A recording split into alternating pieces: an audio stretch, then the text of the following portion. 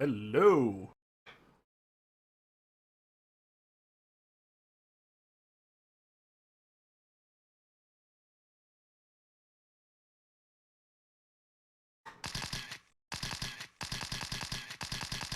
There's her incessant snapping. How's everybody doing? Like I said, I wanted you to all meet Laughing Missile. Done courtesy of Talvez. We thank Talvez for once again providing an excellent emote for the channel. I think it looks wonderful, personally. It isn't just like someone else's emote now. Now it's an Ace Attorney emote. Obviously that is available for all of our members to use to share their laughter with the rest of us in style. Let's see. Hello, Lugia, Infernal, Void, Halucha, Linge, Creature, Nathan, Maxim, Tal, Valero, Nemo, Diego, Nurse Lawyer.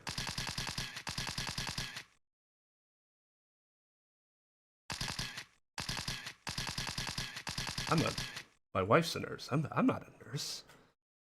But yeah, it's Miss, I committed perjury. Sorry, y'all. Yeah, exactly.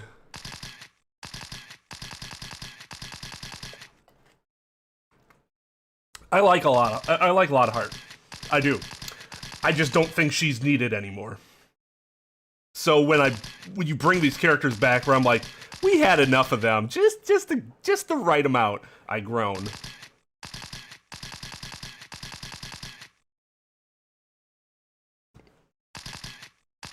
And hello, King.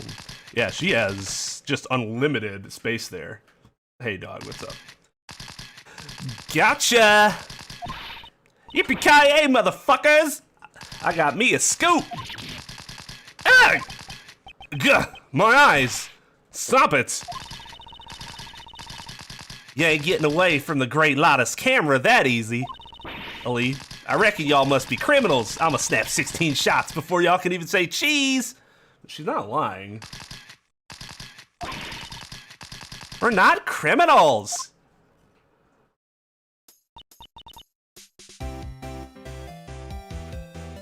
I'm not gonna lie, I'm a big fan of this track. It's super happy. Whenever it comes on, I'm just like, I wanna go prance around.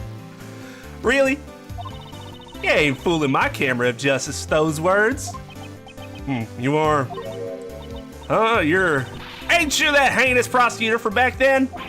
Who are you calling heinous? This is Lotta Hart. She's a photographer I've dealt with during my past cases. I see her distinctive accent and her chatterbox mouth haven't changed much. Or a bit, actually, is what it really said. Just look at that face. You're obviously up to no good. It seems she has a bad impression of us. Now it's time to pay your dues. Stand still while I photograph y'all. We only came here to investigate. Lies! You think you can fool me like that? Mr. Edgeworth, she's not listening at all. She seems harmless. Let's just leave her be for now. Just... Why couldn't Phoenix have ever done that? Let's just ignore her existence for a while. How about that? Get along, get on with our actual investigation.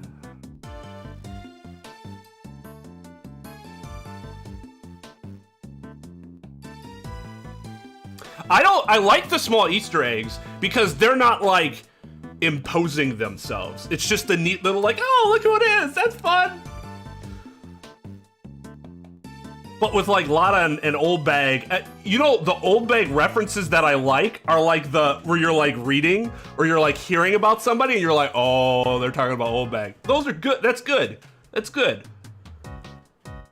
They can be involved, just not directly. Make new characters. You're good at making new characters. What's the deal?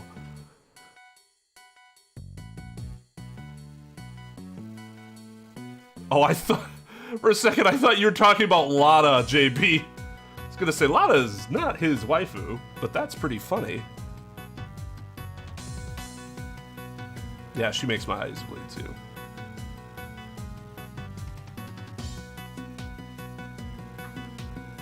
Okay, so let's, So I looked at this already, didn't I? Earlier, you said that this was evidence from a case you were involved with. At any rate, you've got to admit that this is a very strange statue. It's the Alice Red statue. Huh? This is the Alice Red statue. But it doesn't look all red to me. Wait, the name is written here. Aleph-Red statue. Aleph-Red, all is red, Aleph-Red. What are you mumbling to yourself about over there?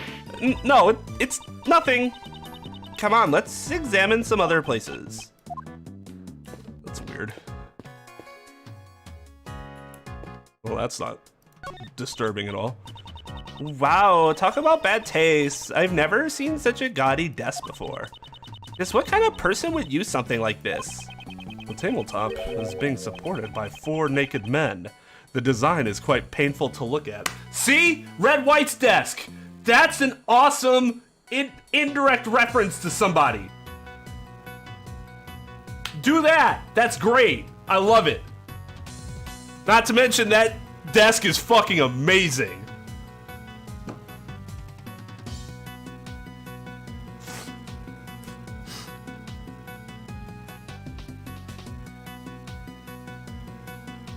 Hey Zara, what's up? And Flame Enforcer. And Zod. If she was just in 1-3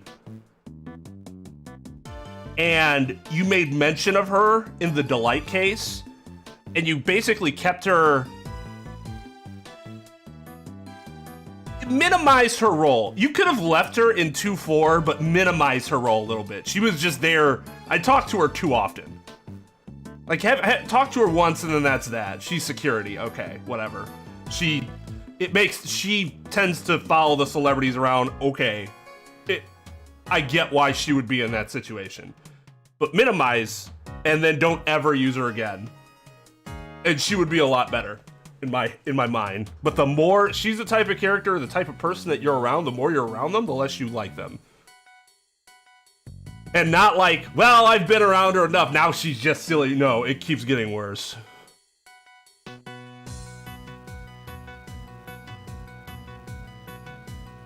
Why did you have to mention the blue demon of air and death?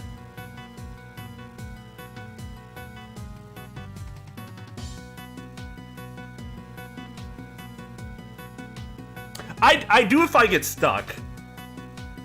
Otherwise, I generally don't because I don't need to.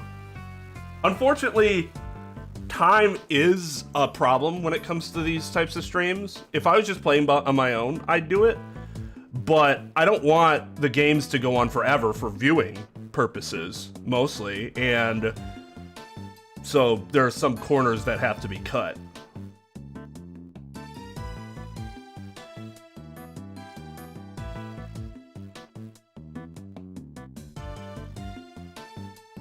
Oh, really? Oh, that makes sense. That's neat. Yeah, I know people like Old Bag. Sometimes they're just wrong, though. The people of Danganronpa wrote Mew because they thought people would hate her. Hey, guess what, motherfucker? She's amazing. Whoops. Do I want a desk like that modeled after my body? Yes, no.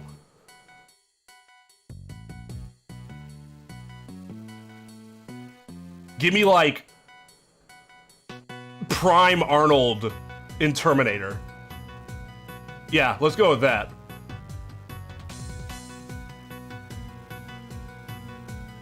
But you can put my face on it, yeah.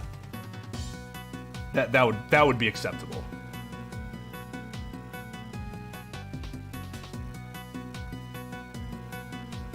Oh, did it? Did it get it wrong? Like the original game, we know that they got the localization of that wrong?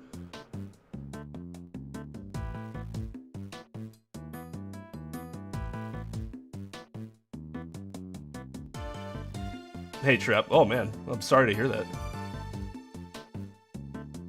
Hope you feel better.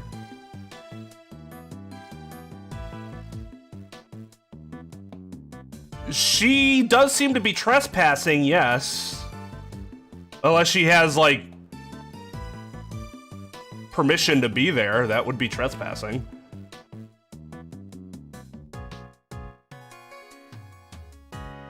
Depending on what she did, it could be considered burglaring? Or just breaking and entering? The circumstances matter. I always get confused as to the difference between burgled and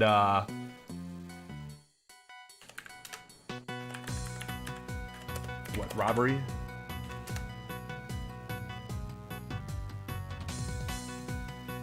Burglary. Robbery involves the actual taking of someone's property. Burglary simply requires that someone enter a structure with the intent to take something. Well, she had the intent to take pictures, so... But I don't think that... Robbery requires that person... So it would be... Yeah, it'd be possibly burglary. Possibly just breaking and entering, because she didn't actually intend on taking anything. Hey, final.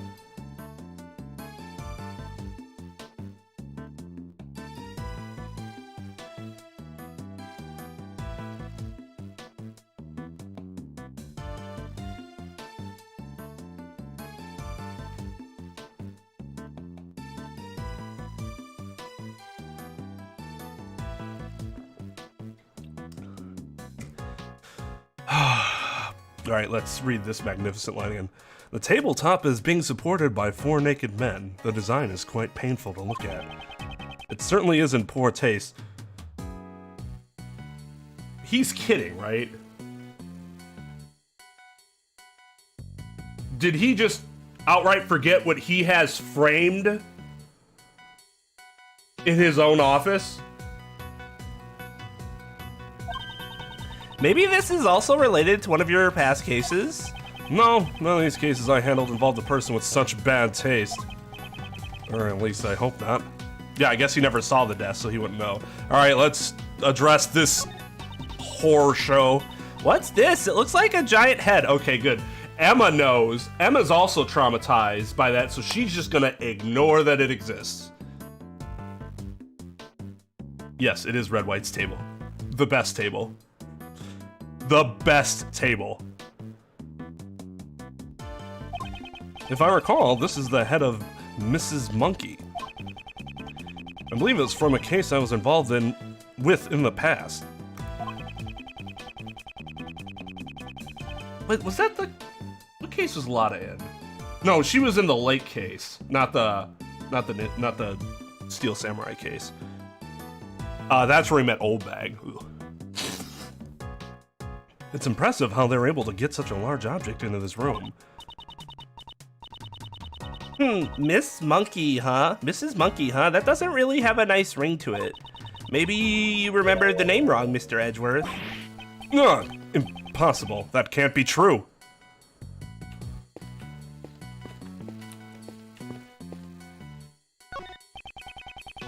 There's a huge stack of money piled up here. How unrefined. They're all $100 bills. Talk about big bucks. Why is all this money just sitting there?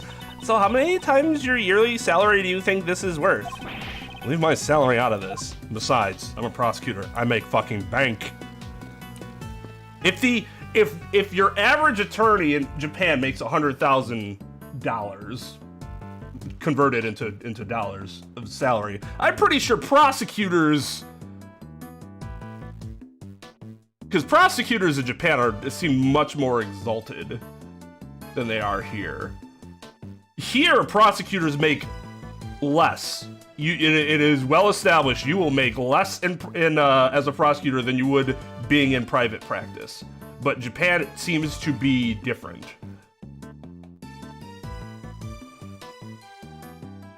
Yes. I believe it works the same in Japan.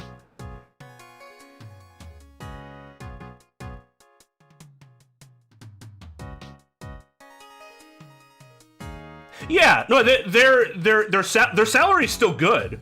They make a nice steady salary and their benefits are usually amazing. But you'll see people who are like, you know, I think I have ambition to go a little higher than this. Because even like as a judge, your pay scale is capped. That's not really the case. If you make partner at a firm, at like a big firm, because I'm a partner for my firm, what it means is that you part own it. But when you have a smaller firm, it's not worth as much as, you know, a huge firm. If you're able to get partner at a big firm, you're suddenly an owner and you are making lots of money. Like 10 times or more the amount you would have been making as a prosecutor. So it just depends on where your ambitions lie. For some people, that doesn't matter. They're fine with their, you know, steady pay that they get, and they want to continue being a government worker because that's their aspiration. Maybe they want to become like attorney general or a judge, something like that.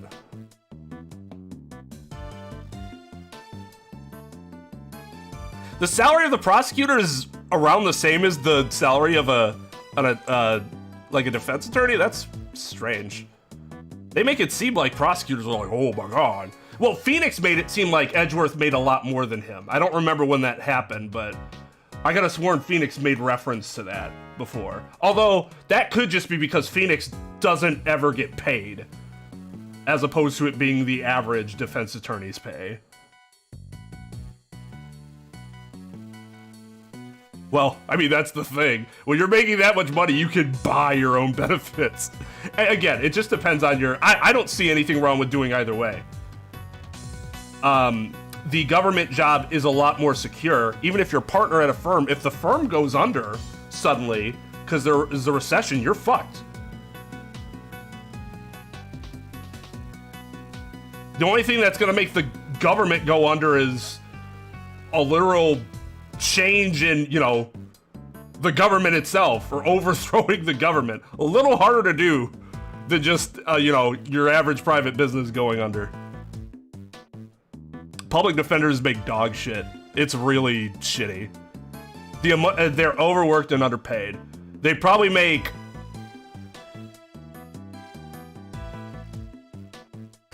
So if you're a prosecutor here in Wisconsin, I think... This was from a few years ago, so it might be different now. But it wouldn't be too much different. I believe the average was somewhere around $75,000 for a prosecutor. Public defenders are somewhere around like 50. It's outrageous, to be honest. And then people get on public defense, like, you know what their caseload is like? And how much little money they're making? Jesus. Some of the most underappreciated people in society. That's why I'd never do it. Rather be fucking broke.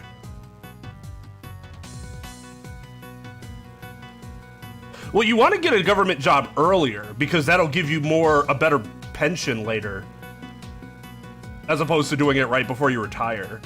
Because like you'll still get your good benefits or whatever, but you won't have as much paid into something like that.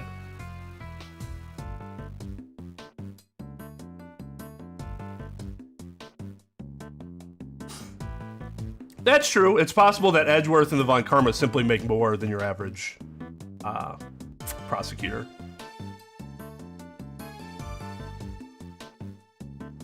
No, I thought he just made like a very basic comment about... Maybe it was his car? I can't remember what it was, but I thought he just made a basic comment about like income disparity.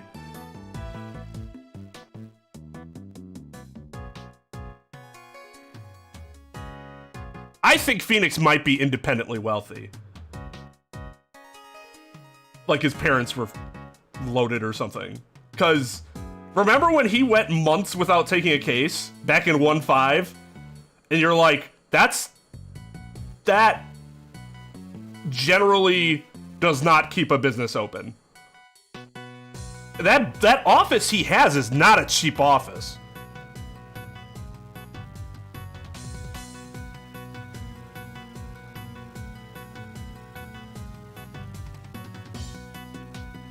Yeah, he has that sports car, right? Payne probably makes a lot because he's like an elder there.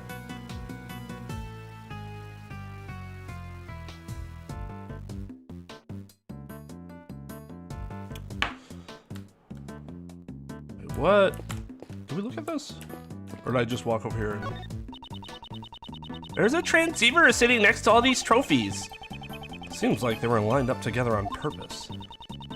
Looks like it's still got batteries in it. Might come in handy later, so I'll pick them up for now. I'll be sure to put it to good use before I turn it into police. That sounds just like what a certain great thief would say. Man, it didn't even get added to our organizer. Scientifically speaking, this must be one icebox. This chain is tied around it to keep the cold from escaping. Probably. No, Emma. Wouldn't this be a costume trunk? It's made from wood that repels bugs in order to protect the clothes inside. I see. Of course, that's another possible theory, I guess. If you're into that sort of thing. If your clothes are stored in a cold place, it would be nice and cool to wear in the summer. I guess she's sticking to her icebox theory.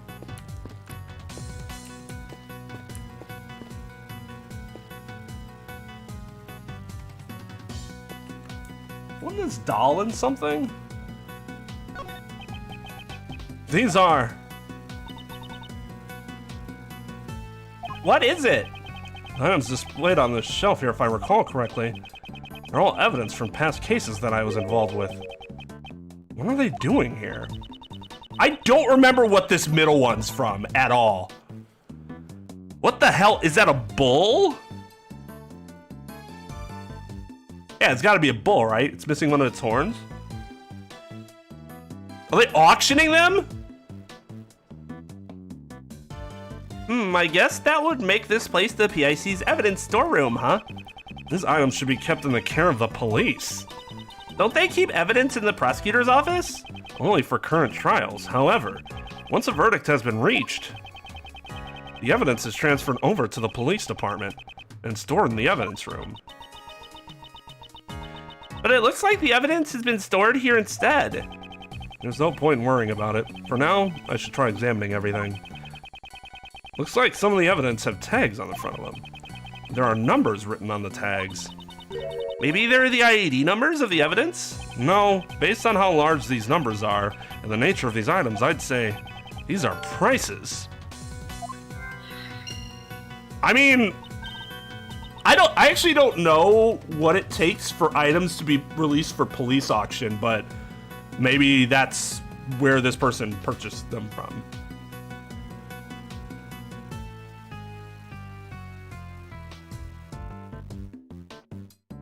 They can auction things out, but I don't actually know what the rules are behind that. I just know that they can.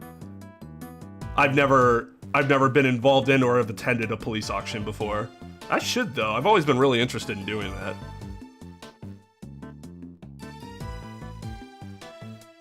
The first case of this game? Is it? I just don't remember that at all. I don't know why. Oh, it was, okay, so it was on the plane.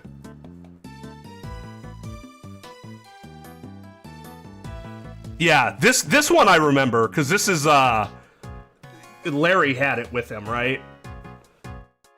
Once I saw the Baba up close, I was like, oh, that's the Steel Samurai baby. But yeah, this is not ringing a bell at all. Prices, if that's the case, wow, these are ridiculously expensive. I'm assuming this is supposed to reflect yen and not dollars. In which case, I mean, $67 for the actual Steel Samurai baby. Doesn't actually seem that expensive.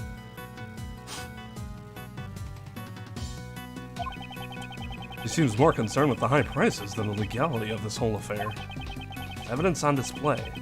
I should inspect every nook and cranny.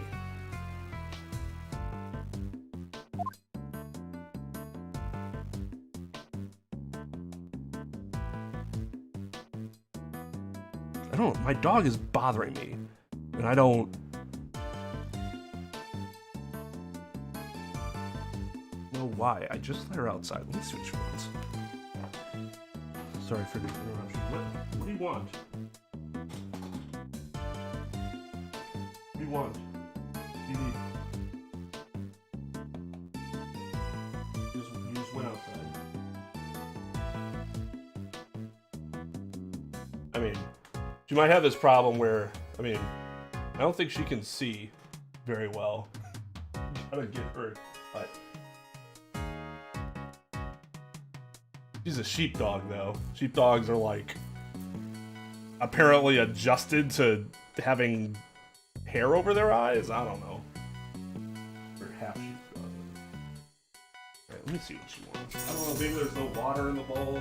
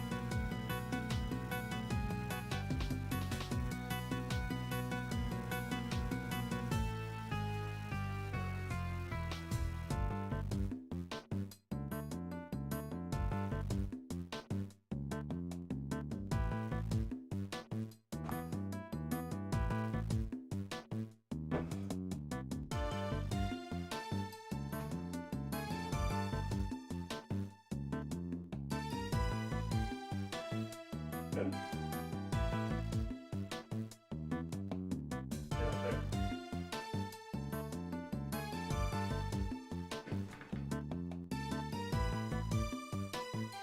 Oh my god.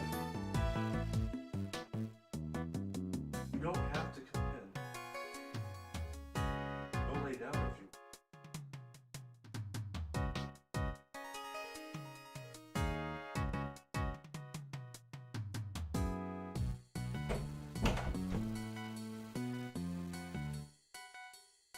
Like, you're not gonna hurt my feelings if you want to go lay down on the couch. I get it. It's gonna be cooler out there than in here. Got all this equipment. Doors closed. It's warm.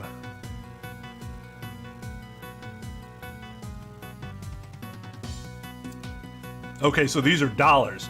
Okay, yeah, that is expensive then. Good call. Good call.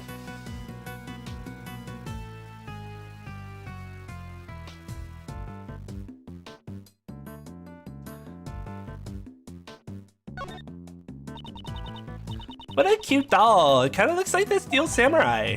It's the Iron Infant. Oh, I forgot about that. Son of the Steel Samurai and the Pink Princess. He was destined to become a hero of justice from the moment of his birth. So much pressure rests on his tiny baby shoulders. And yet, he carries himself with a grace and dignity that belies a toddler of his age. Hello, Mr. Edgeworth. Are you even listening to me? Oh, of course I am.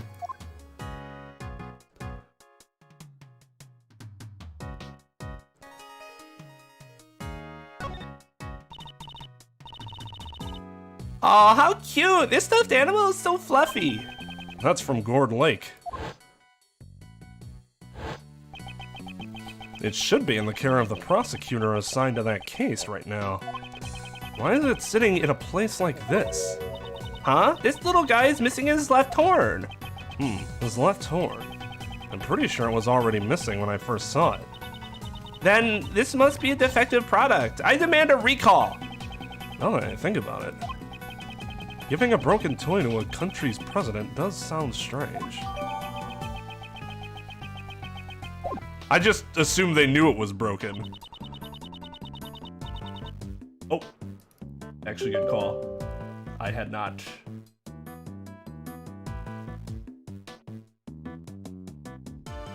Fired up. Class rep bot.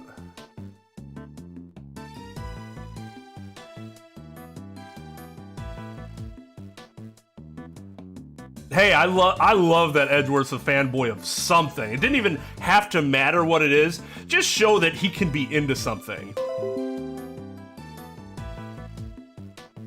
That's the sort of like little personality detail that's really nice for a character like him. That seems too uptight, you know?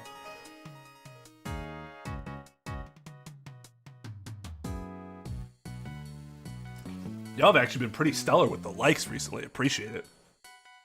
Had like, what, 2 streams in a row where we had at least like 30, 35 before it ended? That's a good amount for, like, during the live stream. This storeroom contains items to be sold, doesn't it? It's unfortunate, but the possibility seems quite high. I suspect some nefarious individual has been selling evidence here. And people actually pay money for this stuff? Apparently, some people do. The price tags are proof. Different strokes for different folks, I guess.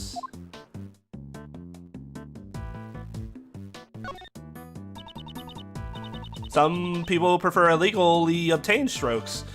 That's strange, only this one spot is empty. Isn't that where the thing would be set? But it still has a price tag, just like all the others. Indeed. Furthermore, there is a part of this cloth that is not covered in dust. Perhaps something was placed here not so long ago?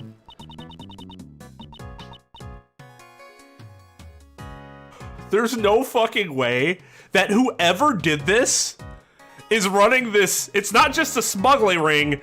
They're running this really weird operation in which they are setting up murders and then making sure these high-profile items are used so that they could sell the high-profile that would be the most unnecessarily complicated and ridiculous murder scheme I have ever heard of. I see, it sure seems like it. But what could it have been? A star-shaped mark in the dust. Dust, I wonder. Well, okay, normally in police auctions, though, the reason you go to police auctions is because they get rid of it for, like, nothing, relatively speaking. Like, you can get a lot of really cheap stuff at police auctions. So the police literally just get rid of it so that they don't have it anymore. It's priced to sell. Could it be related to a certain piece of evidence? I can deduce. Excellent. Well, let's look at this first. These things.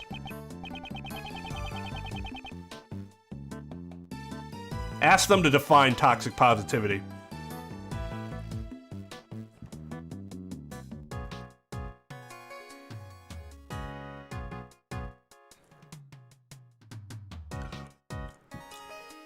Because it's a way for the government to generate revenue without taxing people. And I think that's a good thing to do. Scarlet.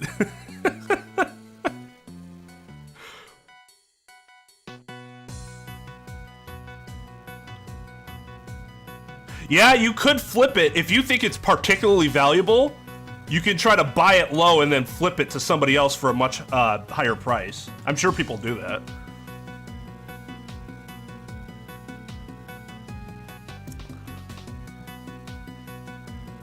I'm assuming he's not referring to, like, dangerous evidence.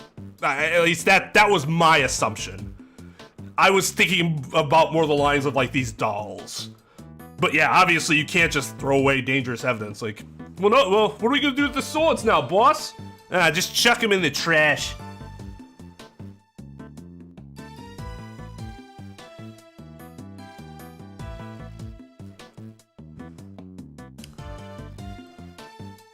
Yeah, that stuff gets disposed of properly, so to speak.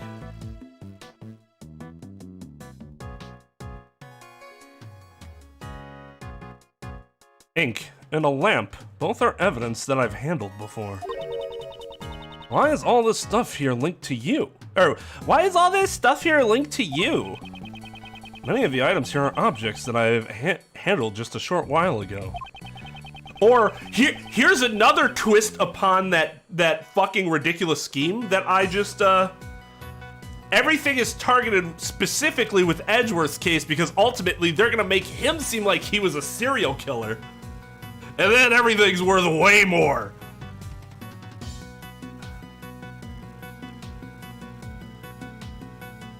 What case item would I want to own the most?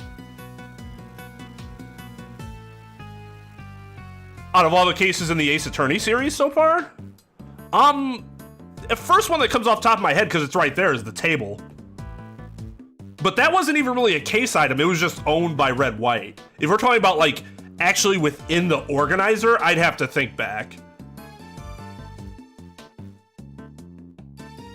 They're mostly obsessed because it's kind of hard for us to comprehend why somebody would do that. Going inside their mind is interesting. Nah, see, I don't want counterfeit money because then I have to worry about getting caught using it.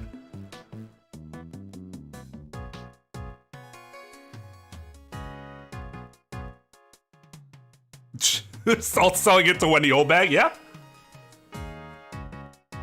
Could definitely go for and resell what's her face's disgusting suitcase.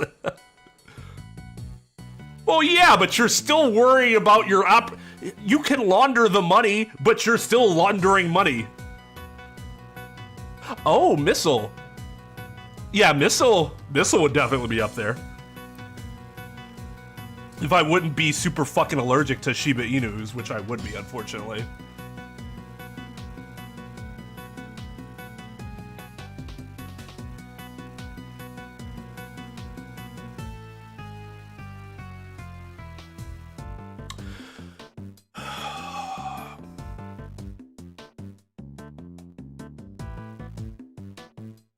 See, the thing is that the point of counterfeit money is to defraud someone, right? If you don't know that you're defrauding someone, then you can't be defrauding them, because defrauding requires an intent to deceive.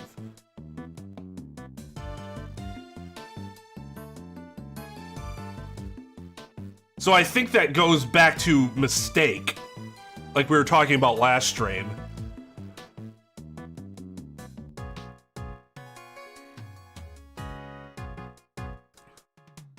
That's still illegal is the point.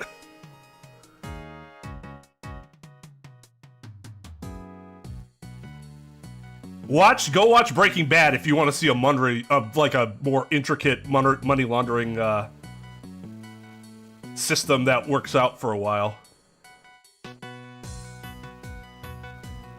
No, you can. They can try. Just because you're relying on somebody's word doesn't mean you can't go back and see if you can trace where it all came from. People will say, "Yeah, I didn't use it," but then they are able to investigate and find out that yes, in fact, somebody did use it. So when people attempt to use fake money and it is discovered that is fake money, it is confiscated and it's supposed to be turned over to the police.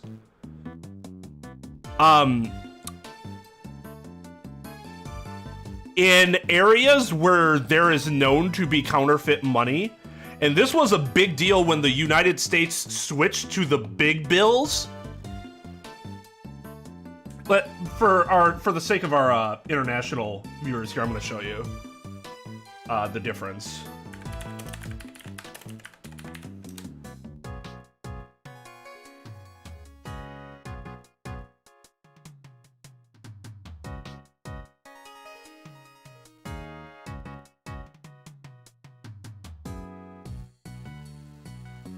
Okay, so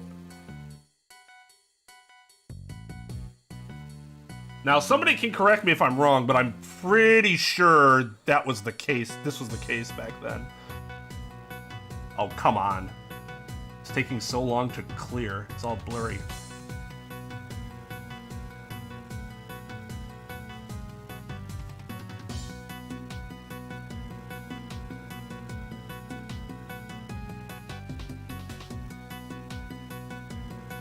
Alright, I'll just use this one.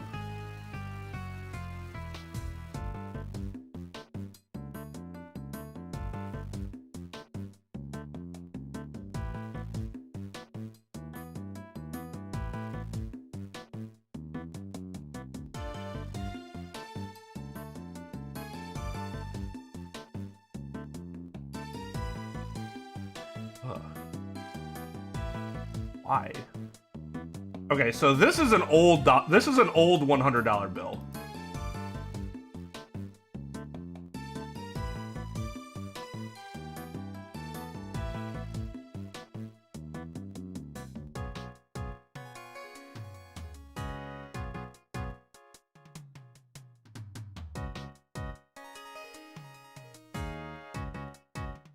This is what they used to look like.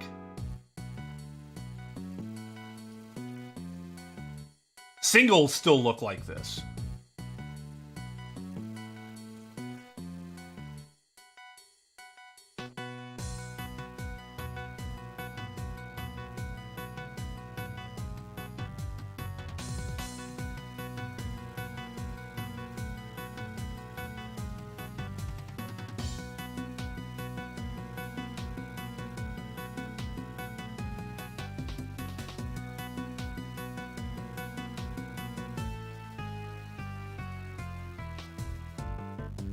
Here is the evolution of the bills.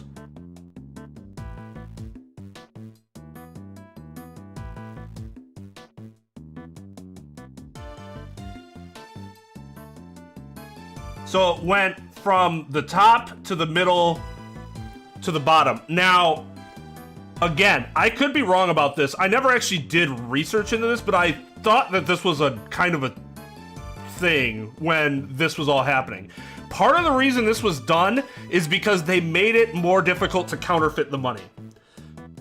In places where you will have no, I don't have any new bills on me. We'll just use that. Second.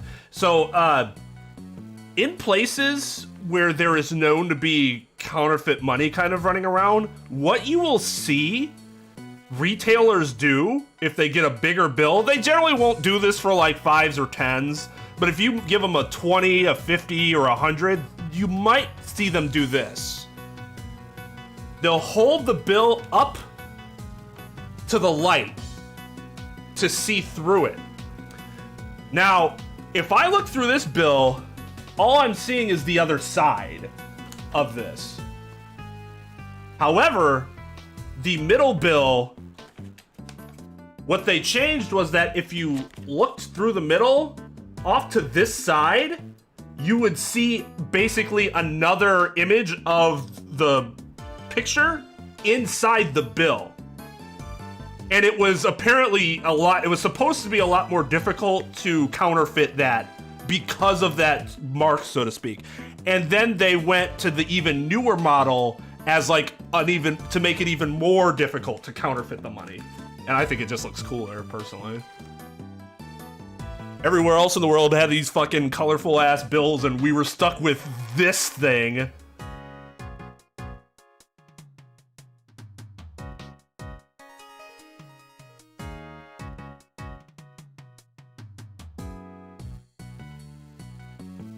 Yeah, I just, that second one that I found, that second picture, it was from an article where it says, like, you can still turn in your old $100 bills, but you might actually lose money on the exchange, which is, that really sucks.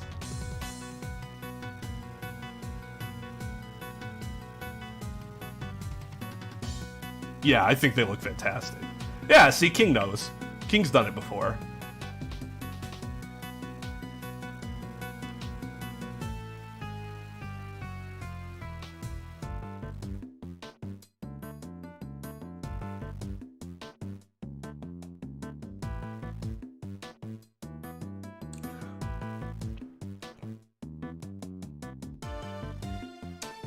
Yeah, that mannequin's something. So yeah, again, you can, like, what police will try to do is go back and trace where that bill came from. And they are surprisingly effective at that, especially when you consider that it seems like it would be impossible.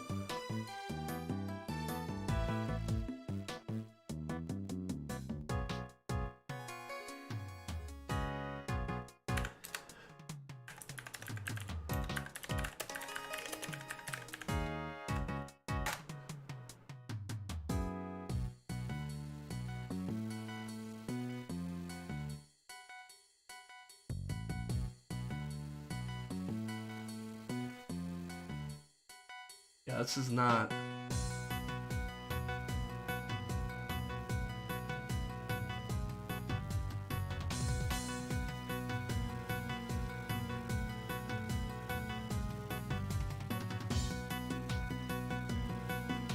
Yeah, okay, so from a federal standpoint, the use or attempt to use of counterfeit currency is illegal if the person has the intent to defraud the recipient. So you have to have the intent to defraud them. If you honestly did not know, you could not have possibly had the intent to defraud them.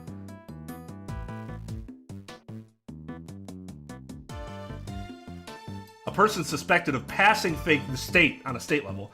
A person suspected of passing fake money may be charged with one or more crimes.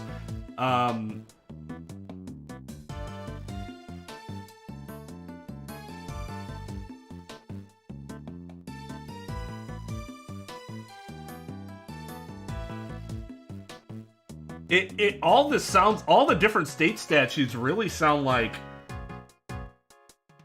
you need to have the criminal state of mind. And if you don't have the criminal state of mind, then, you know, a lot of crimes come down to that when you're asking about stuff like accidental, but not all of them. But state of mind is very important in cases like this. Hey, hey, hey, hey, hey, hey, hey, hey, hey, hey, hey, hey.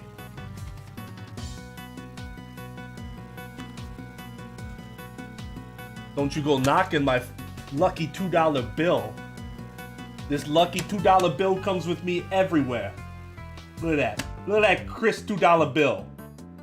Comes with me everywhere I go.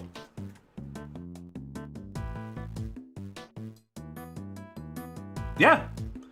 These aren't actually difficult to get. You can just go ask for them. It's just nobody uses them.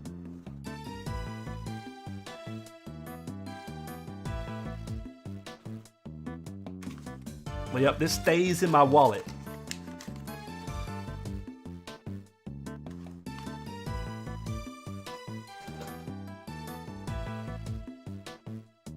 It's a lot easier to carry around than a lucky 50-cent piece that nobody uses either. Because those things are fucking... They're gigantic! And they're heavy! And it looks like you have a condom in your fucking wallet.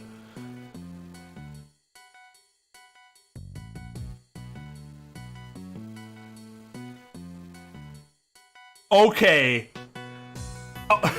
I understand that, but I guess my train of thought would have been, who would be so ridiculous as to make up a $2 bill?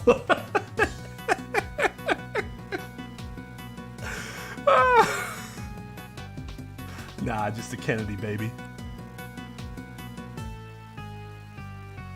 I stopped, like I used to have a bunch of dollar coins and I stopped using them because those were always like, this isn't a real thing. And I'm like, it is a real thing. I hated having to deal with that. So I just turned them into the bank for real dollars.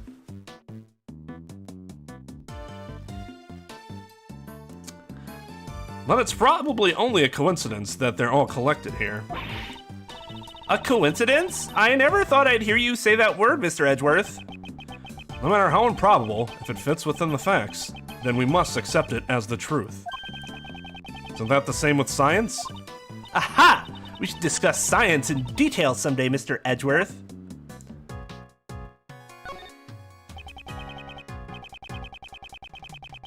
Yeah, Queen Anne dollars.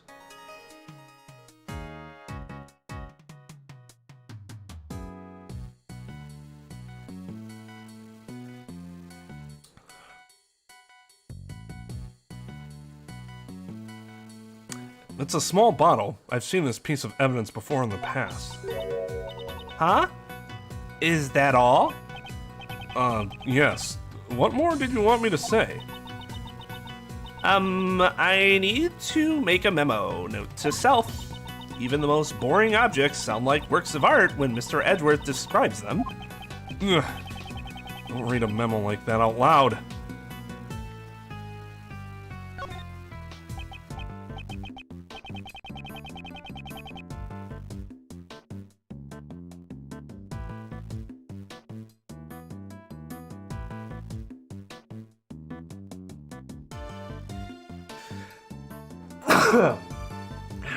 Excuse me.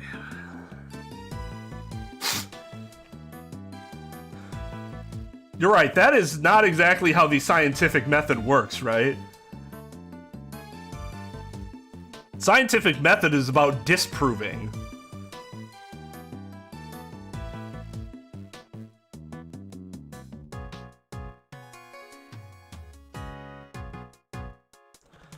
Ink and a lamp. Both are evidence that I've handled before. Why is this stuff here linked to you? Wait. Yeah, okay, we read that. Okay, the safe? I guess not. Okay, well. Deduce time!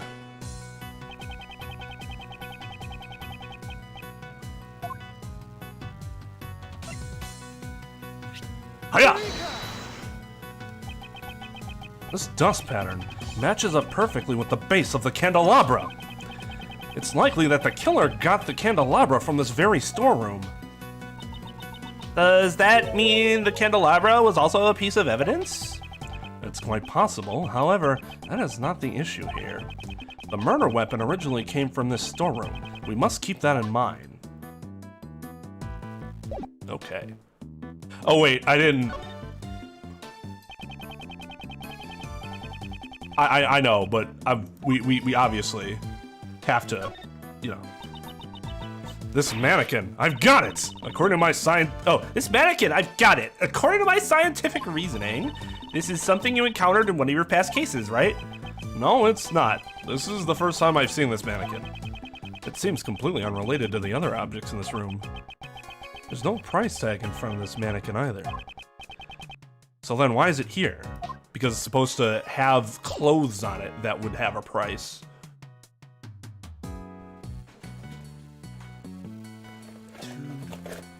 Fuck. Be right back.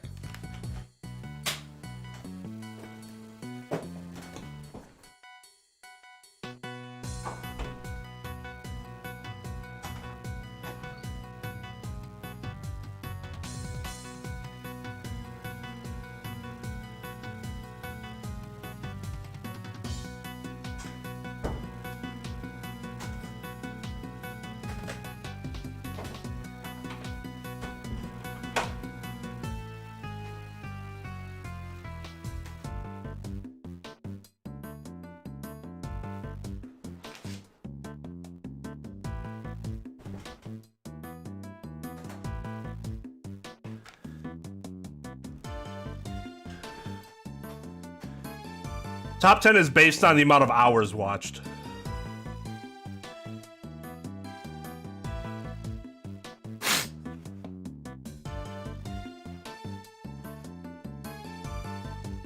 Stream viewing. Because it only counts when Class Rep Bot is up and running.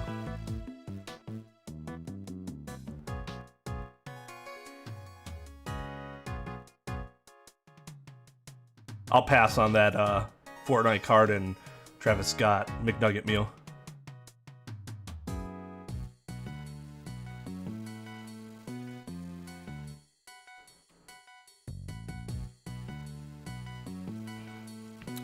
Yeah, Brian, you know what that? You know how that? You know how that happens in daily lives all the time, when people match up symptoms with stuff they see on WebMD. Just by going around and saying, I think I have this, and this, and this. It must be cancer. No. No, it does not mean that it's cancer.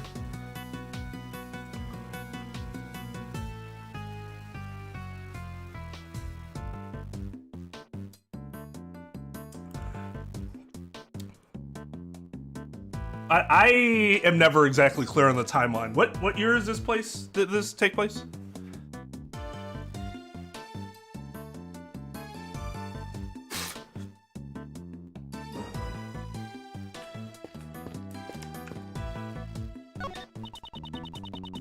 Don't you think it's kind of creepy how all these masks are lined up in such a dark place? Emma, are you not good with horror movies? No way! Horror movies are so unscientific. So she's scared of them. I won't rest until Nook and Cranny!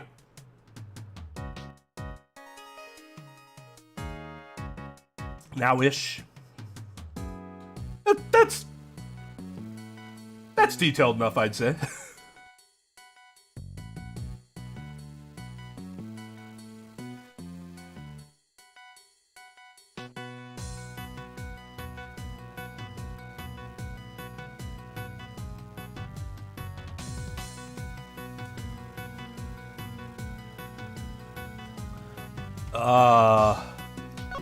Do I really have to go through all these masks? This mask is the mysterious global hero, Onyankopon. Onyankopon.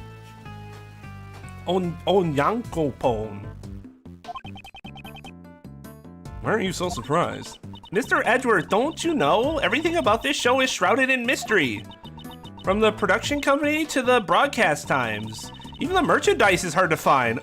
What, do they like show the... It comes on at like random ass times and you never know when it's going to like appear? What? Actually, that'd be kind of fucking cool, I'm not gonna lie. Oh, did you see the episode? Oh, there was one yesterday. When? Oh, dude, it didn't come on till like 1:25 a.m.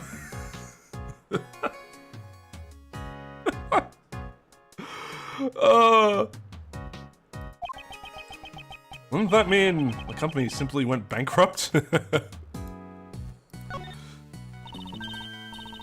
It's Captain Saipan!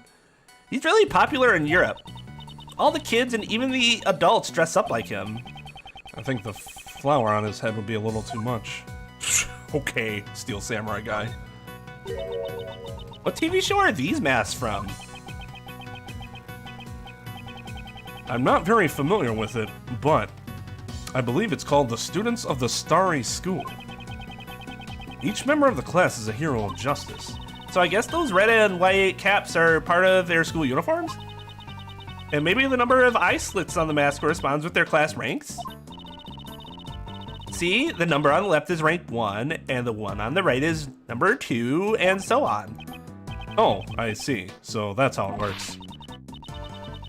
If that's the case, the student with the lowest rank would have a mask full of holes. I guess we'll have to watch the show to find out. To-do list. It's not the Students of Gaming, unfortunately. I wish.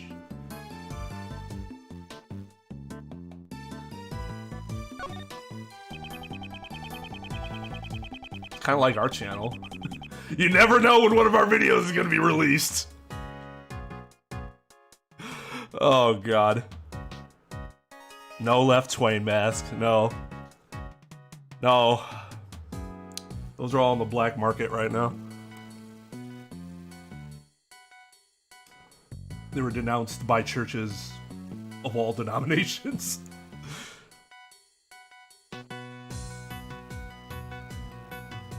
When you think of the heroines from the Steel Samurai universe, she's the first one that comes to mind. That's right, I love the princess too. Emma, you watch this kind of show? Yeah, of course. You like it too, don't you, Mr. Edgeworth? No, I wouldn't go that far. Really? Since you had a Steel Samurai figure in your office, I thought for sure. No. So even Emma has noticed it. You can't miss it.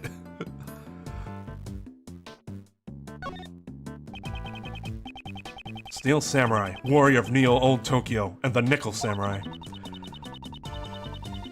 The Nickel Samurai always seemed kinda smug by comparison. And his slender build doesn't look cool at all.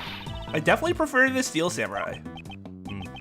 It seems she has good taste.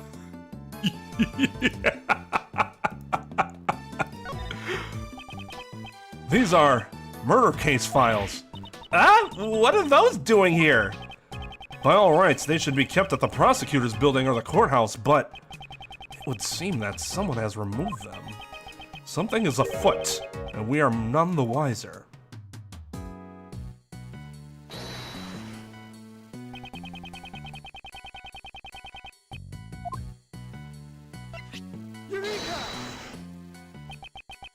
The Jammin' Ninja mask that Kay had with her. Perhaps it was originally attached to this hook. That sounds plausible, scientifically speaking. In other words, Kay came here? It's quite likely, but for what purpose? Maybe she was going to steal something from this place. A great thief who steals the truth, huh? No, I don't think we can answer that question at this time. Okay.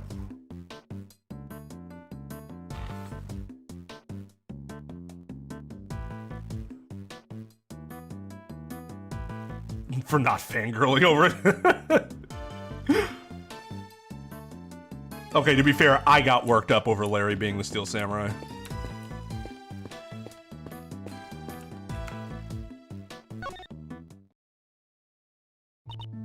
Yes, can I help you with something? God! Every time I talk in her voice, I just feel devastated inside. I know that might seem really fucking cheesy and like...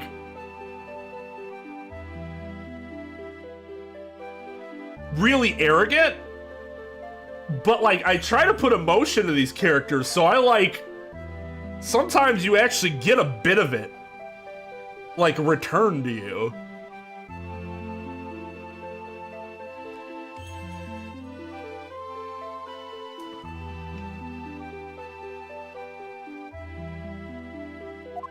Like you just the sadness, just fucking sadness on her face. All right, let's go talk to you. By the way, don't you have any different clothes? I guess I'm one to talk. So, what are all y'all folks doing in a suspicious place like this? I feel like my voice for her feels a little off. What is it? What is it that's off? Maybe I just gotta keep on going. I'll kind of flow back into it. I was about to ask you the very same question. Why are you here? For the people of the world, and for myself. I'm a social justice photographer, after all. So I gotta take photo after photo after photo for my big scoop. Seems I won't be able to talk to her normally when she's like this. Oh, okay. So like... So then what do we have to do?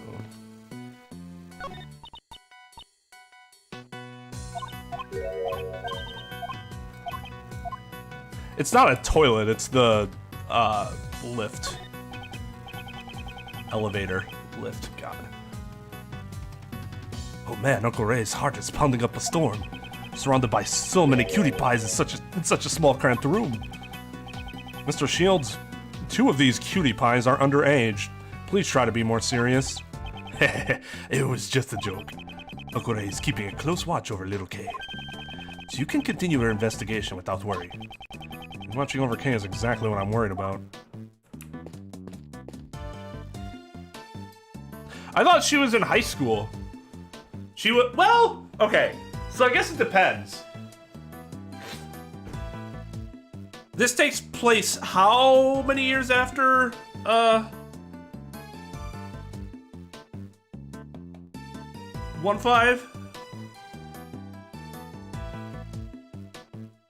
So she's like either 17, almost 18, or 18. Well, let's put it this way.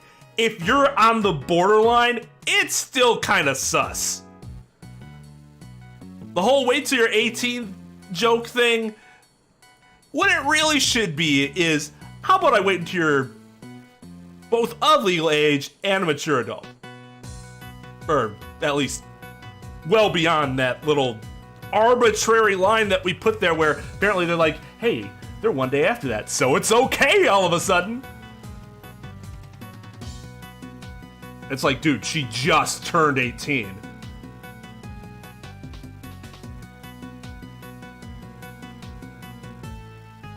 I mean, Scarlett, she's studying in Europe right now. Isn't this what all Europeans wear? I think she's just trying to be in style.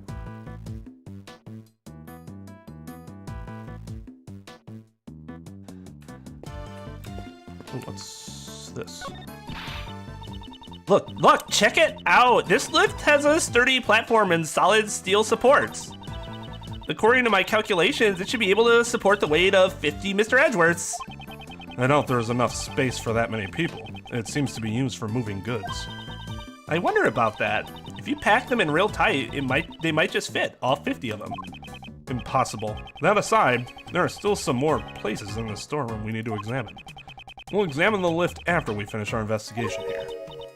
Impossible, huh? Then how about 45? No, we might even be able to fit 48 people. Hey, here's that suitcase. Can you move out of the way? Okay, I need to look at this suitcase.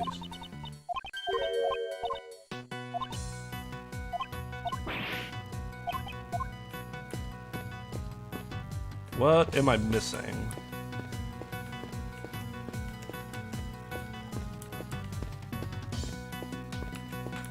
Did I not look at this completely? Yeah.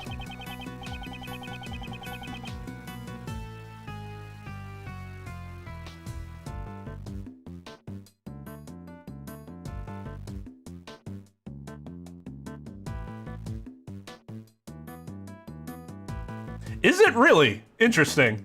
I honestly did not know that.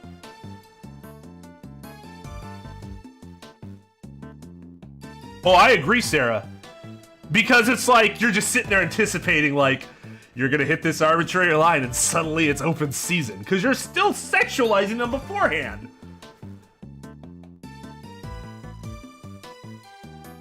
I mean, like, there's question when it comes to anime, like, how are you looking at it? Are you looking at it as if you were an anime like similarly situated anime protagonist, what would you think?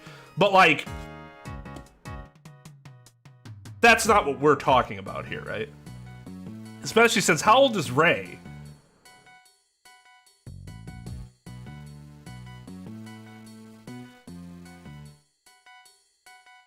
Black, white, striped stockings, leggings. My ultimate weakness.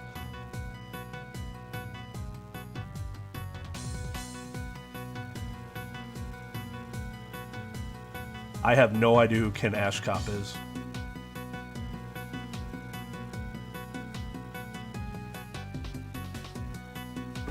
Well, I knew they'd have the wrong one, so at least you pointed that out. Now they just have to let it sit and think about it themselves. Mid-30s? So he even doesn't fit the weird, the creepy ass rule of 7. You guys all know what the rule of 7 is? You take your age, divide it by half, round it up, and then you add 7 years. And that is, according to this formula, the youngest person you can engage in romance, intimacy, whatever with, and it not be weird. So for me, I'm 35. Half would be 17.5, which would be 18, which means plus 7. If I dated anybody under the age of 25, engaged in coitus, anything else like that, it would be weird. And I kind of agree with that. For me, personally. That's, like, somebody's in their early 20s? Like, what am I doing, you know?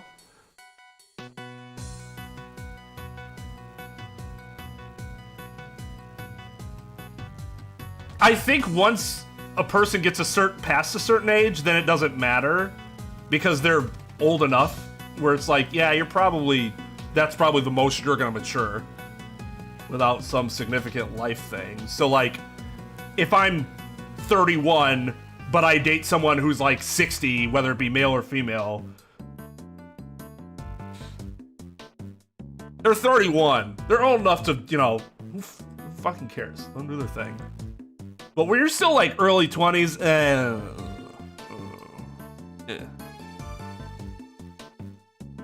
Divide by 2, sorry, I'm bad. Divide by 2, because I am bad. I'm even bad at explaining math.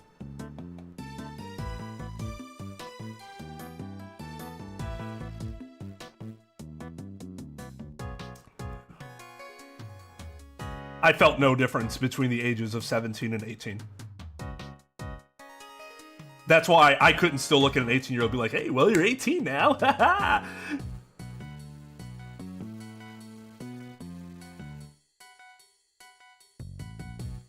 He's not a predator. I wouldn't do it. I think it's creepy, yes. Because I do think when somebody's that young, you're still taking advantage of a maturing mind. At your age, as I just explained. But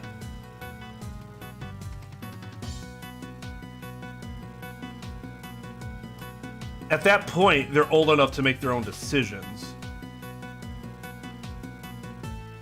Do I think you as a 40-year-old, 41-year-old should be going and trying to date people that young? No, I don't. But legally speaking, you know.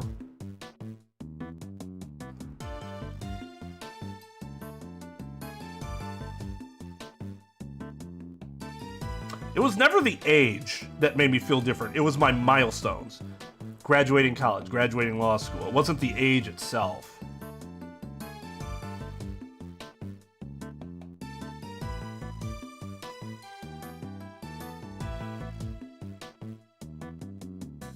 "76-year-old with an 81-year-old, still creepy. 5 years apart! The fuck?"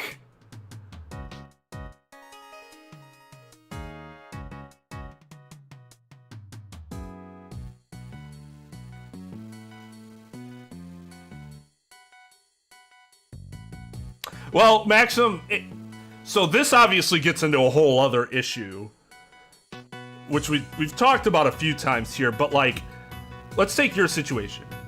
18, which would be most seniors in high school are either going to turn 18 or they're 18.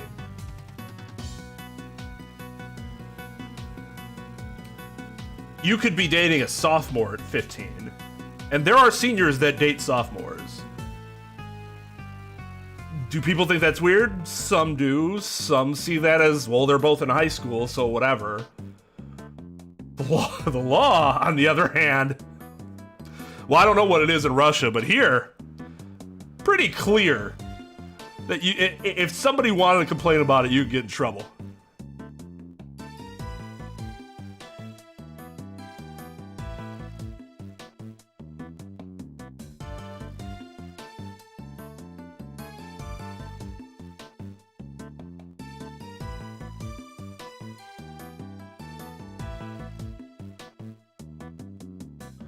Girls going to sugar daddies is no-go. I think going to anyone for the purpose of leeching off of them is a no-go.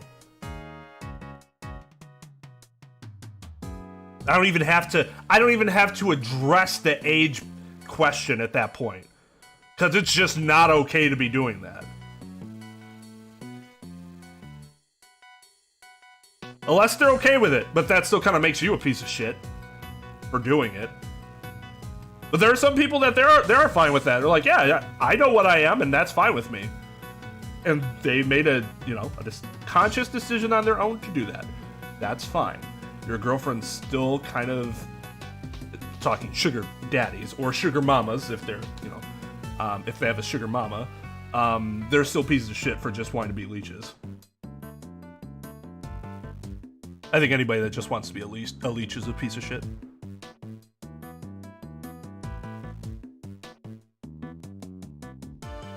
So you're thinking of the Romeo and Juliet laws? Not all states have that law. Hallelujah. That's not like a federal law.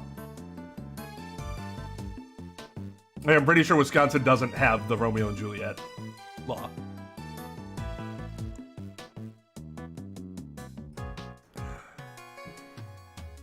And that makes sense. Booty consumer, because like if you're dating up, it's less weird for them because in theory they're older, so it's less weird for them to date downward a further distance than you would be as the younger person than dating. Does that make sense? I know I'm explaining that really poorly. Yep, Scarlett, I know somebody that had that happen to him, and he was jailed for it. Actually, I don't know if he got put in jail, but he did have a restraining order and I know he got probation for sure. That guy. Probably one of the worst human beings. The difference is that he's probably one of the worst human beings I've ever met. So, I didn't feel sorry for him.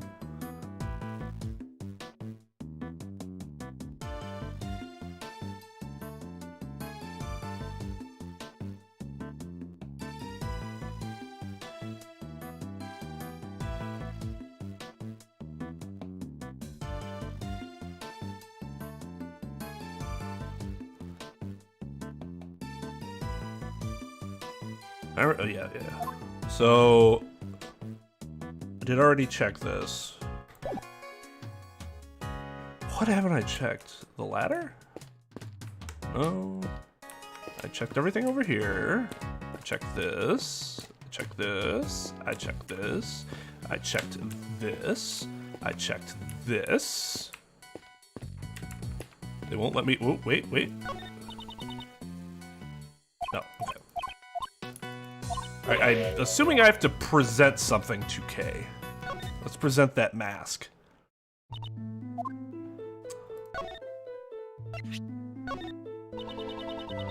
I was carrying this, right? I don't remember anything about it, though. So you really don't remember? Not even a little bit? If I remembered a little bit, I probably would have told you that I remembered a little bit.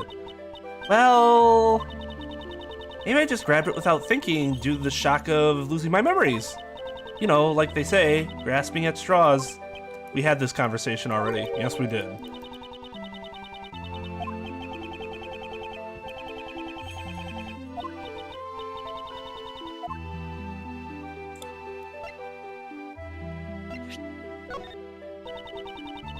That's a cute stuffed animal. Is it a bull? Yes, it appears so. I found this at a crime scene with you just the other day. One of its horns is broken, so I guess even a stuffed animal can get injured. Ah, my head, it hurts! What's wrong? For some reason, looking at that stuffed animal makes my head. I better put this away for now. Good lord, dude!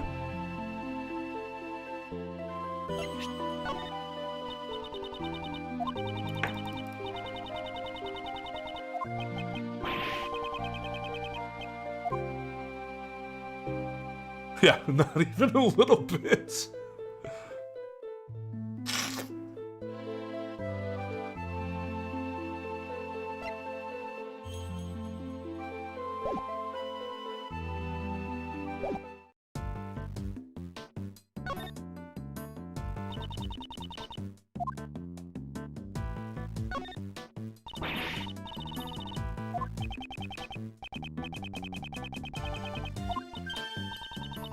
No.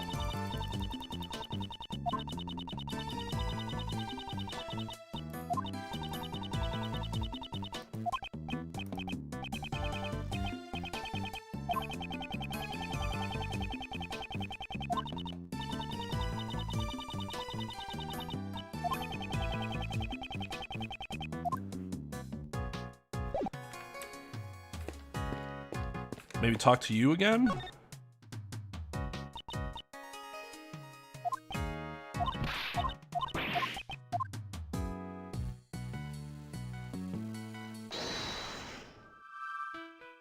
Ah. Big bucks!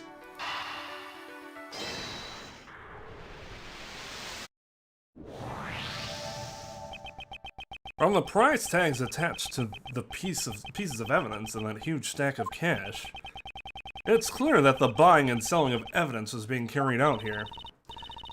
In the hidden 51st floor, evidence is being trafficked.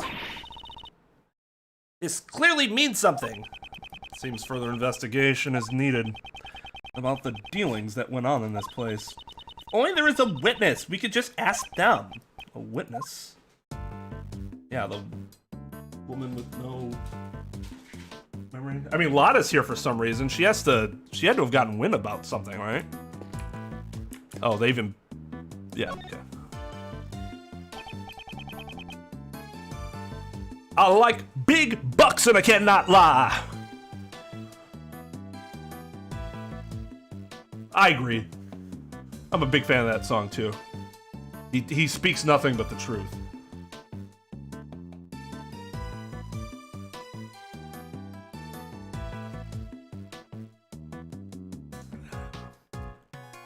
So, why did you come here? For the people of the world and for myself. I'm a social justice photographer, after all.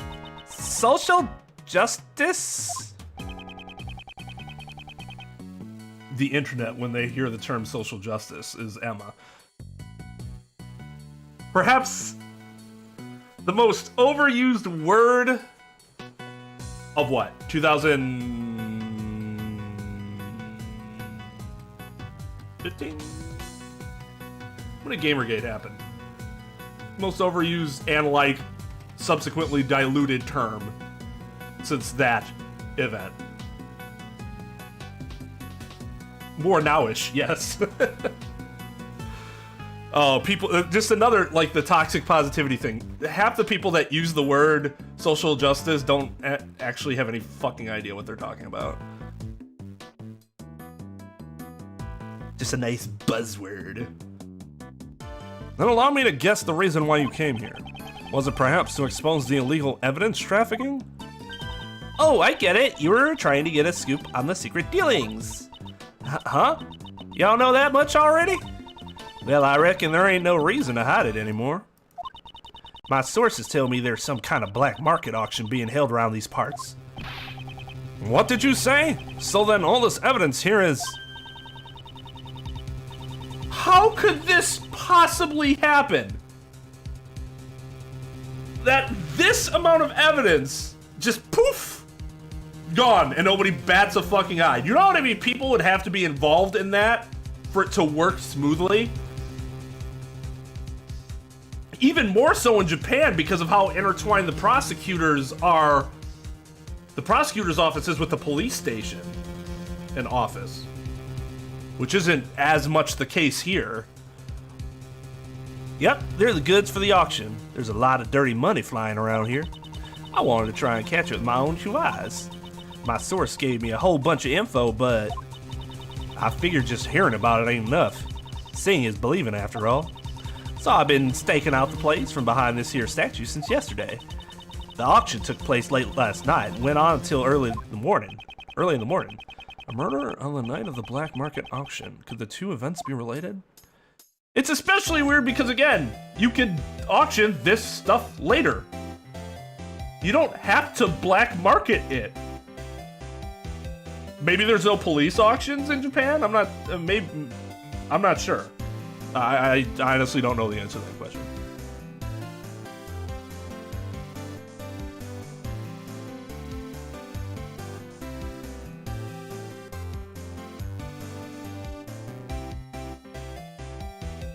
Oh, God. Yeah, just pay and you're fine. God, that...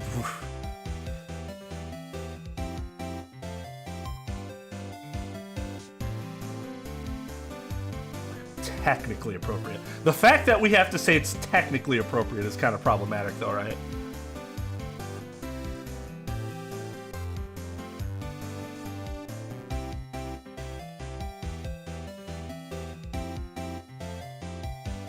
Even using the word Puritan is stupid. Do they know what Puritan means? Another word they're taking and distorting. Later, Halvicha.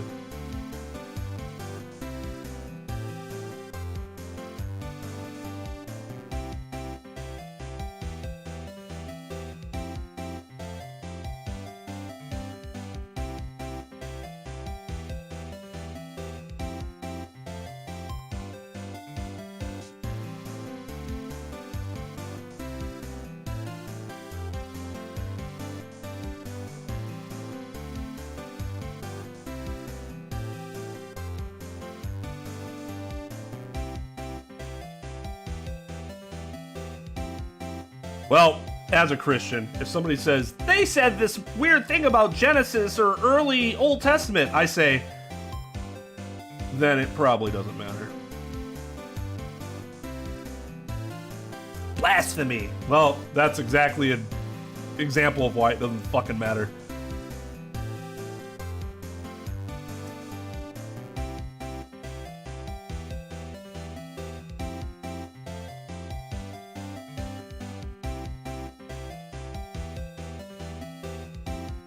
Oh yeah, absolutely.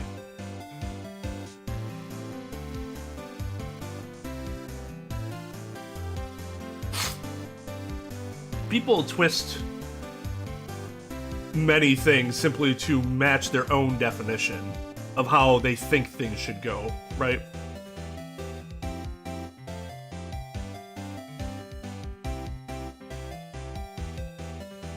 Stunned! Stunned! I've lost all my faith in you.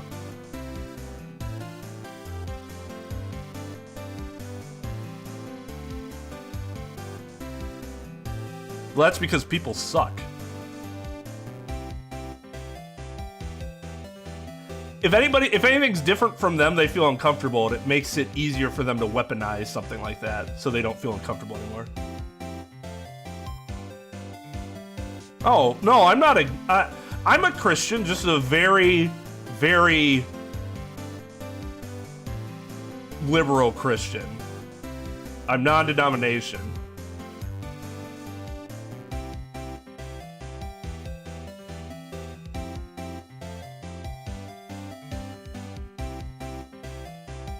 So I was a confirmed Lutheran.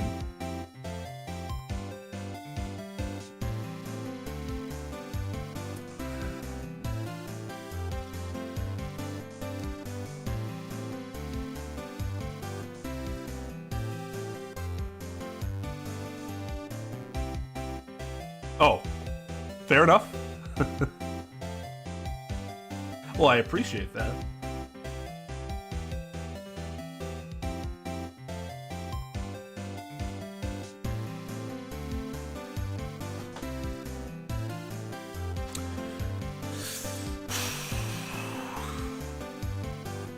I'm not even sure it would be would be appropriate to call me a social Christian. Because, like, well, okay, no, I don't think I'm thinking of it the way... Describe what you mean, because I think I might be thinking about it differently than you were thinking about it.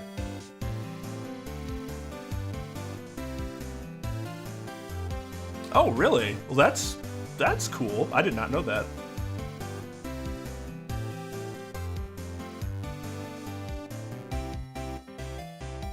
All right, later, Infernal, take it easy.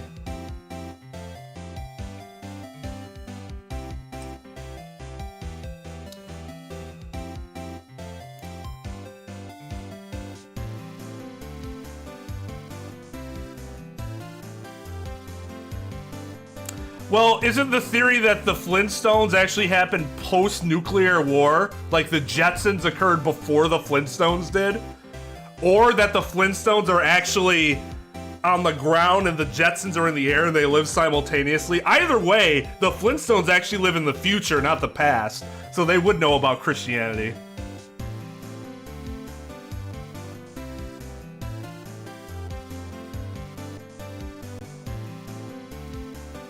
Yes, so I would say that my faith stems more from, I believe in the teachings, you know, in regards to like how we should be living our lives, and I believe strongly in those. But the whole mystical aspect of it, I'm not as attached to that. But if you ask me, what principles do you live your life based on? I say, teachings of Christ.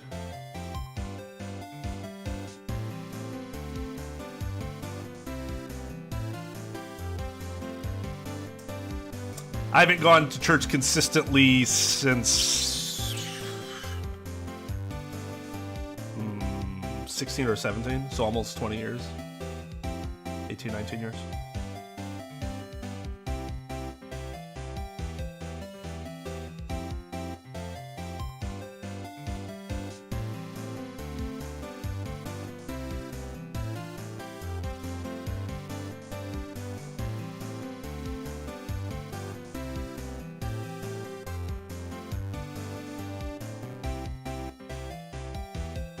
Huh, really?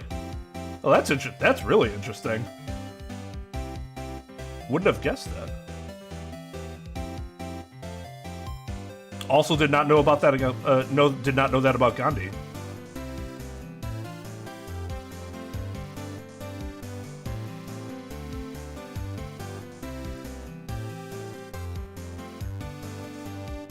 That's the biggest problem. That's why I don't like associating myself with particular denominations, because I think there is so much hypocrisy amongst Christians that claim to be Christians and don't actually follow the teachings of Christ.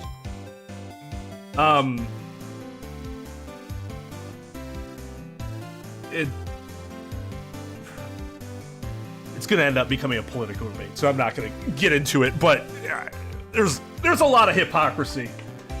Where it's like, they say do this, and then they act differently, and then pretend they're doing it under the guise of being Christians. And I'm like, you're a fucking idiot.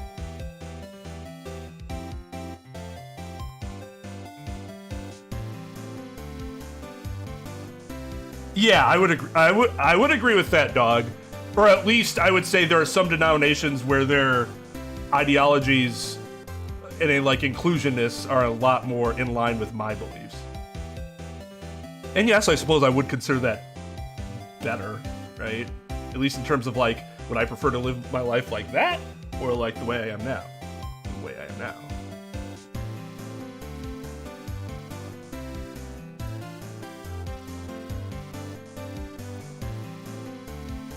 Yeah, and as long as you're trying to follow the teachings, I don't have a problem with it, because we're gonna fail. We're human beings, we're flawed. Like, that's the whole point, is we're flawed and we just have to work and work and work to be the best person that we can. But it's the people that are obviously not even trying, or they're even going a step farther than bastardizing the teachings and trying to warp it to fate to, you know, fall in line with their own selfish, xenophobic views. Like, oh, you good old Christian boys over there. I'm from the South, I know how it is. I'm a fan of the baby Jesus. Black market dealings in the Grand Tower. Guess I really hit the mother lode this time. Were all the items in the auction pieces of evidence? There was some normal stuff too, like stolen art and the like. I wouldn't consider stolen art to be normal. But I reckon the evidence was the star of the show here. These folks are law fanatics, trying to get their hands on the latest goods from the police. So that's what you wanted to get pictures of, Miss Hart? Pretty much. They were meeting right under this very storeroom, so I watched them from up here. You said you weren't here since yesterday. Did you witness the entire event? It was a black market auction after all. They followed a very detailed procedure. First, the participants entered the storeroom from the viewing platform one at a time. When they got in, they each took one of those masks on the wall over there. Funny thing about those masks, they're all equipped with voice changers. Itty bitty ones. That way they wouldn't be recognized. They wanted to protect their, anonymity? Good try. You mean their anonymity? Yeah, that's it. Their anonymity. It's more difficult to say, like, the mispronunciation. Why not just say identity and make things easier on all of us?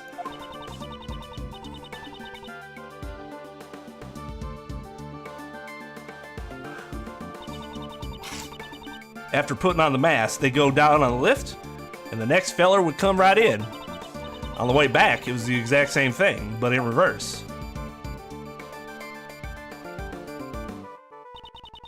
They come up one by one, return the mask, and head up out of the storeroom.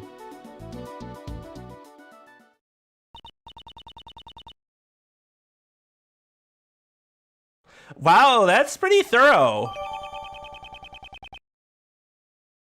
I don't think there's anything wrong with conflicted feelings. You can appreciate and acknowledge their sort of progressive beliefs while also saying, he still owns slaves though. That's not okay. But it doesn't mean you have to denounce him entirely, right? Some people do. I don't personally do that. The fact that you question things show that you are a an intelligent, maturing person who critically thinks for themselves. You could still end up believing it all, ultimately, but it's the fact that you are thinking about it. You should make your own decision. You shouldn't just follow something blindly because someone else tells you to.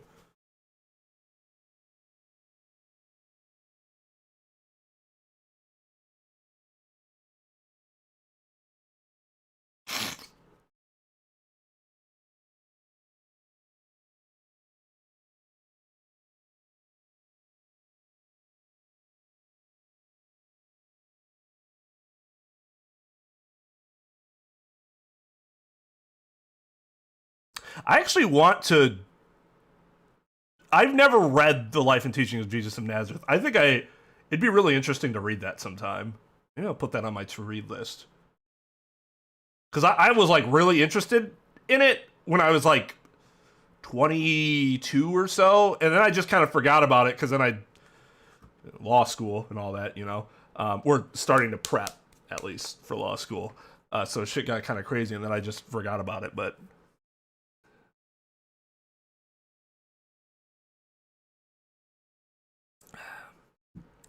Which one, Tara? I got one from him a few days ago.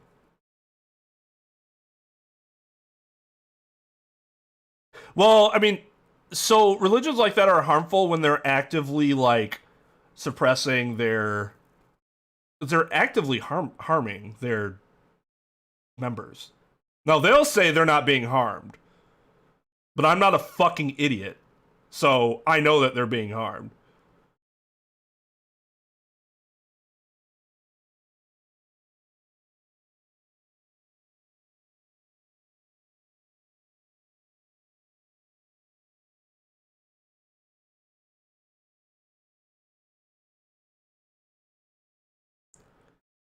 Oh, no, I didn't check Discord after I posted this stream.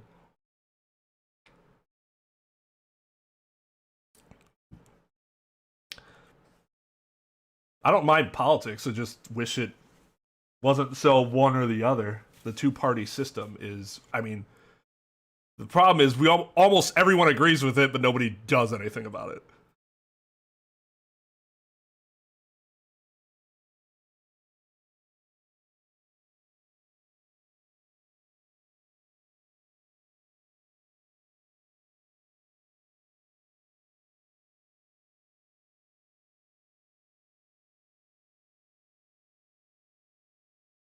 I think it's those analytical approaches where I come to that conclusion that keeps me where I am in, like, ideology-wise.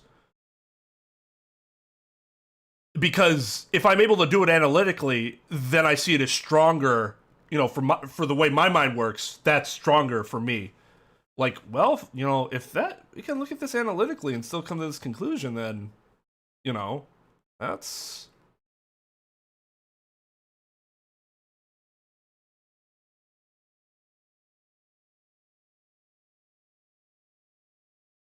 I did update the thumbnail. It's possible. Sometimes it just doesn't save. Like when I... oh, come on. When I first uploaded it. It was new. Yeah, it's 15. His cache or whatever is probably just showing him the old one, which happens sometimes. How many participants were there? 11 people altogether. I counted each of them as they made their way down.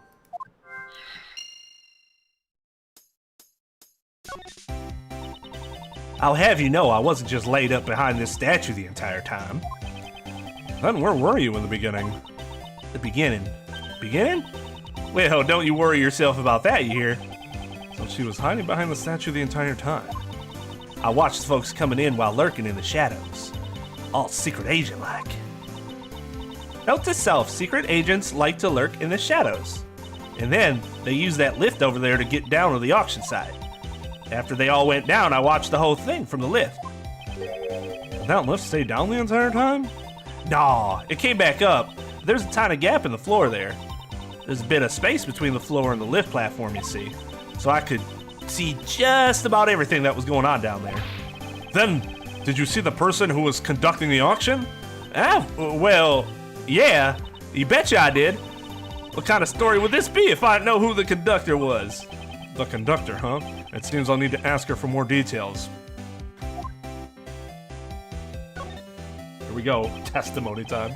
Do you have any more information about the so-called conductor?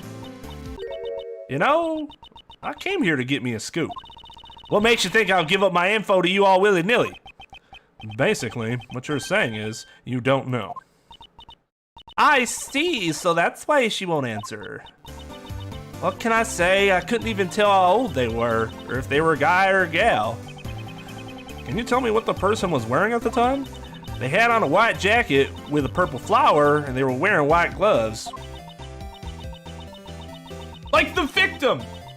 But you know, that don't mean much when I have no earthly clue who they were.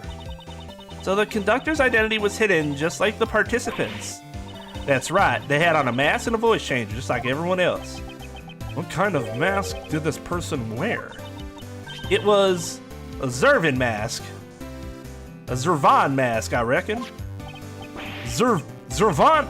What in blazes is that supposed to be? Mr. Edgeworth, you don't know about Zervan?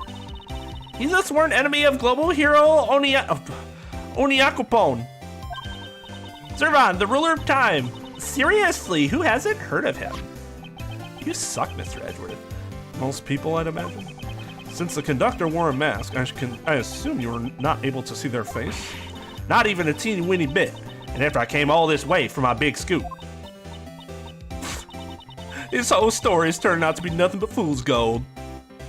You still have a lot going on here. Just because you don't know the identity of the person who did it, you have pictures of everything.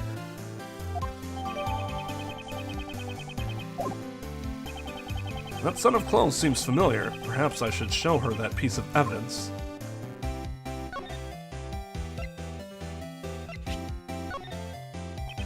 You said the conductor wore a white jacket with a purple flower and white gloves? That's right. They sure look spiffy for a criminal mastermind. Miss Hart, do they look anything like this? Hey, that's it! That's the conductor! Hold your horses! Are you telling me that the conductor is dead? She is the victim of a case we are investigating. Her name is Jill Crane. Have you heard of her? Can't say I have, so she was a lady, huh? What kind of gal dresses like that? She get her kicks by fooling me into thinking she's a guy? Lotta, take your prejudice. Get the fuck out of my office. 'Cause you're fucking fired. I know that her intention was to deceive you. Setting that aside, we have established something of major importance. The victim was the conductor of the black market auction. I see, so the conductor was killed. Then that might explain... Explain what, Miss Hart? No, it's nothing, honest. Miss Hart, you clearly sounded suspicious just now. And I'm telling you, I ain't. Can't be. Sorry, were you trying to say something? No, I ain't. I ain't say nothing. That good old double negative. Bye. That southern double negative. No, I'm sure there are people in Japan that unironically like Larry and Lotta. I like Lotta more than I like Larry. Please don't be like that. Just tell us. How many times do I gotta tell y'all I'm a journalist? Information is what pays the bills. I can't just go around spouting everything I know. I've already said too much. I got nothing left to say to y'all. Isn't this ironic? This is the irony of the journalism, right? That they're pointing out. I'm a journalist. I can't give y'all information when the point of my job is to provide the public with information.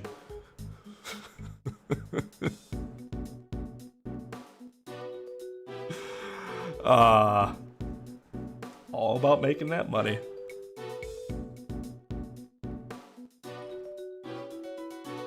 Larry will never reach my A tier. Ever. He's a competent artist. I would agree with that. Just an incompetent person in general.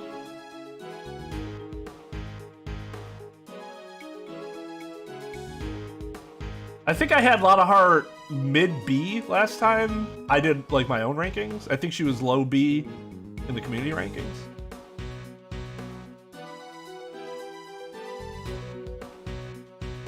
That clock sucked.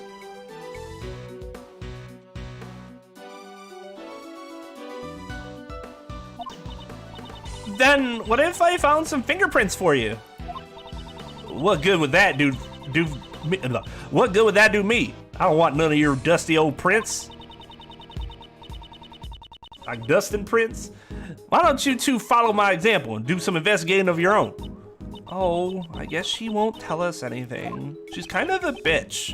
Hey, Emma, no need to use that language here. Just leave it to old Miles. Not to worry, Emma, just leave it to me. I have a certain method of drawing out information from those who wish to hide it. I love how he's just telling her that in her face. Like, I'm going to draw the information out of you, and there's nothing you can do about it. She could just get up and walk away. It's not like she's detained.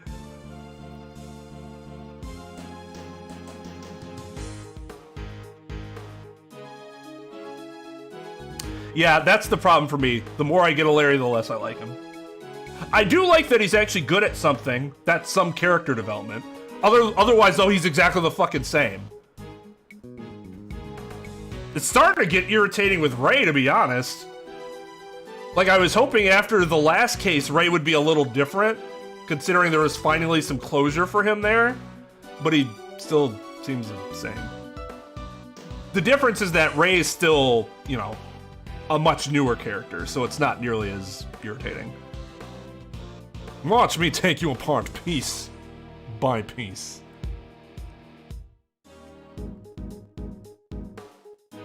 No, they're horrendous at showing that. Half the time I think they're literally telepathic.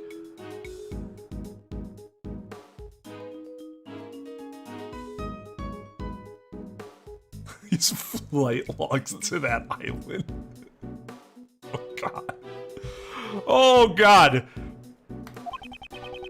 My opponent's lips are sealed. I will be the one to unseal them. Let us begin. Round 1. Fight. That's how Edgeworth comes in. Round 1.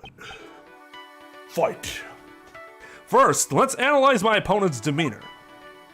She seems very angry with me. I ain't telling you nothing, so quit wasting my time. She seems rather impatient, as if she's trying to cut off the conversation. But if she really wanted to cut off the conversation, she'd walk away. Walk away. I must be careful with my time. I won't have long to consider my responses. I'm almost certain that she's hiding something from me. That's where I'll begin my attack. Now, time for the first move. Let's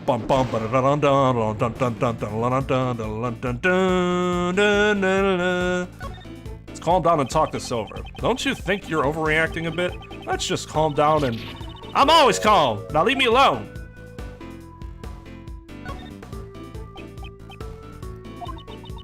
A real journalist always keeps her cool. Speaking of journalists, I have something interesting to tell you. A few days ago, I met another self-proclaimed journalist. She spoke with an accent quite similar to your own. She spoke like me? Then maybe it was...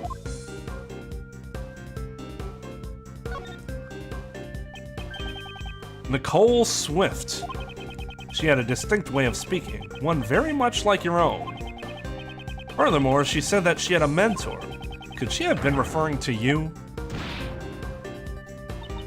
Oh, so you know Nicole. Well, ain't that a fun little coincidence?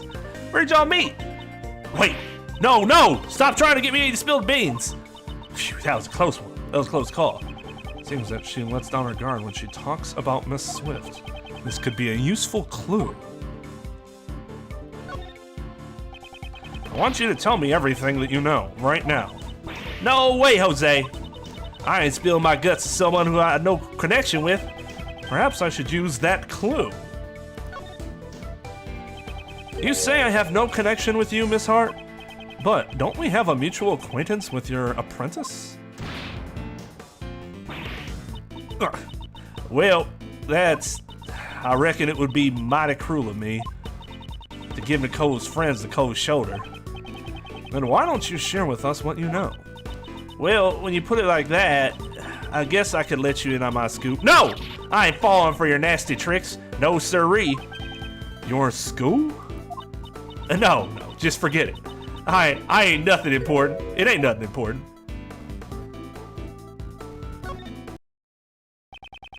Such a slip of the tongue, it's hardly becoming of a journalist.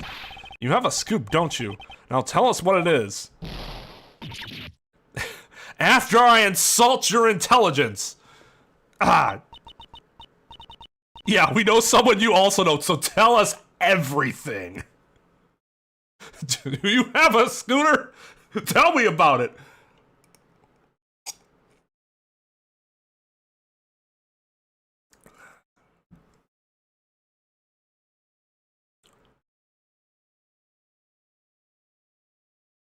All right, you got me. I had me a perfect scoop. But I ain't telling you what it is. I gotta sell the story to a publisher.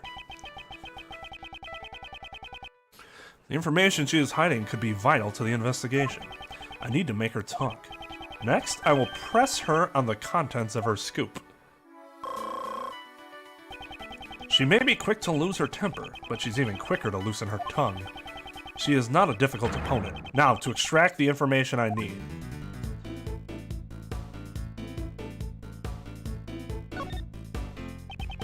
Does your story pertain to an incident of some kind?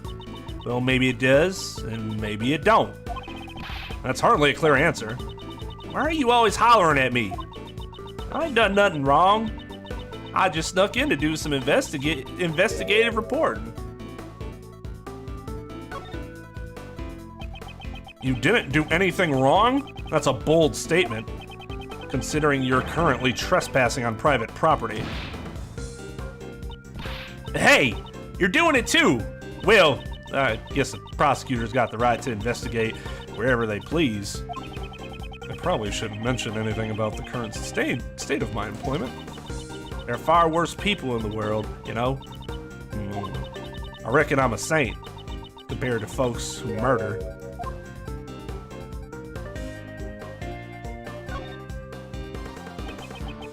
Considering what you just mumbled, is it possible your scoop has something to do with the murder incident? Man, she's so dejected. Hey, I was only talking in general terms just now. I mean, anyone looks like a bag of roses compared to a murderer, right? Sounds like you're just making excuses to me. All I did was gather info on the black market auction. Murder incident? I don't know anything about that. I ain't seen or heard nothing. I don't have enough clues to proceed with this line of questioning. Maybe I should try another line of attack. Oh, that's interesting. Normally the line would be something broad to something specific, but here they want you to go the opposite. Hey Tom, what's up? Does this scoop of yours have something to do with the black market auction? What are you talking about? I don't know nothing about that. Aren't you in the middle of infiltrating the black market auction? The only logical conclusion is that your story has something to do with it. You ain't getting any answers from me. I didn't hear nothing.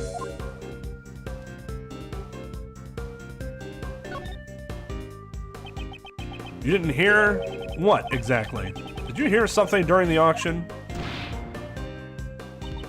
No, I just heard a weird sound is all. It ain't even worth mentioning in my article. Just forget about it. There's no question something happened during the black market auction. She heard a strange sound. This could be a useful clue.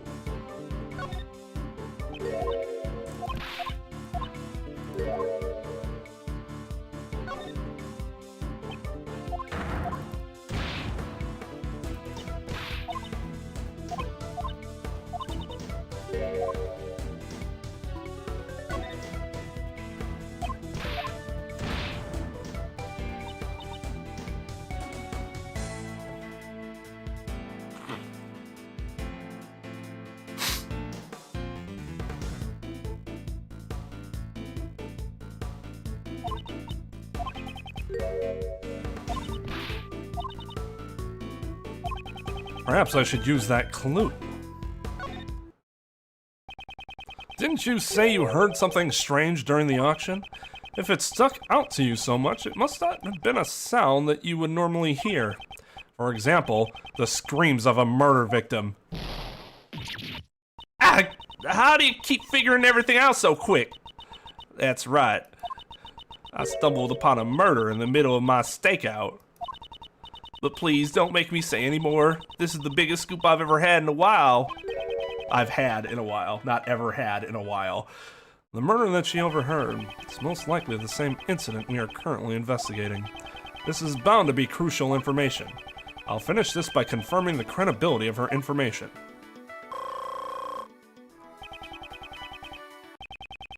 She has nowhere left to run. It's time to deal the final blow.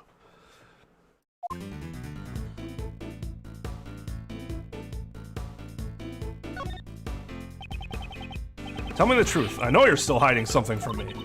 I ain't hiding nothing from nobody. I already done told you everything I know. Okay.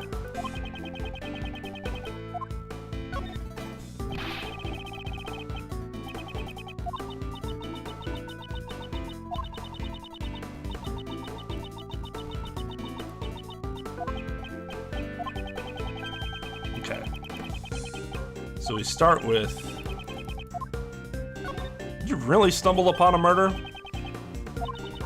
You calling me a liar? Them's fighting words. I'm a bona fide journalist. I would never publish lies in my articles. Faster and more accurate than anyone, that's my motto. Her motto, huh? This could be a useful clue. I should keep it in mind.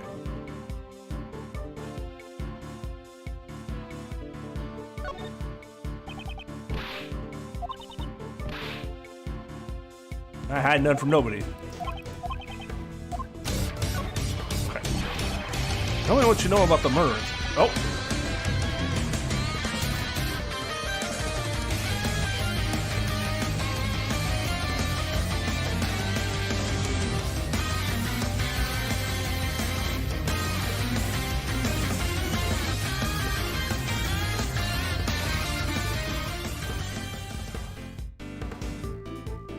Hey, Raiders.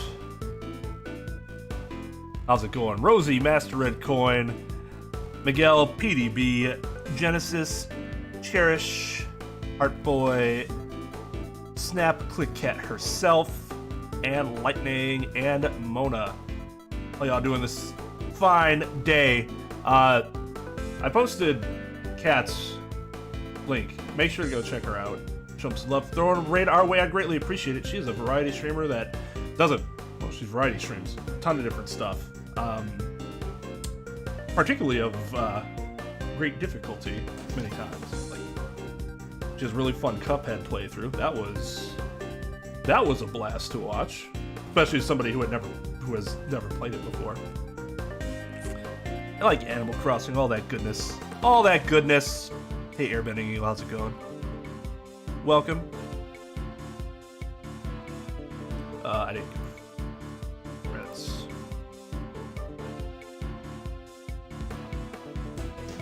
Yeah, thank you everybody for joining Kat on her raid. I appreciate it.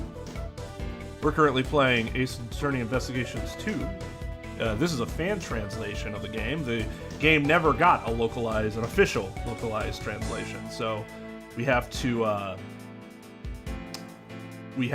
emulate it with a patch in order to read it in English.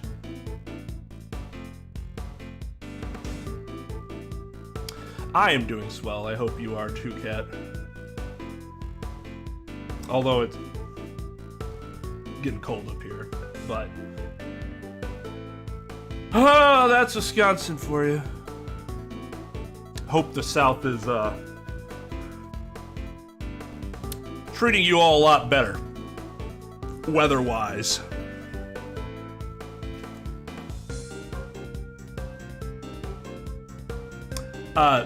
Don't mind this conversation. When did we get back to religion? Thought that conversation had concluded. Okay. Is it 63 degrees like, haha, it's still pretty good? Or haha, this is really cold? Because Talvez, for example, who lives in SoCal, it was like 28 here or something like that, which is cold. It's below freezing. Don't get me wrong. But it was what he described as Yeti weather. And I'm like, if you think that's Yeti weather, just wait until our wind chill is below 30. Then what are we? Just Pluto? Coldest place on Earth?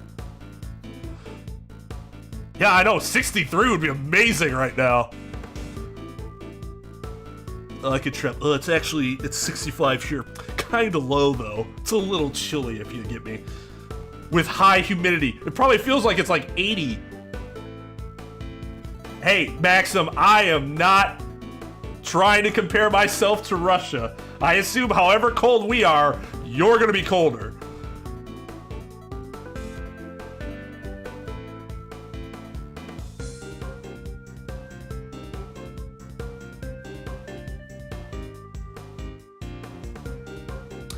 I don't know, Linge, but that would make sense.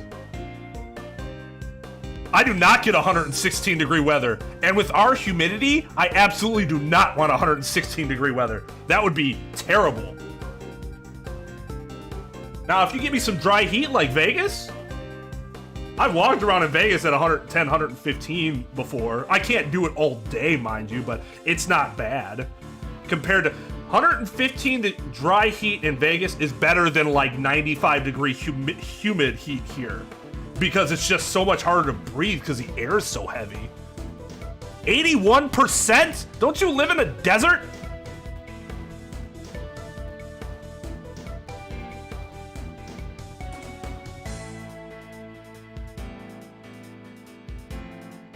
Oh, now I gotta make you all feel foolish. Let's see.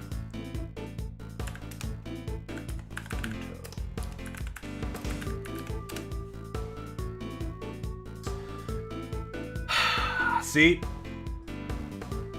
You guys, Pluto's not a place on Earth. Well, how familiar are you guys with Pluto, West Virginia? I'm guessing you're not very familiar with Pluto, West Virginia. Go look it up. It's the coldest place on Earth.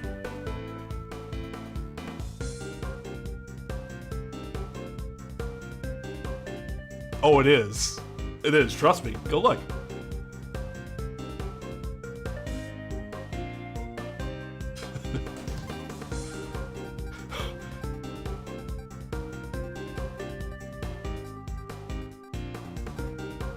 Your ecosystem is not a city.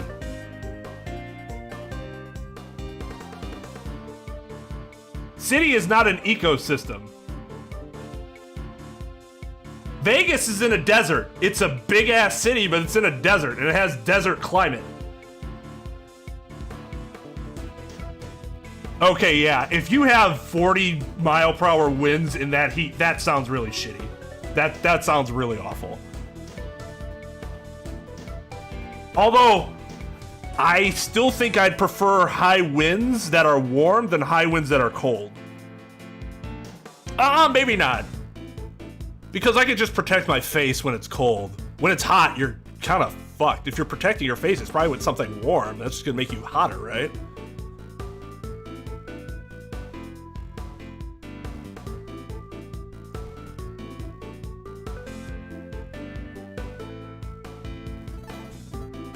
No, Tom, I don't think I will. Minus 71 degrees Celsius. Shit.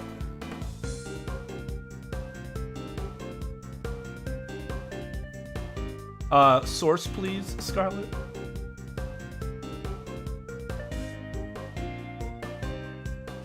We don't accept Wikipedia as sources here. Or just a Google search.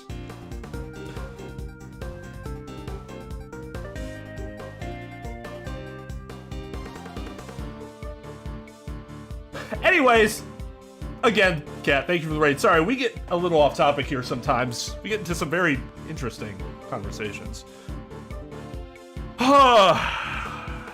Yeah, like I said, we're playing Ace Attorney Investigations 2, which is a spin-off game in the Ace Attorney series, where we play as Miles Edgeworth, who goes around and investigates cases. There are no trials or anything like that, like in the other Ace Attorney games. But you are a part of the investigations leading up to trial.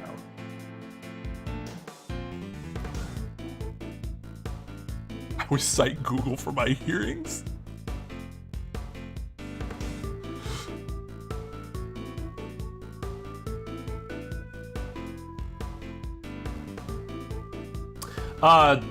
It was snowing like crazy in Green Bay over the weekend. We did not get any of that, though, down here.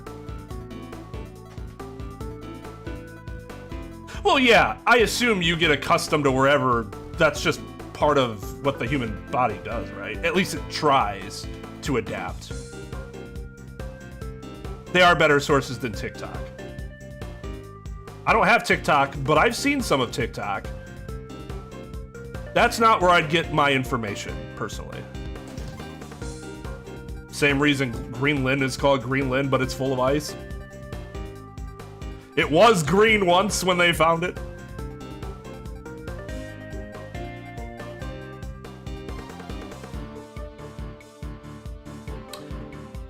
Trust me. See, that's not appropriate source, Scarlett. I must decline that bit of information on the basis that your source is untrustworthy.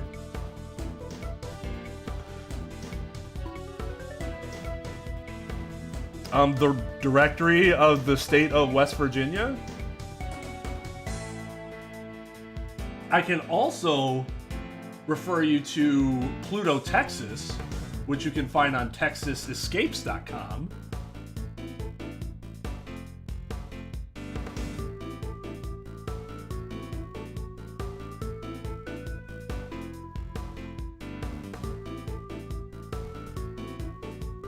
Huh, that's interesting. There's also Pluto, Mississippi.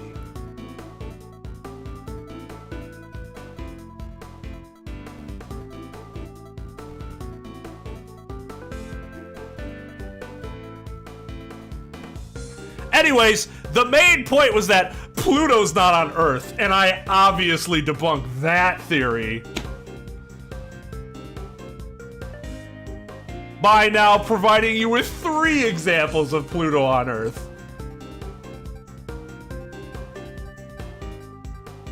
Oh, because you're from Russia, we just feel bad for you more than anything to have to deal with that weather. So we don't even like go, oh, well, how about you tell us, how about you cite something for us? We're just like, oh, we're so sorry. That sounds awful.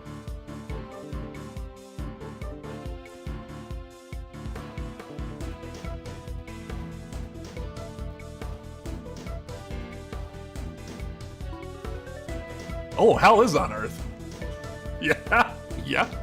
Tell me what you know about the murder incident in full detail. Well, my memory ain't what it used to be. Not much I can talk about. I ain't the most attentive gal in the world, you see. Perhaps I should use that clue. Isn't accuracy part of your motto? I'd hardly expect a bona fide journalist to be so unattentive. Didn't you just say your motto is to be faster and more accurate than anyone? Well, that's... As I expected, the credibility of your information is suspect. But I know what I heard. I even got proof.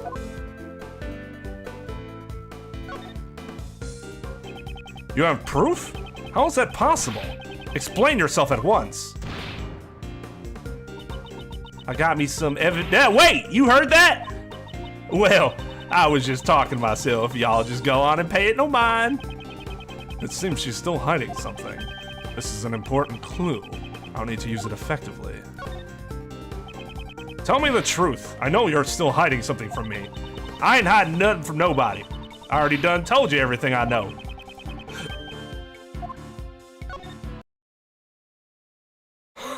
You stupid person. Isn't there something you haven't told me yet? You have evidence regarding the incident you witnessed. Something definitely something definitive enough to publish in an article.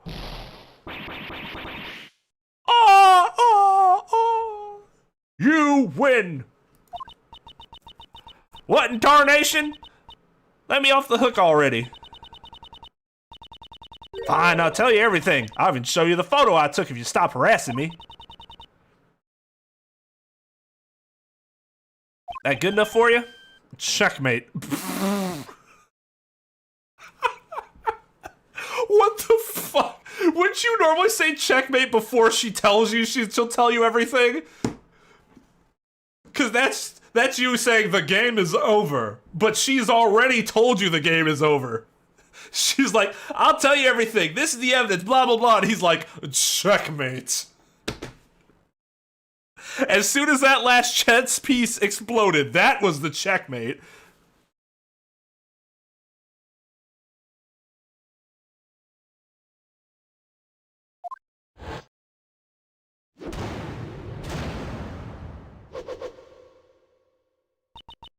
I lost. I really lost. The mouth of the South has been defeated. Now then, it's time to come clean. Tell me everything that you know. I was watching the auction, gathering info for my story. You didn't just watch, though. You got shocking photos, too, right?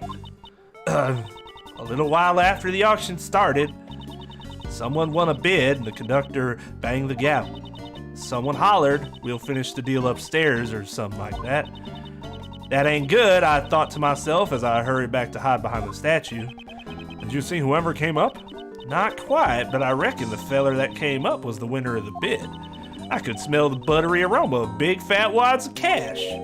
Buttery aroma? I can't imagine that at all. I reckon this room is where the bidders ponied up the dough for their purchases. The two of them talked for a while. Wait. There was a second person in the storeroom? You betcha, I reckon it was the conductor. And then out of nowhere, one of them started screaming. Almost scared my britches off. I rolled myself up into a ball and kept on laying low. So you witnessed the murder? Well, I wouldn't say that I witnessed it, but I definitely heard it though. Wow, okay, this is actually some good character development versus I witnessed it. I mean, my camera took pictures of it. I mean, my camera didn't take pictures of anything. Sorry.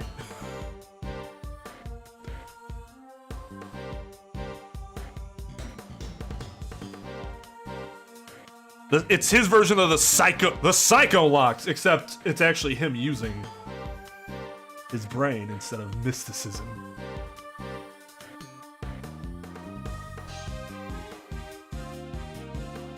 There are 2 moons in the solar system that are bigger than Mercury. Is it Ganymede and Titan?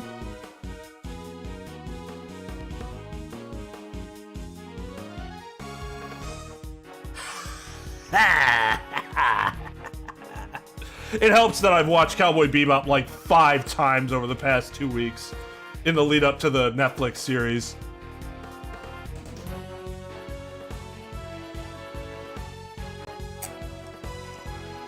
So all the big satellites are fresh in my mind. Here's a fun fact, or maybe a sad fact. When I was in elementary school, this is 2nd grade, so I was like, what? I had to be like 7, 8 maybe. We were told Jupiter has 16 moons. Now how many did it turn out that Jupiter had? Like, it has hundreds, doesn't it? Or something like that? Over 70. Over 70. We were told it had 16. Now, this was 1994, mind you, but still, holy shit, have we come a long way. It has enough. They can't stop reproducing. Well, they keep banging each other and producing more little moons. Ah, see? Tom knows. As a similarly situated individual, Tom knows exactly what I'm talking about.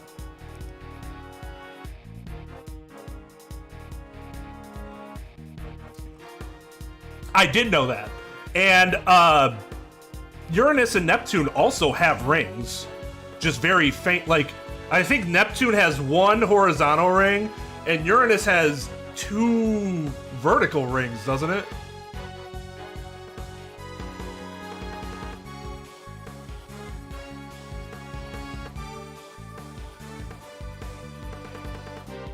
With Saturn, though, that has to be a problem, right? Because, like, there has to be a cutoff point between the rings and then, like, oh, this is a moon. Oh, but this is part of a ring. This is the moon. This, you know.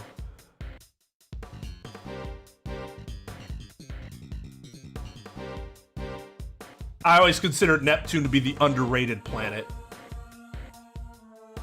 Because it had the blue spot and was blue. And had rings. I'm like, everybody talking about Jupiter and Saturn. Neptune's got it going on too. As opposed to Uranus, which obviously got unneeded attention for a very obvious reason. Other than that though, Uranus is the most boring fucking looking planet I've ever seen in my life. Yeah, that's right. I got a telescope, a fucking Hubble telescope that I look and I see that planet, and I've seen it and it's...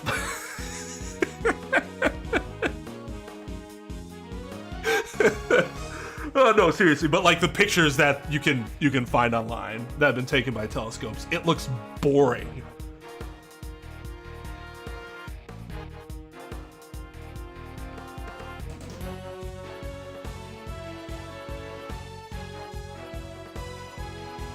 Oh, on the .gov site? I just looked up Pluto Town, and it was one of the things that popped up. Or maybe it's Pluto City.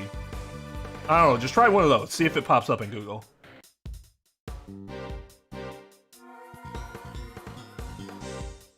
God. You're all proving my point as to why the Uranus is possibly the most overrated planet. Oh yeah, I definitely use Google, but I didn't cite Google. I cited the website that I got from Google.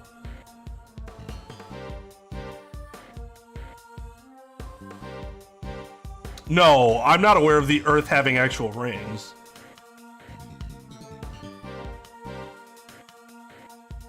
Well, Eris is one, right? Or is Eris... No, Eris is Pluto's moon, right? What's the other one that's like kind of by... It's like very similar in size to Pluto.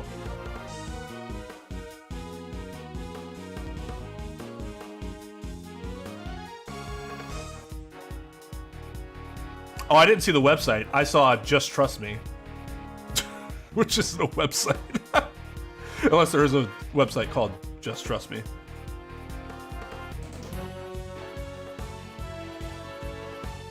Sure. Okay, yeah, it is Aries that I was thinking of. Yes. Oh, I love astronomy. I was the fucking arrogant son of a bitch in second grade that was like, teacher, actually, hey, teacher, actually, Neptune's been the last planet in the solar system since exactly 234 days ago, or some shit like that.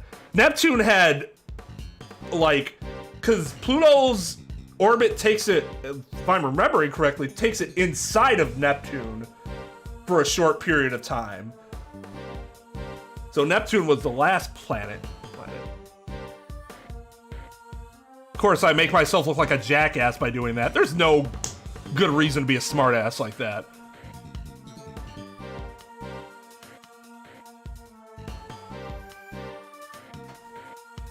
But I've always been an astronomy nerd, so not inside Uranus, no.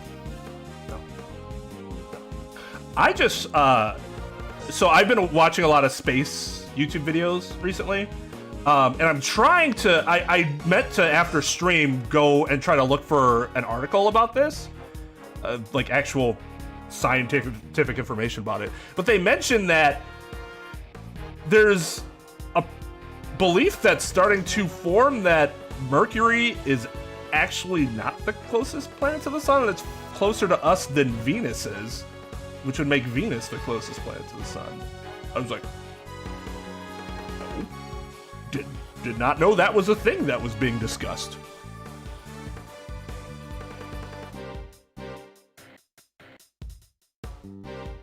I don't know. Like I said, like literally 30 minutes before I started stream, and I was like getting ready. I was in the bathroom watching that video, and I'm like, the fuck? Wait, what? It wasn't the point of the video, so it was like just made. It was just something that was made in passing, like something that was just mentioned in passing.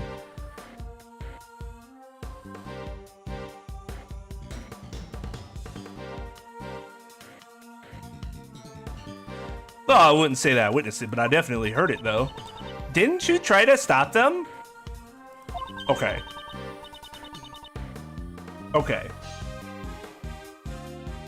I'm not gonna suggest anybody try to get in the way of an attempted murder. You wanna have courage, you know, do all that, but I'm not gonna fucking get on somebody because they didn't throw their body in the way to get stabbed. It's just way too hard to judge somebody in a situation like that. Yeah, space is cool until you realize how worthless we are.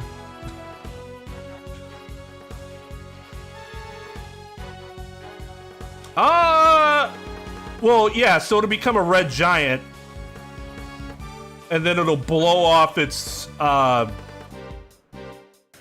exterior, but as far as I know, our sun is too small to collapse into a black hole. It's most likely going to be a white dwarf.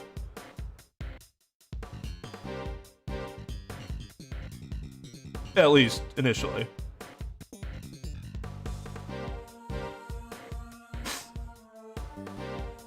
It's big enough to blow off the surface of the red giant, but that in and of its by itself, I don't think is a supernova.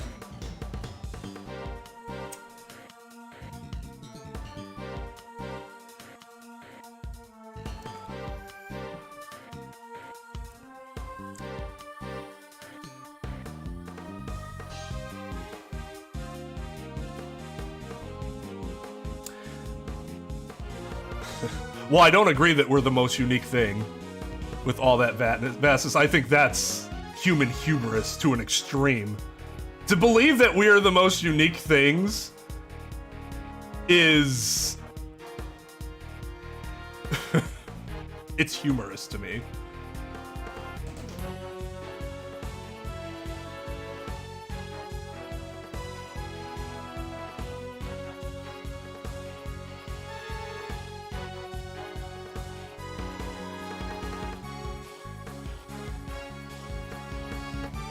Yeah. There's no way you can say there isn't with all that shit that's out there. Just to make that statement that we're the most unique is assuming that we are. And I think that assumption is ridiculous.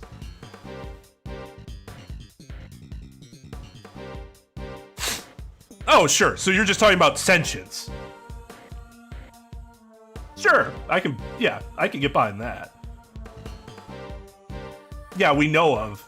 That doesn't mean there aren't others. With the amount of space that's out there, I've said this and I'll say it again. If you believe that there is nothing else living out in that universe,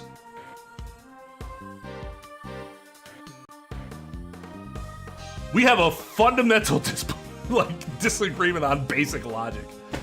It's just, there's no way. There's absolutely no way.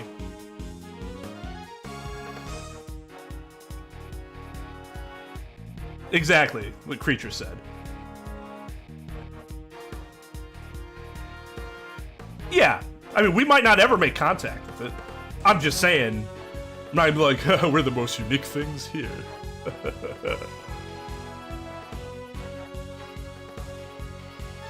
Yeah, Europa. Or was it Callisto? It was one of Europa or Callisto. I think it was Callisto, because Callisto has like the ice. It's like covered mostly in ice, and it was like some water organism or something underneath the ice.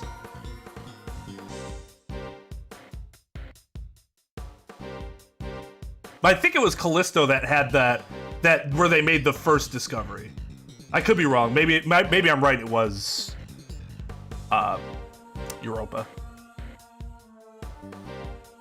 Oh, sure. Yeah, I don't disagree with that.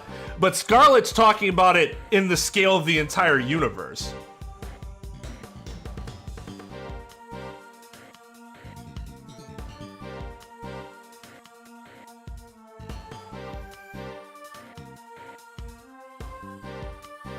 But yeah, I mean, my family, in the grand scheme of the universe, isn't worth much of anything.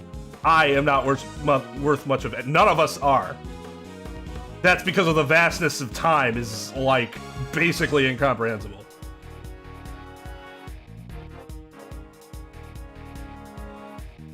No idea what's gonna happen. We don't know how long time as we know it's going to last. What happens after that? What happened before that?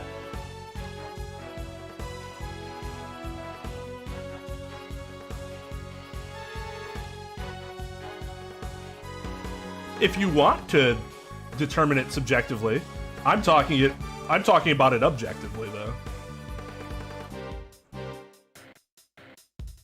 You're all worth a lot to me, and I hope I'm worth something to you. But again, I'm literally talking about relative to the rest of the universe. That's how the thought comes up in the first place. I do feel like I'm worth something. And then I think about the universe, and then I go, oh, that's right.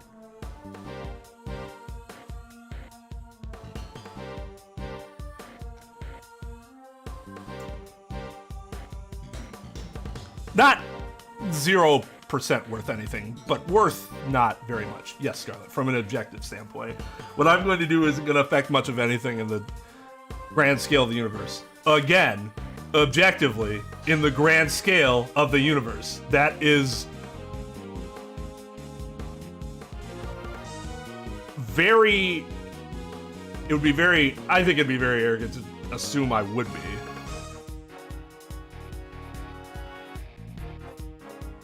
Because it doesn't actually have much of an effect on, again, the vastness of... Scarlet, I think you're failing to understand here. I said, I'm looking at it from the vastness of the universe. Taking everything else into consideration. just what it is for me, that's not what I'm talking about. I have worth to me, subjectively, but that's not what I'm talking about. To me, there are two types of, like most anything else, there's something that's subjective and there's something that's objective.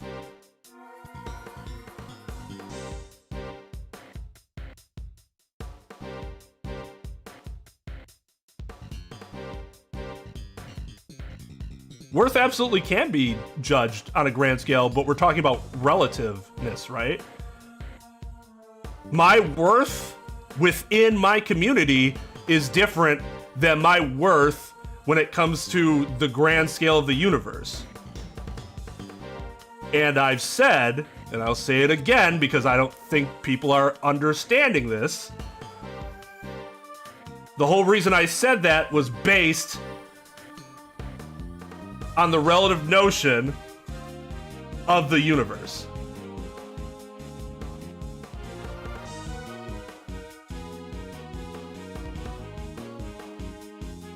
Yes, it depends on what context you're talking about.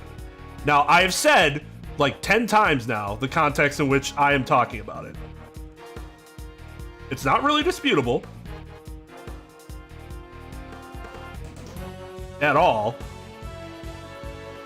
But yeah, sometimes it does make you feel a little small. Is it what I think about all the time? No. But sometimes when thinking about space, that's what happens.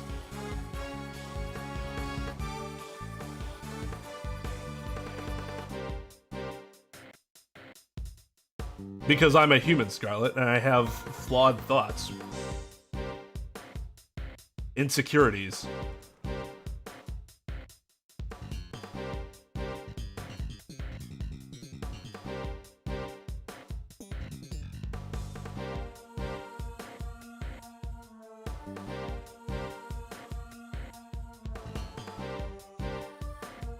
Yeah, you guys are acting like I'm thinking, like I'm trying to think about this. Like, oh man, let me think about how worthless I am in the grand scheme of things. Of course it's meaningless. Of course it doesn't mean anything. That doesn't prevent my mind from doing it. Is that like hard for you to understand? Because I think we can probably look into your thought patterns, any of you, and find out some thoughts that are like, why would you bother thinking this way? And you're like, it's because I can't help it.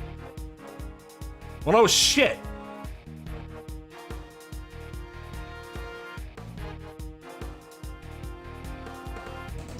Like, duh. Hi, Amiro.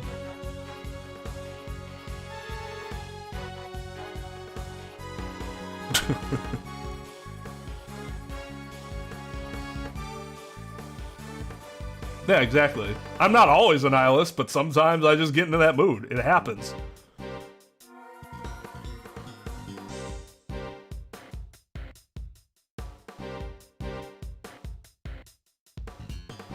I think you're overestimating how much... I appreciate the concern, Scarlet, but I think you're overestimating how much this actually affects me. It doesn't prevent me from living my daily life or enjoying my life. I'm just enjoying this conversation about feeling worthless. So like,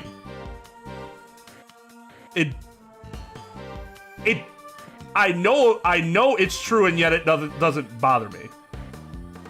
No, it does not torment me. I will exaggerate about it sometimes in nin streams, for example, for the sake of comedy. But it doesn't really torment me like that, no.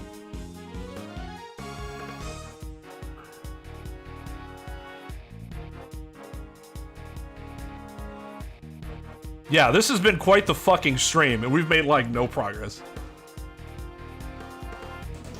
Yeah, we started talking about nihilism, too.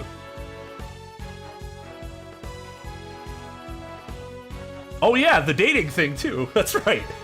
I forgot about that. Yeah, this is a Let's Shack with Ace Attorney music in the background and a rage from Snap the Cat. Because you guys are right. What's me worrying about it going to cure? Nothing. It's not like I'm gonna go try to find a way to imprint myself into the cloud of technology so I can never die or something like that. I don't have the ability to do that. So, oh well.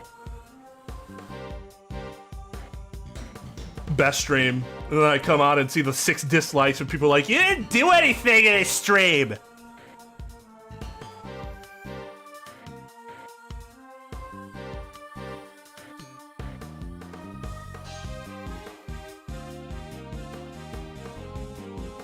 It wasn't that type of dating conversation, Tom. We were getting back into the kind of the Romeo and Juliet law sort of thing. Because I was talking about how Ray preying on Emma was creepy. And they're like, but Emma's 18. And I'm like, based on, I think it was Trep who showed that based on the timeline we were dealing with, she was probably 17 turning 18, which means she just have turned 18. And that does not make it okay, suddenly. This arbitrary line. Legally speaking, yes. But from a moral or emotional standpoint, Oh. We didn't even... Oh yeah, she's 18. High schooler! You know who Ray is? He's fucking what's-his-name's character, except older, from Dazed and Confused.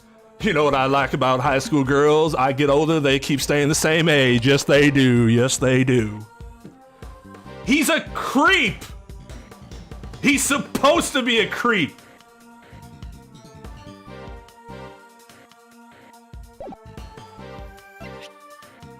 $36! Are we done with this conversation now? It's creepy.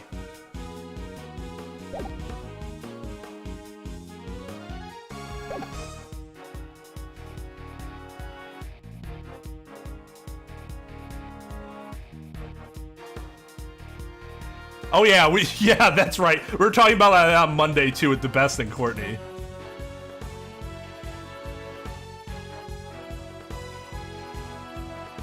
$20? I guess I would say for me, well, like I said, for me, like at 35, it wouldn't be under like mid-20s, like 26, something like that.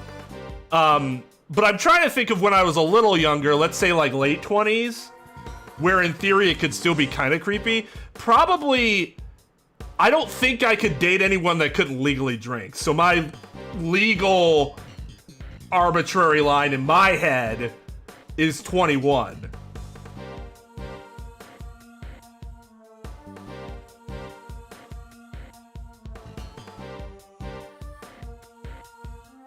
It's not really what?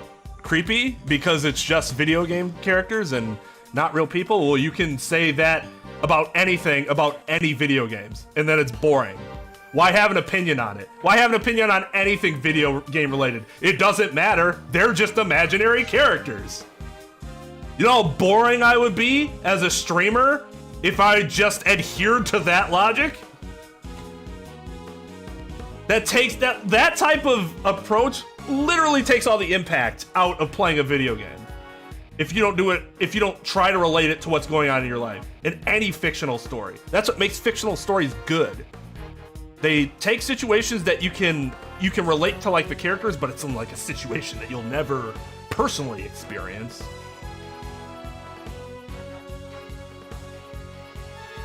Ah, thank you, Lugia. Like, that's just, what's the point of engaging in any fiction? Doesn't matter. Who cares if this happened? It's not entertaining because it's just fiction. I don't care.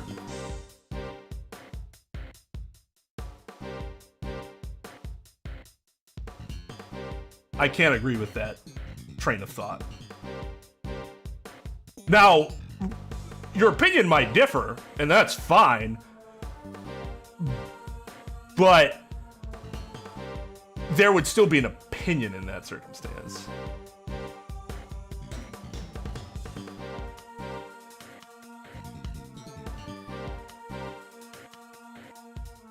That's interesting. So you do it because you have trouble being immersed.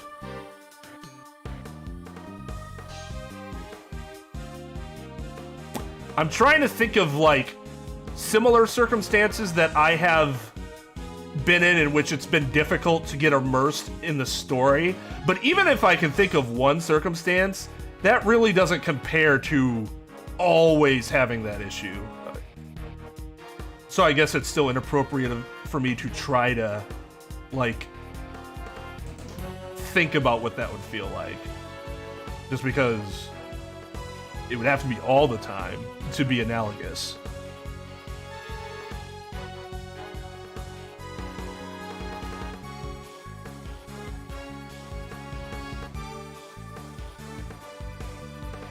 Suspending your disbelief isn't really the same thing, though. Because I can suspend my disbelief that Ray is hitting on her, but I can still think it's gross. Right? When we talk about suspending disbelief, we'd be like, oh, there's no way that would actually happen. That's just not realistic. We know that's not what actually, that happens. Like, for real happens. Yeah, we know he's always joking. He's still inappropriate. I feel like that's what that's what it is. We're immersed and an observer. That's the reader. That's what makes their unique viewpoint. Yeah, just be immersed for it. What do you think about that? How dare you not be able to?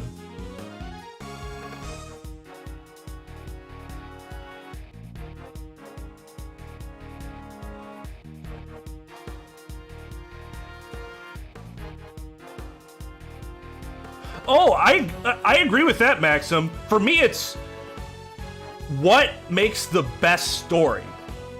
That Danganronpa 3 is a good example of that. I, inside, was like, oh yeah, the Danganronpa 2 characters. In here, I was like, fuck, are you kidding me? The Danganronpa 2 characters? They deal with that conflict.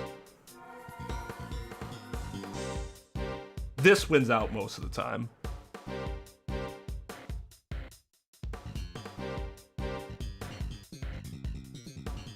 Yeah, when they do something that's incredibly stupid like that, self-defeating, like that nobody would ever do, yeah, it's easy to lose empathy for them because they don't, part of that is they're not realistic anymore because nobody would fucking make that decision, right? Just stop right there. That ain't even funny. What's a dainty little thing like me gonna do? Dainty? After that, I heard me some rustling and bustling. Whole time I was really regretting coming here, something fierce. Well, yeah, that makes sense, I mean, but nothing gets in the way of Lotta Hart and her photos. I love Emma's reaction here is, you know, you're kind of a bit much. You're at about like a 10. Let's bring you down to like a 3.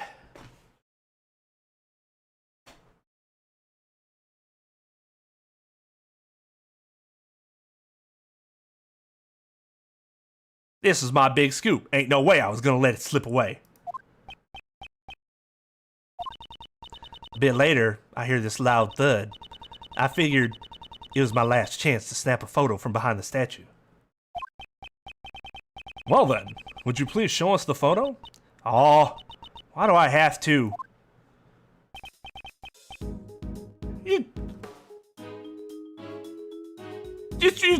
Why do I have to show you the back of this person whose identity cannot be ascertained by this angle? This is the person in the red raincoat who attacked Kay.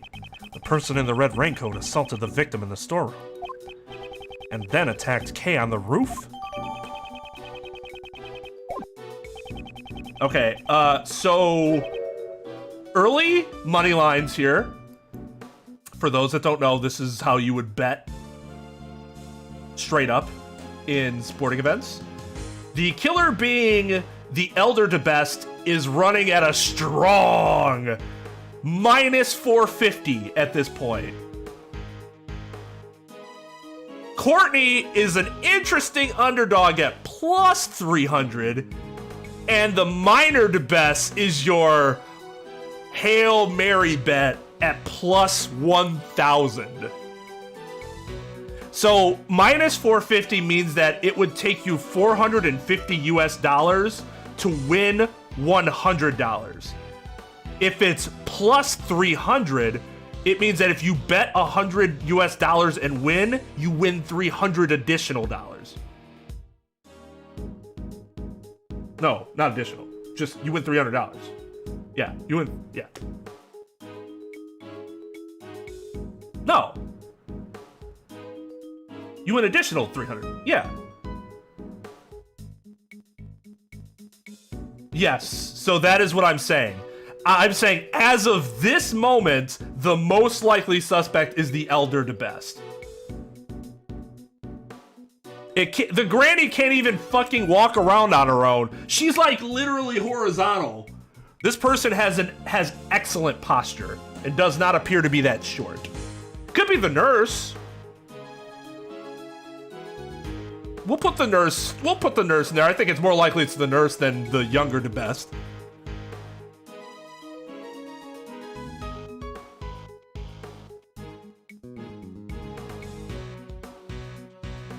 Plus 7,000. Yeah, exactly. Yo, easy. There's only one person in this photo. Where's the victim? Yeah, I thought it was strange too. I could have sworn there were two of them, but when I looked, there was only one. Only the one. But that's gotta be the killer, don't you reckon? So she's saying the victim disappeared. I'll also give like plus 500 for like, she's not actually dead. And that's her the whole time. The head of the PIC, or Jill Crane.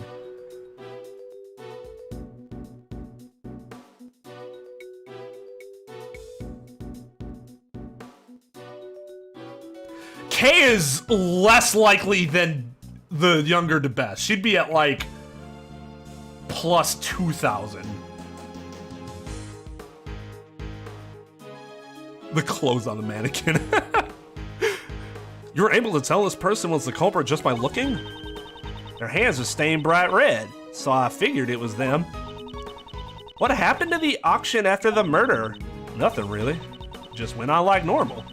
I guess those rich folk didn't give a hoot. They got some nerve. If the conductor of the auction is murdered, nobody did anything about that? And it just went on? Who took over the auction? Okay, that's... No, I mean plus 2,000. Not yet, Tom, not really.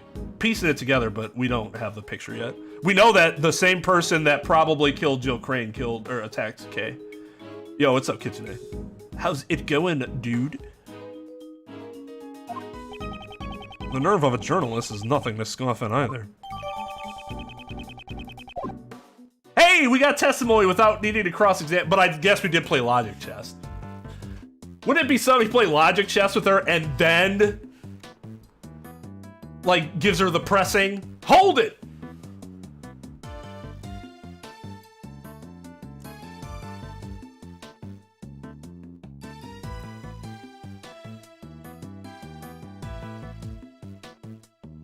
Don't give a hoot.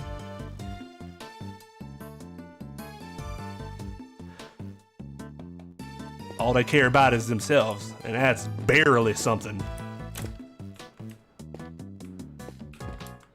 We're obviously not done with the investigation. Can we show... Okay, now? God, so sad.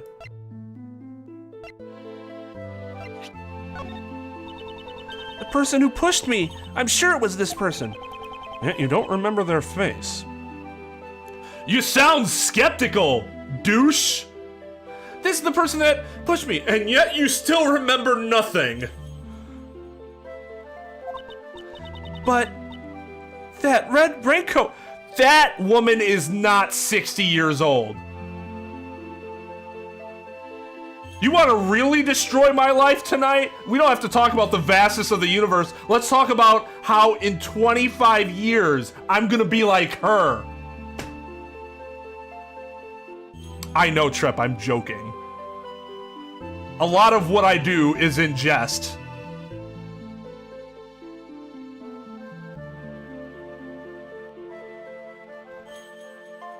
Okay, but even with smoking 100 packs a day, that doesn't mean her fucking posture is... She's like horizontal. Yeah, I'm the jester.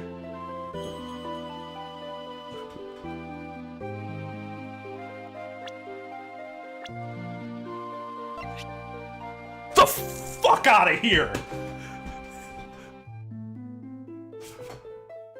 Her face is melting!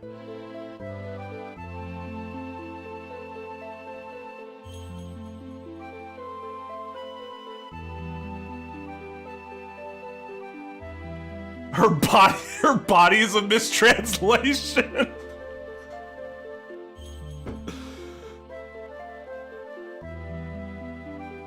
Yeah.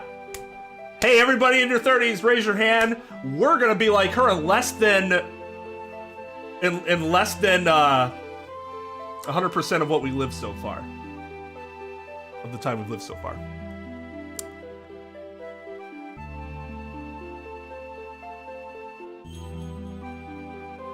Oh, smoking 100 packs a day? That's fair.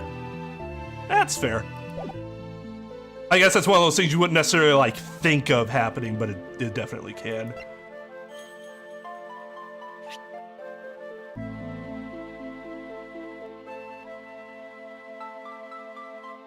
Okay, so Tom, I know this is gonna be rough for you, so we're gonna have to, okay, so, if we look exactly like that guy, hopefully we'll still have enough moisture to cry and also stand upright. We need a mane and we do need long hair. So Tom, you're probably gonna have to bite the bullet and get a wig for the top to pay or something.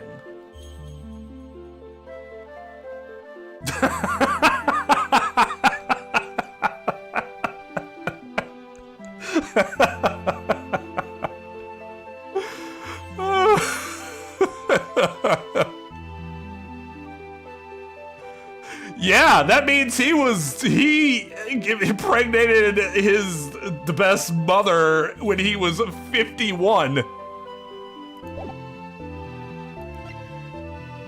That's impressive. I mean, I guess that's more common these days. What is she? 26? No wonder she sucks. She shouldn't be a judge yet. That's a young nurse. Princess is 19 here. Gumshoe's 32. He looks like he's in his mid-40s. He has aged horribly, but we understand why he aged horribly.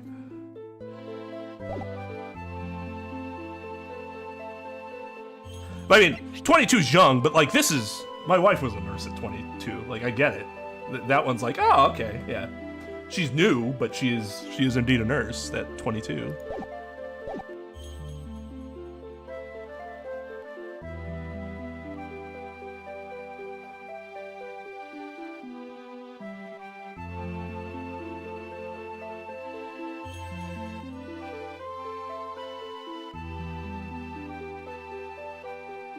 Nepotism. Yeah, it's true. She can't be older than him, otherwise it's not a true rival.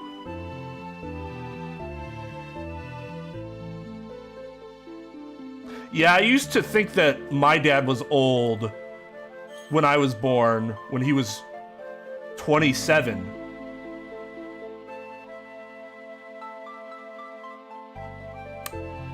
Then I found out that's not really old to have a kid. I'm 8 years older than he was when he had me, and I still don't have a kid. My wife's parents had their last kid when my father-in-law was... I think it was 40-something.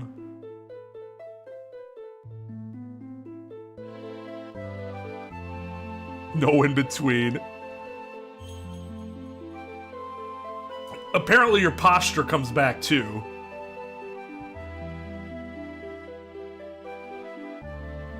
I didn't know that was the case. It's kind of an all or nothing thing. That's interesting. Yeah, Courtney looks like she's in her 30s. She doesn't look any younger than Jill Crane.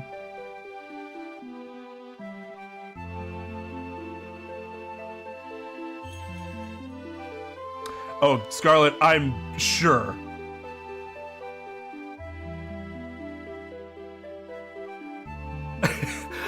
Have you met anime fans?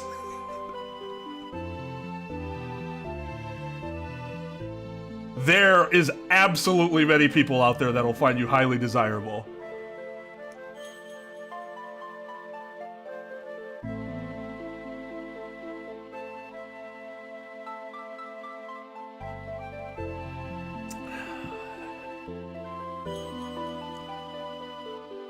But that red raincoat, I'm sure of it, I think. Probably. Please be more clear! I'd like a straight answer, you amnesiac! Mr. Edgeworth, when you look at me like that, I begin to lose my confidence. Yeah, you asshole!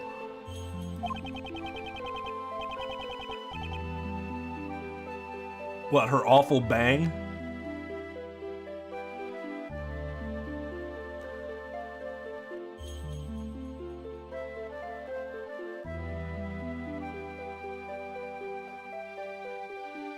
Ah, so not anime people. That's fair.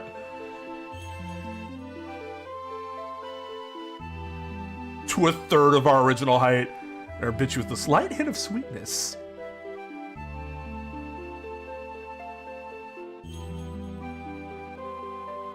Everybody loves those characters, right? Because, like, I'd much rather that happen than be an old bag character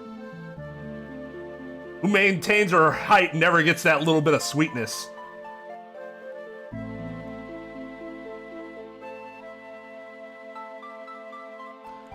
God, Scarlett, how can you even stand to look at me? Oh.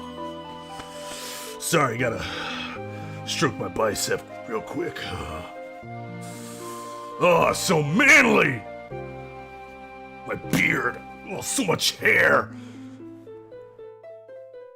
No, you would never find her outfit on an actual judge.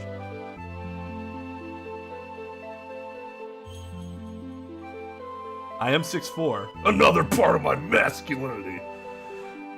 I would agree, Scarlett. I am also unattracted to masculine men.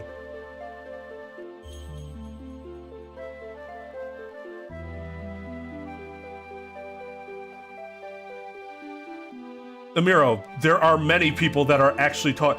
Might I introduce you to the National Basketball Association? In which case, in that league, I am below average height.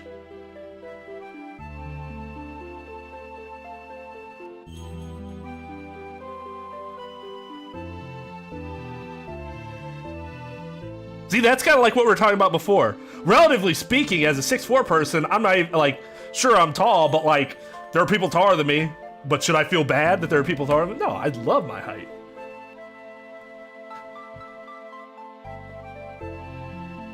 Rare, who hasn't been around a while, but he's still in Discord occasionally. Rare is taller than I am. I think he's 6'5". CarmelloVision's an inch taller than I am.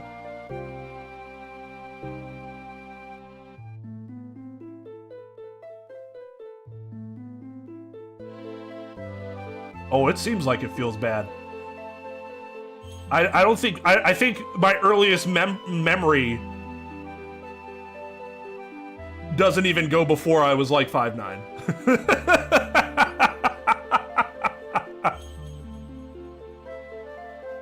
Well, Scarlett, please help Amiro. Please help Amiro love his height. There's nothing wrong with being 5'6". There's nothing wrong with anything. Just love who you are. Just every once in a while, you'll have to ask someone like me to get the can at the top of the, you know, the grocery shelf that you can't reach. But we are happy to do that for you. We have our role in society.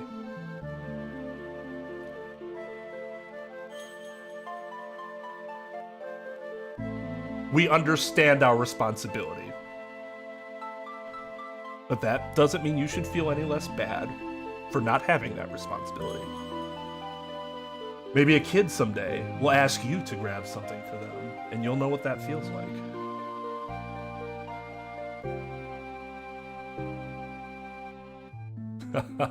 To imply there is a jar too hard to open for me, the masculine man. I actually had that happen. Oh, I can't even remember what it was. It wasn't a pickle jar. It was just this really ridiculously like sealed jar of something, and we just could not get it open. We had to like, I think my brother-in-law ended up getting it open, who is 6 inches smaller than me, but definitely stronger than me. Yeah, Trep keeps growing, and he's like, I'm short.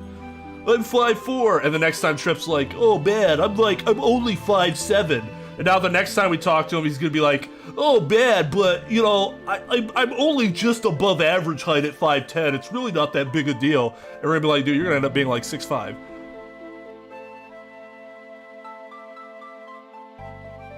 Just throw them into the ground. My expression is not relevant. Was it this person or not? Dude, seriously. That red raincoat, it has to be the one. If that is true, it would be impossible for Kay to be the culprit. I'll need to gather more evidence.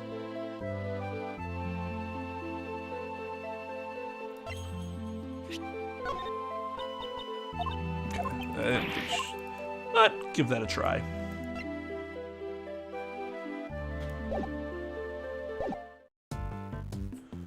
Okay, who the fuck do we talk to? I don't think we have any more logic, do we? Oh, we do.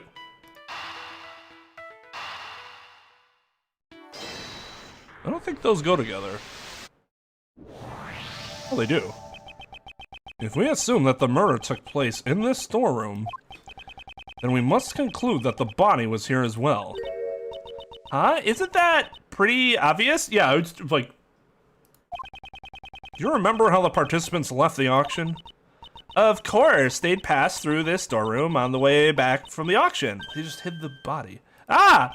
Exactly. The culprit had to hide the body so that the participants wouldn't discover it. That was obvious too. I didn't realize we had to establish that. Fair enough, though. The real question is, where was the body hidden?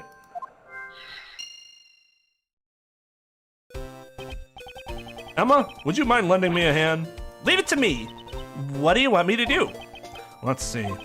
Use your luminol reagent. It's reagent, right?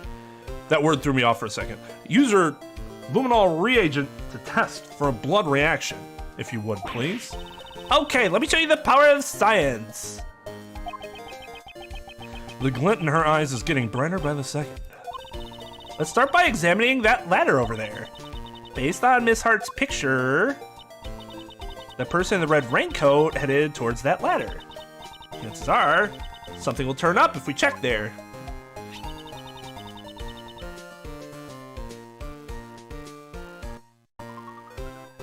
Does this match this vague description? The person was between 5'3" and 6'8", somewhere between 110 and 350 pounds, with a light dark complexion.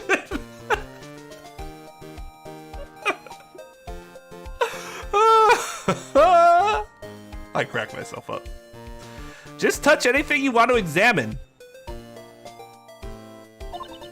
If you do that, you'll be able to spray the luminol reagent at it.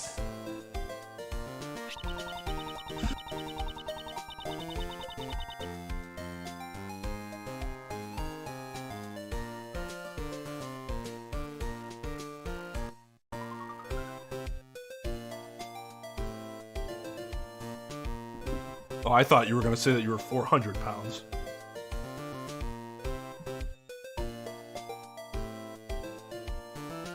If there's a bloodstain on a spot where you sprayed, you'll get a reaction like this.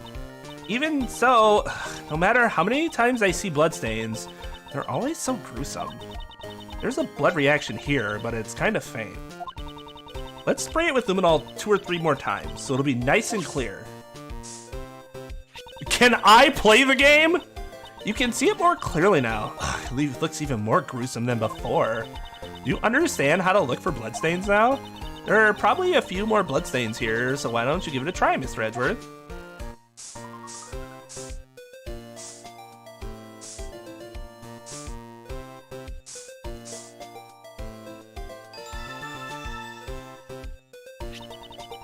Let's search the rest of the storeroom for bloodstains just like that. First, let's look for a place to spray the luminol reagent. Here? You want to examine this spot? Unfortunately, there were no reactions here.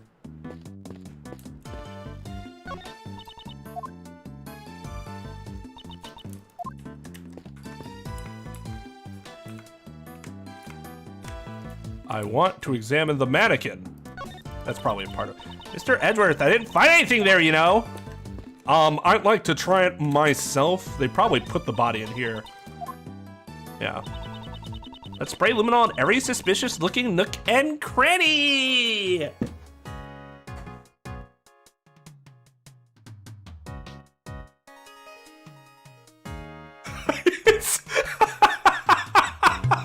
Dog.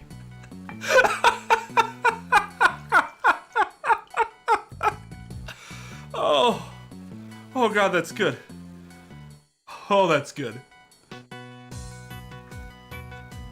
His departure was clear and unambiguous. Oh, that was good. That was good. Well done, dog. That was fantastic.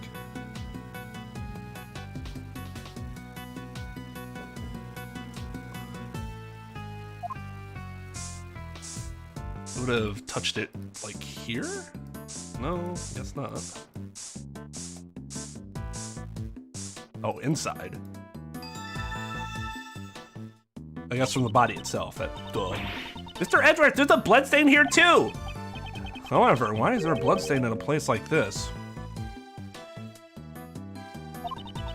Maybe something that had blood on it was stored inside?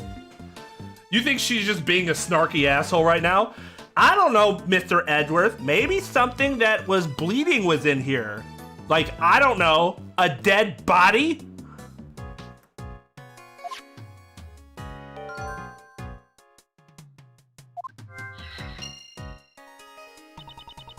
Mr. Edgeworth, there are places we still haven't checked yet. So let's continue our investigation.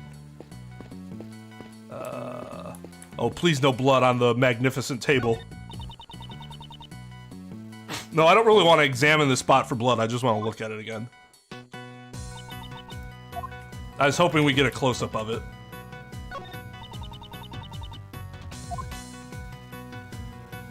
Oh, not there. Here?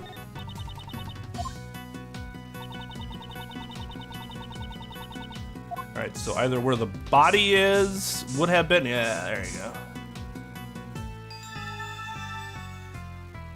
You spray Lotta. No. We're just gonna talk to her. I don't really want to talk to her.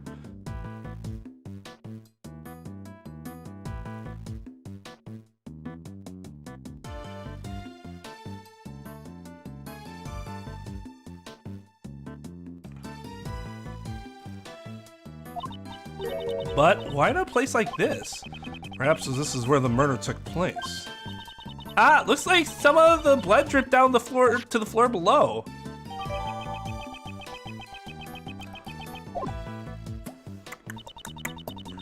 Looks like we found all the bloodstains in this storeroom.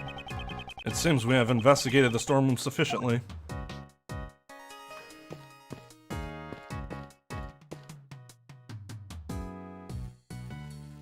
Have I done that before? Because that looked hilarious.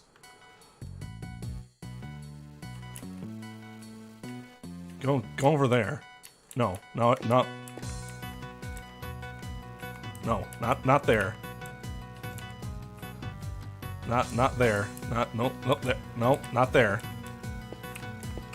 No, Emma, I need you to, no, take yourself over here. Just love how she's just like spinning in place. Oh, can we go downstairs? Oh man, Uncle Ray's heart is pounding up a storm. Surrounded by so many. Oh, God, yeah. You big creepy. I was hoping we would be going downstairs. God, can you stop being depressing for like 1 goddamn second? It is breaking my fucking heart. Just pretend to remember something. Forehead.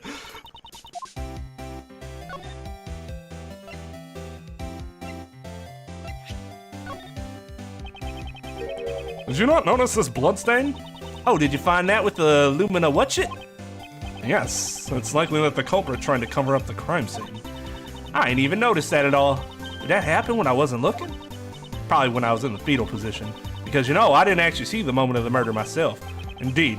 You were cowering in fear at the time, were you not? I'm a journalist, you hear? I was hunkering down to protect my scoop. I reckon I was snug as a bug behind the Aleph Red statue. That's precisely what I mean by cowering in fear. Man, you really have to call her out like that?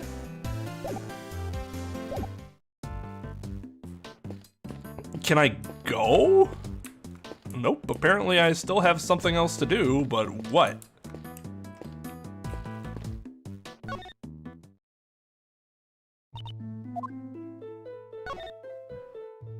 I gotta present something to her, right?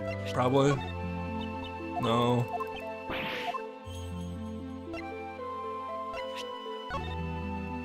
Oh. No. Can I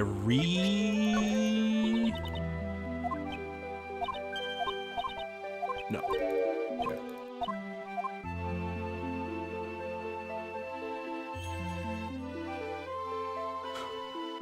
Yeah, that's the fucking music right now. You go to Lotta, and she's like, life is lollipops and rainbows. And we go over to Kay and she's like, I only know darkness inside that heart. And I'm like, yeah, I understand.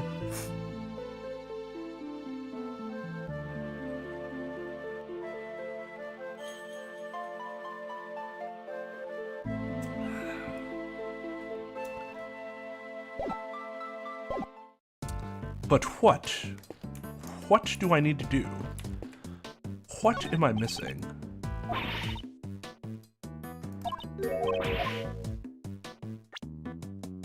Oh, do I have extra logic now? Yeah, I do.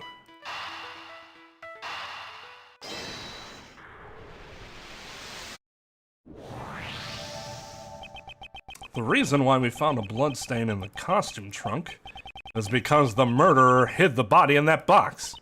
I wonder who won the bid for it. The trunk, I mean. That I don't know. In a certain way, everything worked out exactly as someone wanted. Hold it. It couldn't have been in that dressing box. What do you mean? When I first came down here, that box caught my eye too. It was just the right size and would have made the perfect hiding place. But that's what I thought anyway, but I couldn't get the dang thing to open. It's been wrapped up real tight with a locked chain. The murder happened after that, so hiding a body in there would have been impossible, you know? If they had the key? A chain wrapped around it? That's a bit strange. Right now, it doesn't seem to be locked at all. Huh? Oh, that's weird. How come I didn't notice that before? Maybe my eyes were playing tricks on me or something.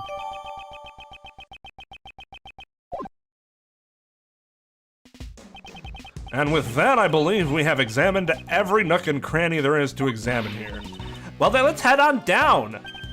Oh, have we decided on our next destination? Hey, Kay. Yes, Mr. Shields? We wouldn't want you to get lost, so make sure you stay real close to Uncle Ray, okay? Right. I'll follow you closely, Mr. Shields. These two. Since when did they get along like that? Since she lost her memory and is easily manipulated. Yeah, like, dude, give it a rest, Ray.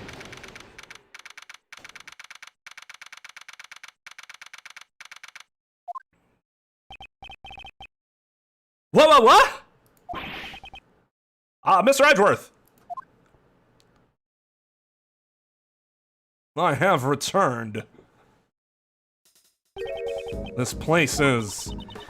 Is this the auction hall? No, it's the meeting room from before. Ha ha ha ha! Ha ha ha! How nice of you to drop in, Kay Faraday. You've got some guts. Hey, you guys, arrest her! Arrest her! Wait, Kay is... As for the rest of the riffraff, just show them out the door. Lotta. This is tyranny! It actually kind of is. Yeah, it's tyranny, pal. Miles, this is kind of bad. The light of justice shines above me. Ha ha! Ouch! Why? Me too. Oh, that's strange. I was aiming for that weak ex-prosecutor. You were clearly aiming at me. Maybe something got in my way. Particularly... Ah! Right around there. Francisca. Just what do you think you're doing here, ex-prosecutor Miles Edgeworth? I love that that's a quirk of hers. She just always has to say somebody's full name or they have some like derogatory nickname.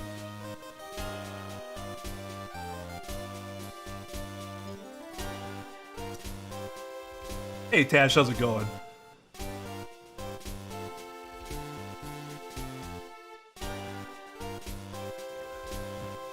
It's super effective. It is for canceling. Canceling. Well, you guys know I loathe that word. As though it was suddenly something that started happening. It didn't always happen. Since human beings existed. We've got off topic enough today. Let's just keep plugging through.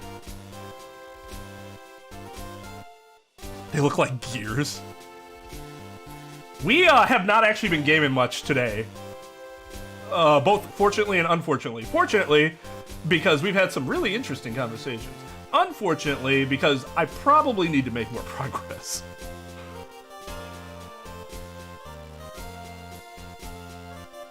Yeah, but she wouldn't use any, like... She never uses, like, like... You know, those naughty derogatory words. It's more like, hey, nerd! Scruffy! Four eyes! Something like that, where it's like, ouch?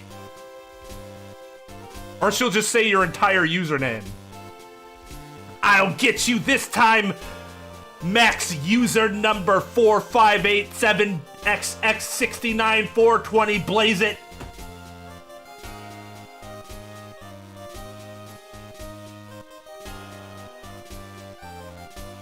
Yeah, it is. Although I will say this is we've had a bit more conversation here than we probably have in the last, like, few weeks at least.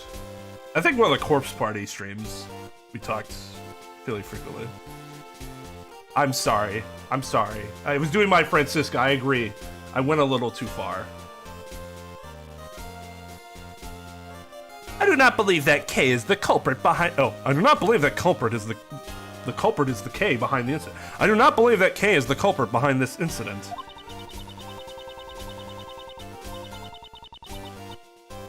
Yes, exactly. God. New Master 69. I hate Fat Thor! What if I told you, if you go back and look at actual Norse mythology, Thor was fat, and not this blonde Baywatch dude. Ooh. You gonna cancel Norse mythology now? Alright, I'll shut up. Oh, I'm sorry. I'll be unfunny for the rest of the stream.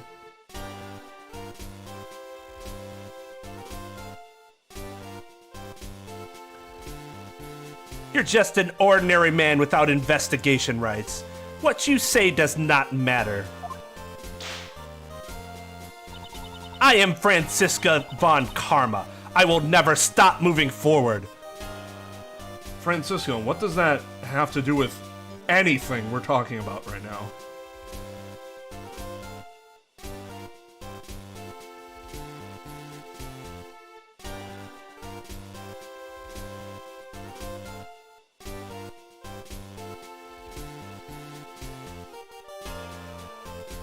No, I'd say me and Nick have decidedly different approaches to humor. Not that his is bad, just saying that I don't. I'm funny in a different way.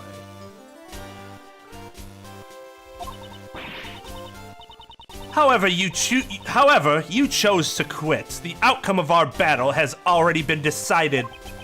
I cast away my badge because it became a millstone around my neck, milling me for 2 cards a turn off the top of my library directly into my graveyard. Eventually, I will have no cards left to draw in my library, and thus I will lose the game at my next opportunity to draw a card. That is the rule of Magic the Gathering.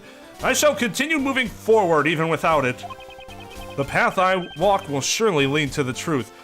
None of what they're saying actually directly involves what's happening right now. Oh yeah, you never know when Twain's gonna drop a 1994 Magic the Gathering reference.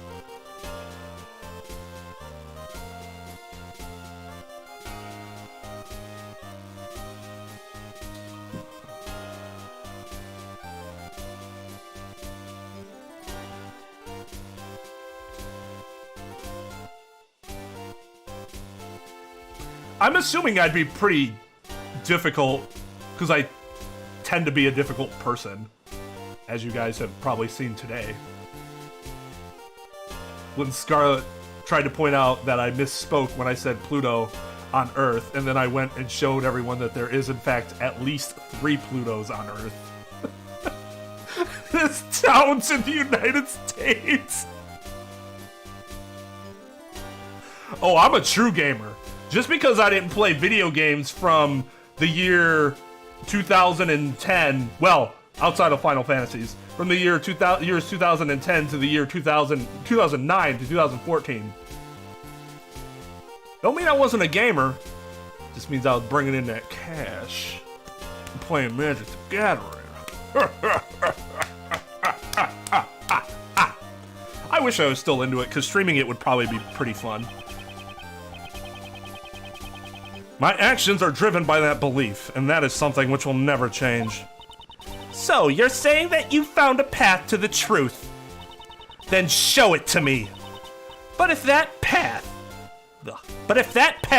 proves to be a foolish one, it will not survive my whip. Here we go. Let's go. This is always the most fun.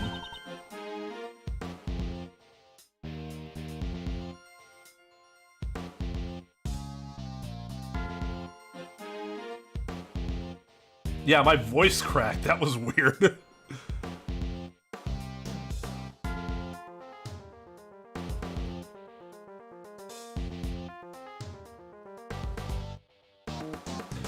So I think my gimmick would be that the more angry I am, that's actually when you should be pressing me.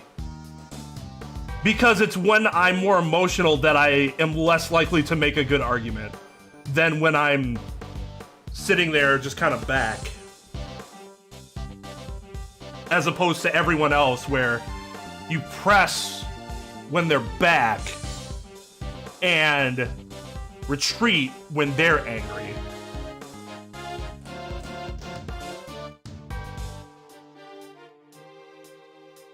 I don't think I've ever heard of Card Fight Vanguard. Yu-Gi-Oh! Was at the end of high school for me. Junior year, I think, is when I played it. I only played it for not even a year, but that's when we were into it. It was junior year, when it started getting really popular.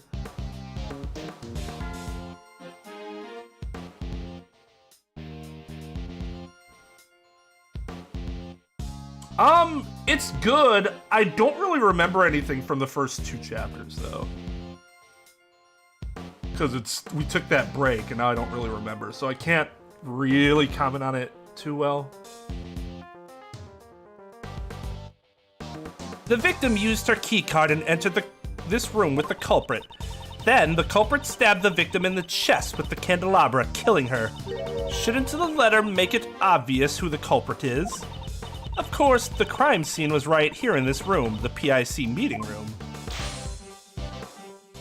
The proof is the bloodstain we found here in the meeting room. That settles it, Miles Edgeworth. Oh, this is gonna be easy.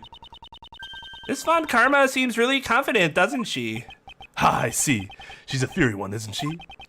I don't mind a feisty cutie. How about an introductory? Ah! Yep. How repulsive. Well, Miles Edgeworth, can you break my logic? If you truly have no intention of stopping here, prove it to me with evidence.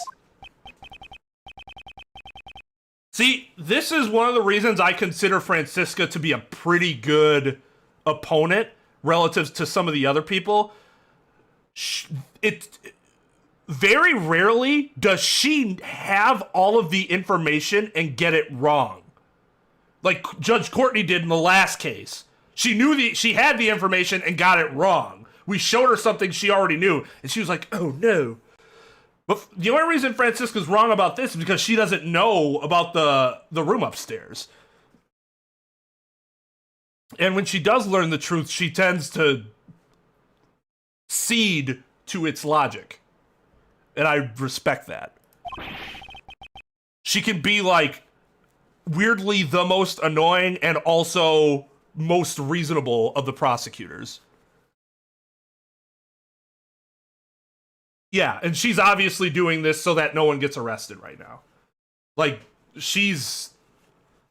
man, I get that people probably didn't play past Trials and Tribulations, and so they didn't look too far into Franziska's character, even though I think by the end of TT, you could see her character development.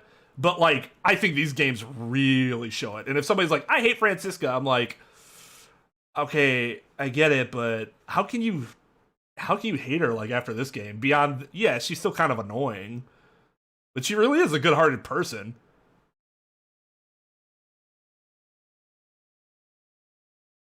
Yeah. I like Lang. I definitely like Lang more now than when I first met him. Because at first he's just an obstruction, right? The evidence that paves my path.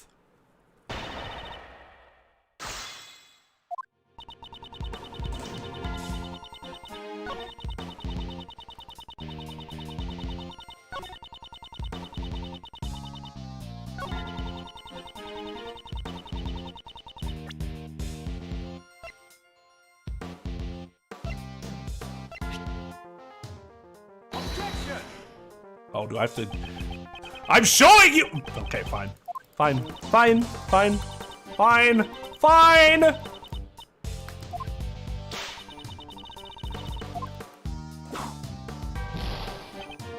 Fine, we'll go back and press everything to see if we need more specifics.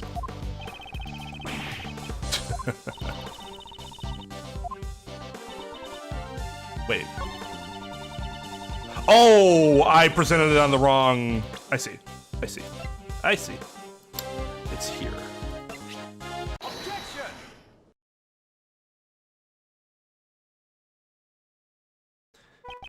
If memory serves me correctly, the blood in the meeting room was found in front of the statue of Lady Justice, was it not? To murder someone before Lady Justice, this culprit knows no fear. I wonder about that. Have a look at this piece of evidence.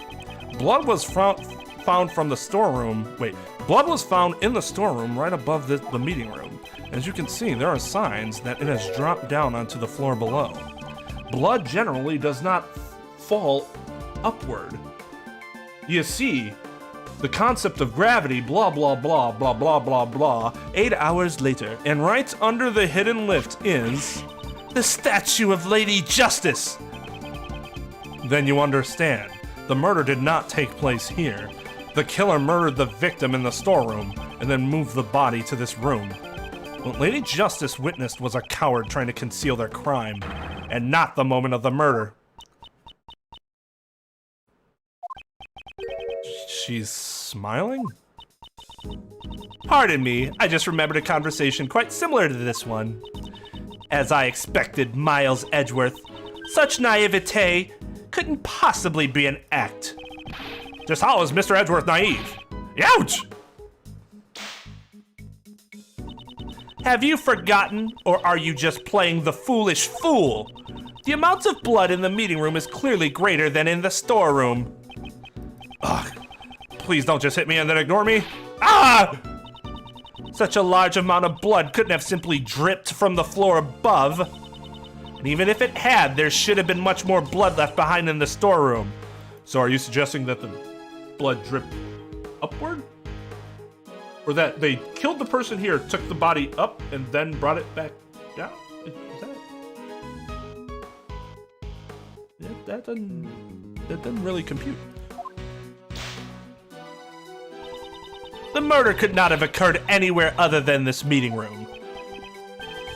Humph, you're as predictable as always, Francisca. Okay. Yeah. That's a way to... That's like how Goku triggers Vegeta. That's what's happening right here. What? She's like, motherfucker, I'm trying to do you a favor and you just go over and shit all over me. Fuck you, I'm out. Yeah, but is this place really gonna be the one that defies gravity, Lugia? Probably not. I don't know, I'd have to think about it. The difference in the amount of blood is just as you say. The question is, why does such a difference exist? That issue is trivial. I've already explained it with my perfect logic. In that case, how do you explain the blood that was found in the storeroom?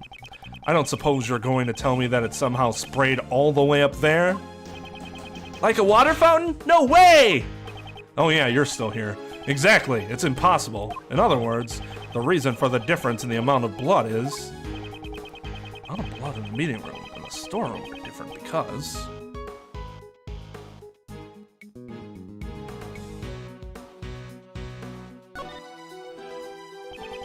The victim died of a stab wound. Naturally, there would be a significant amount of blood loss. That's obvious just from looking at the blood stain. But that's so weird. She was attacked in the storeroom, but there was less blood found there than... Ah! Silence, you third-rate prosecutor. But I'm the best. Ah! Why? Do you know when you lose the most blood after getting stabbed with a sharp object? I know. It's when the sharp object is pulled out, right? Precisely. After being stabbed with the candelabra, the body was moved to the meeting room. And then the murder weapon was pulled out right here in this very room. That would account for the difference in the amount of blood that was left behind. But why would the culprit go through all that trouble? Most likely to give the impression that the murder occurred in the meeting room. It seems Miss Crane's keycard was used that night, but based on the time of use, it must have been a ploy by the culprit to mislead us. In all likelihood, it was the culprit who used the keycard to enter the meeting room. Why would the culprit have needed to do that? Perhaps they feared that the storeroom would be found out during the investigation. If they were involved in the auction, they would not have wanted it to become public. The auction, you say? Perhaps you should go upstairs and see for yourself what items are on display. I'm sure that will allow you to understand what occurred here. She should remember some of them. Impressive, Miles Edgeworth. You're willing to go that far to protect her? There's something big lurking behind the scenes of this case. Kay simply got caught up in it. You're exaggerating. Am I now? More than anyone, I would think you'd understand the significance behind all this. Why would you, a prosecutor working with Interpol, be involved in a domestic case?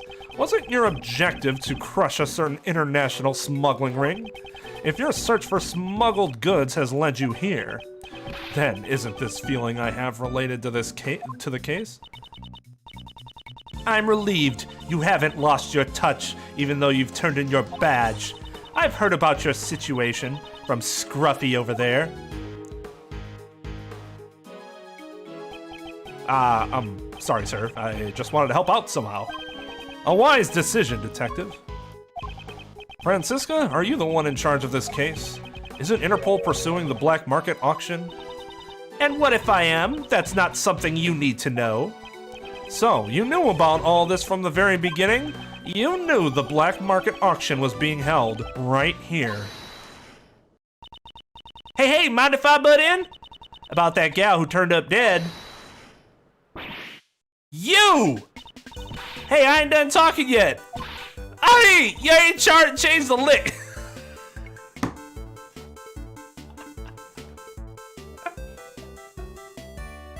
I do remember Lotta having the best reactions to getting whipped. Her and, what's his face? One of the only good things about 2-3 was, Ben getting whipped and going, pain! Like, yeah, what a way to describe that.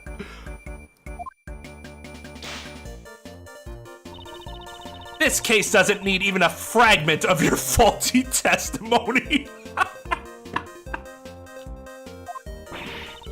What are you saying? I'm a bona fide out. Back then, you gave false testimony. Miss Von Karma seems to really dislike Lotta. I can't say she's fond of her. Ain't that Crane gal one of them PIC members? She's the spitting image of the conductor. I reckon she's... Ouch! She hit me again! What is the meaning of this? Answer me, Miles Edgeworth. From Miss Hart's testimony, we obtained a description of what the conductor was wearing, and it matches what the victim, Joe Crane, was wearing. You mean to say the one who was murdered was the conductor? Miss Von Karma, maybe you should call... It would seem that a new fact has just been brought to light. Indeed, I came here in pursuit of the black market auction, in order to arrest the organizer of the event. In other words, the conductor. If we believe Miss Hart's testimony, which, to be completely fair, not an open and shut situation, not very straightforward, but if we believe Miss Hart's testimony, then the conductor is already dead. Wouldn't this mean that your investigation has ended in vain? Why are you so smug about it? You I would want her around. That's right. However, I swear on my name that I will not return empty-handed. I challenge you, Miles Edgeworth. A challenge is fine, but why is she readying her whip like she's out for a victim of her own?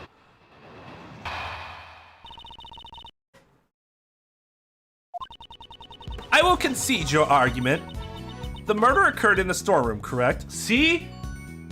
How many times has any of the prosecutors done that? That's something you absolutely have to do. If you've been utterly defeated on a point, to continue to fight it just looks bad and undermines your abilities.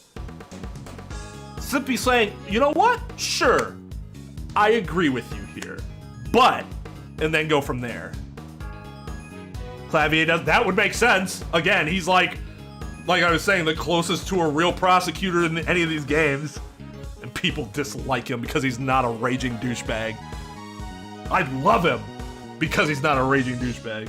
That doesn't mean I dislike the raging douchebags. I can appreciate both.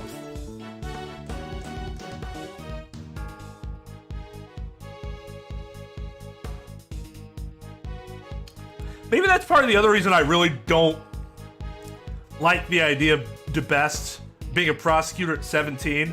Francisca's a prodigy, and I can see why. She's actually really smart.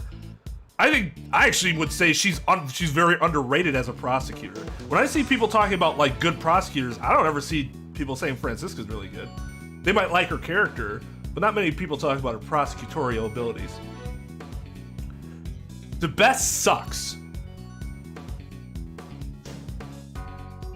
He is trash. I can see why they made her an attorney at 17. I cannot imagine for the life of me how he became an attorney at 17. We know why he was hired here, but he still had to pass the their tests and stuff. They're equivalent to a bar. I think it's called a bar there too. I think theirs is called a bar. I just couldn't remember if they called it, if it's called a bar everywhere, if that's just a US UK thing. Well, Pain was good until Mia absolutely ripped his heart out. Multiple choice.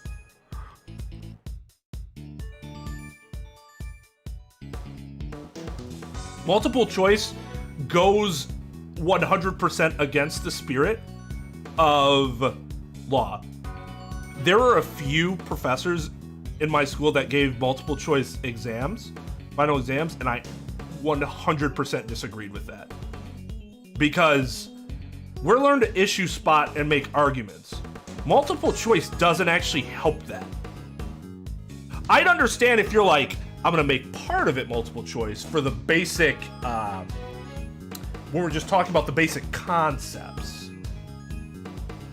To make sure you understand the basic concepts. But when it comes to actual issue spotting and determining what's going on in a set of facts, those shouldn't be multiple choice, ever. In law school, at least.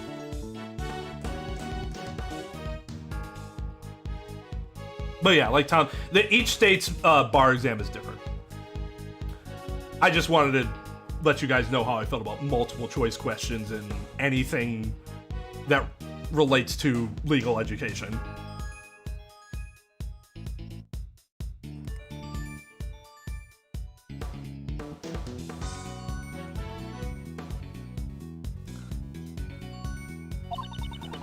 That would mean the culprit is someone who participated in the auction. If that photographer is correct, the victim was the conductor, and the culprit was a customer. The culprit waited for the victim in the storeroom where the goods were delivered. Then, they stabbed the victim in the chest with the candelabra in the storeroom. That is all. I trust you have no objections. Unfortunately, that is not the case, because there is a hole in your testimony. As expected of Mr. Edgeworth, I didn't notice anything at all. Well then, please settle this with one blow. Yes, of course. Watch as I crush her logic. It was the red coat in the with the candelabra in the storeroom. I win. Let's go. Clue victory. So you concede that I was right. Yeah.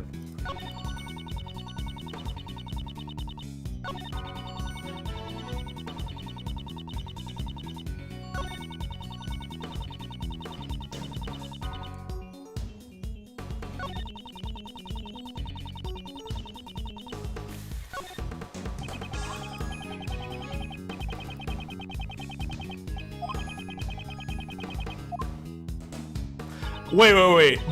There's a big hole in her testimony, but I need to draw out more information. Does not compute.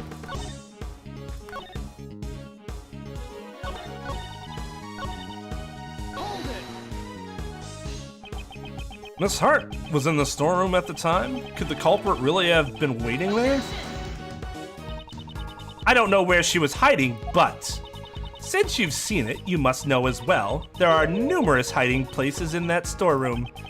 So the culprit was hiding while they waited for the victim to arrive. I believe the crime occurred after the auction ended.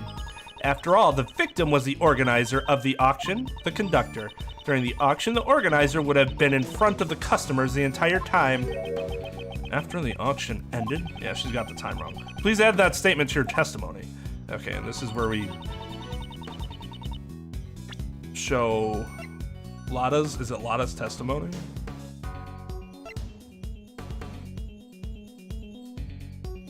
Objection! Yeah.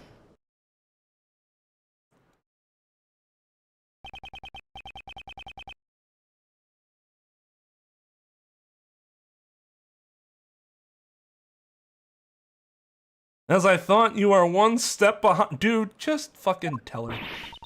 What did you say? Like, she's seriously, like, low-key helping you, and you're antagonizing her. The victim was not the conductor, and I have proof. Miss Hart's testimony.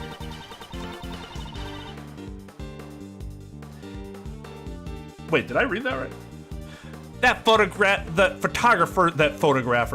photographer's testimony is not trustworthy. What are y'all saying? I'm a bona fide Ow! Cease your idle chatter. Ah! Wow, she is fucking her up. Francisca, calm down and listen. Miss Hart witnessed a part of the murder. The main point here is after witnessing the murder, she says the auction continued. That's right, sure as can be. They all just kept going on shamelessly. Do you think the auction could have continued without someone conducting it? If the victim was not the conductor, the person killed must have been a customer. No! As I said from the beginning, Kay is not the culprit. After all, she herself was attacked by someone and lost consciousness, in which case, that would also make her a victim. If the auction continued after the incident occurred. Yes, and the victim was not the conductor, but a customer. That's enough. That voice.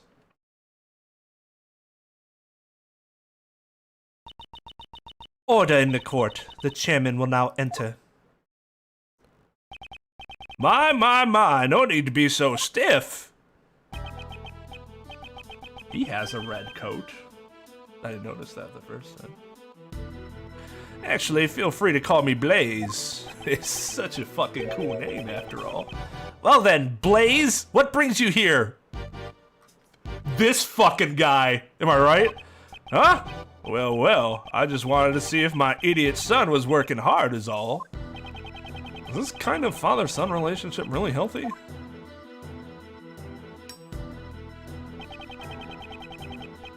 I'd come to light a fire under you, but it seems I've found an unexpected bonus. To think that the criminal who has become talk of the town would be here of all places. Everyone restrain the suspect at once. Please wait. Kay Faraday is not the Silence! How is he doing that?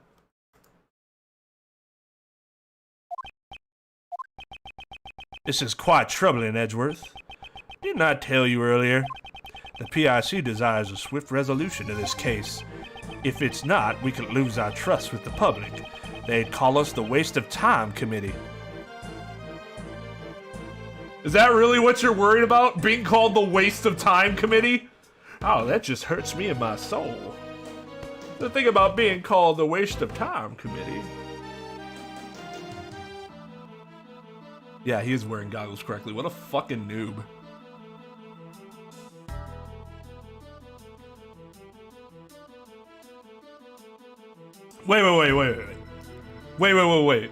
Wait. I was told yesterday it was Blaze. And now you're telling me it's Blazy?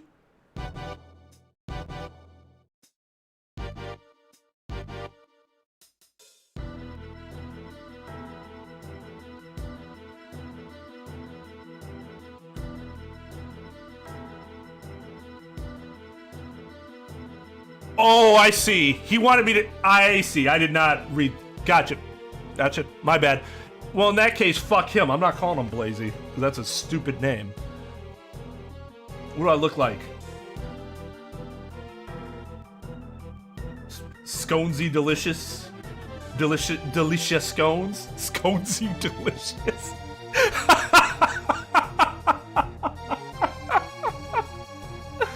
Oh, you shall not call me Twainy, no. No. We're good.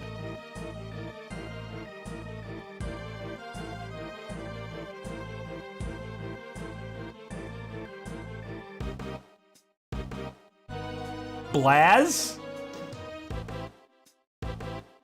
Oh, that sounds so much worse.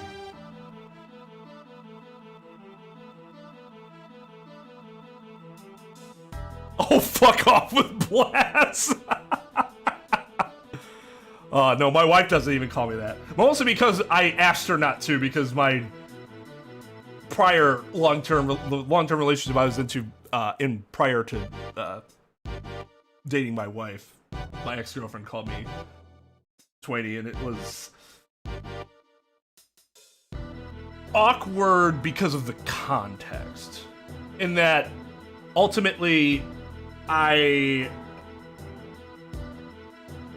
looked back at that and thought it stemmed from a lot of her problems that led to the dissolution of the relationship, including her inability to mature. At the time. No idea what it's like now, and that was 13 years ago. So, what the hell is Blaz? Speaking of my ex-girlfriend, she never called it Blaze Blue, and in that case, it's actually spelled Blaz. Or she called Blaze Blue because it looks like Blaz. She called it Blaz Blue.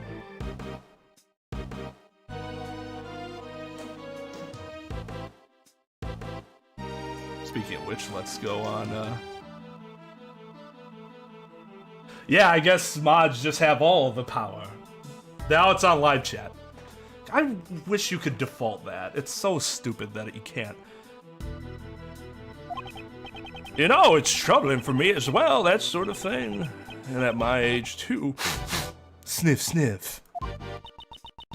And on top of that, an illegal investigation is not something that I can overlook. Have you forgotten? You are no longer a prosecutor. You have lost all your authority. Furthermore, you have aided a criminal in invading the law. Yes, that's right. You're so reliable, Courtney. I'm aware of the consequences of my actions. You may punish me as you wish. However, we have found a new suspect. It's the person pictured here. Kay Faraday was attacked by this person, and... There's no need for your explanation. Just recently, a red raincoat was discovered in the vicinity of this building. The victim's blood and cherry blossom petals were found on the hood. Cherry blossom petals, now that you mention it, on the viewing platform. Yes, they probably stuck on due to the blood. They were littered around the bloodstain. We received the forensic report on the blood, you know. There's no doubt about it. The person in that photo is the victim, Joe Crane. What did you say?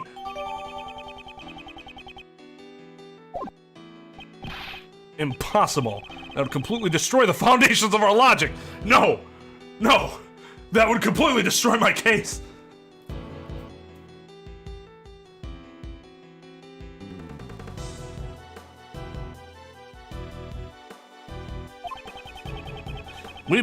We had believed the person in the red raincoat was the culprit. Now it turns out that person is actually the murder victim.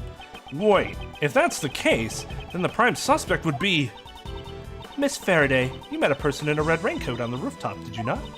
Yes, I did, but... The person in the red raincoat was the murder victim, and Kay Faraday came into contact with that person. Since one of the parties is now dead, what happened next should be clear. Kay was attacked by that person. As the victim, it would be impossible for her to be the culprit. There's no evidence she was attacked, is there?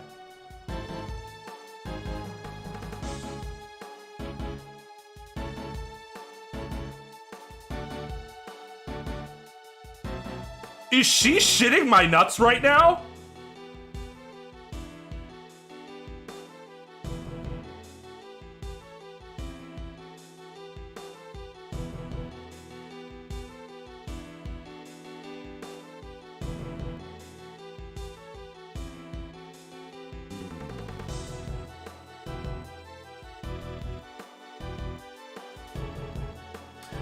It doesn't matter if it's circumstantial. She literally said there is no evidence. I don't care if it's considered weak. I don't care if it's considered circumstantial. The fact that she says there is no evidence is actually incorrect. Factually incorrect.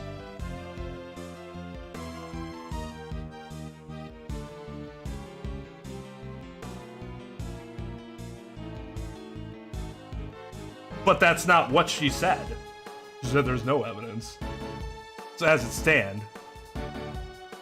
Yeah, she's just saying evidence. Evidence. She could say there's no direct evidence. I'd say, oh, okay. That's fair. We have nothing linking the victim to Kay's specific injuries.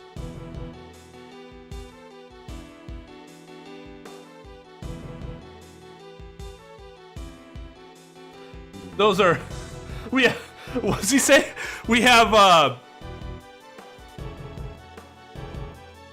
what the fuck was he say? We have something in hearsay. Those are kinds of evidence. Was it speculation in here? No. What the fuck did he say? Damn it, I can't remember the line.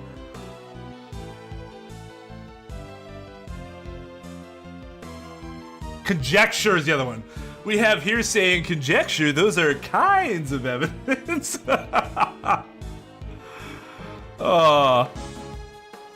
There's no evidence she was attacked, is there? Furthermore, we must consider the possibility that the victim fought back.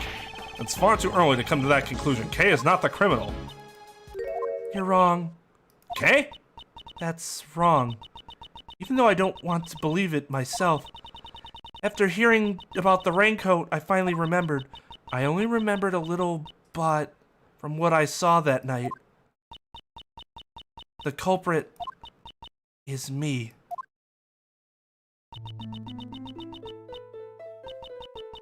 I remember looking down at the person in the red raincoat. Mr. Edgeworth, it was me. The culprit was me all along. Not gonna lie, that's a pretty badass shot of Kay. But I'm guessing the chances of this actually being the case is 0%.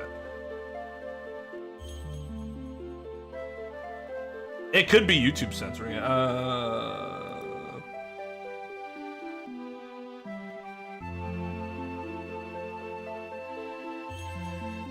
I don't know. What did I miss? Whatever I'm missing, it's in chat. It's missing in chatbot too, which it shouldn't. Chatbot should have everything, unless it's like it's filtered out by YouTube directly.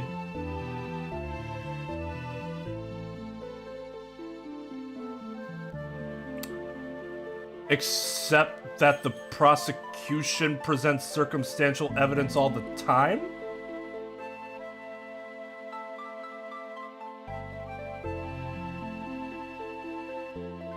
Just because the game exclaims all the time about decisive evidence doesn't mean that the prosecution ever actually presents decisive evidence.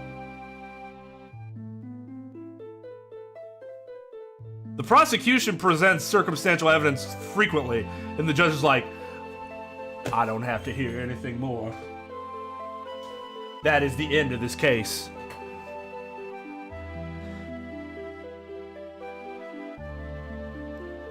The culprit was me all along.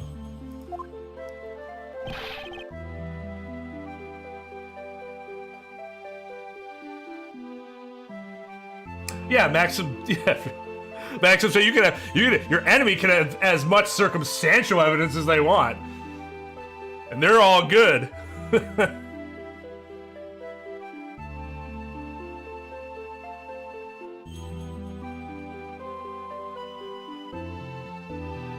Like a new autopsy report that's forged. See, Von Karma knew how to do it. That can't be right. Then why? Why do I have that memory? That person collapsed before my eyes, engulfed in a pool of blood. Why didn't I do anything? I must have been because I killed her. And then what?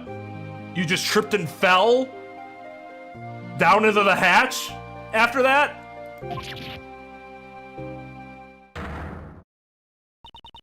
And it's clear to me the validity of Kay Faraday's memory. Also incorrect.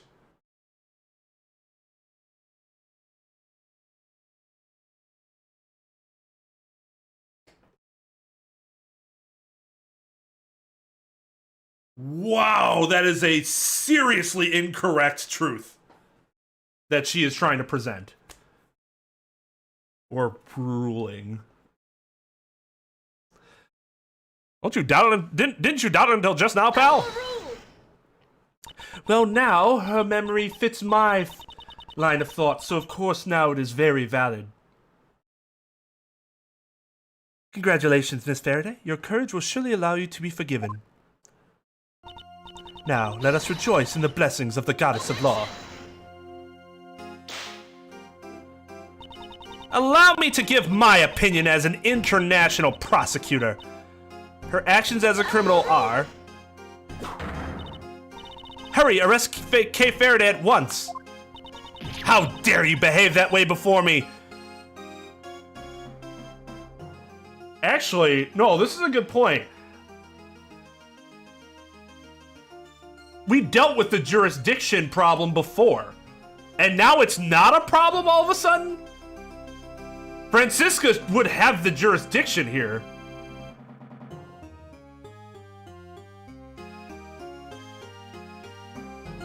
Wouldn't she?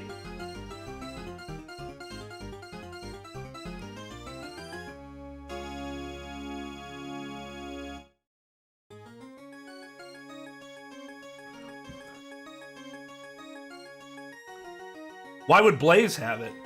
It's a yeah, we're talking, this is an international issue at this point, Trep. Well, it's dealing with an international problem and it's intertwined with this particular murder. We could be dealing with a murder of an international illegal things broker.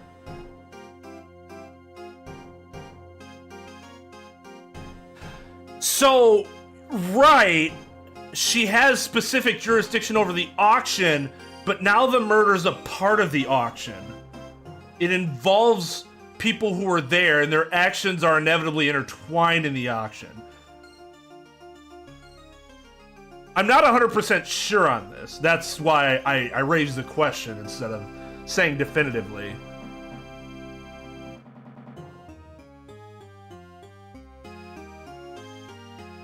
Right. If she's working for as a part of the feds, she takes jurisdiction here. And Blaze and Courtney can't do anything then. It's up to Francisca. I could be wrong, but that's why I'm bringing up the question, because with the murder now seemingly intertwined with the auction itself, does that change things in regards to Francisca's authority over the murder?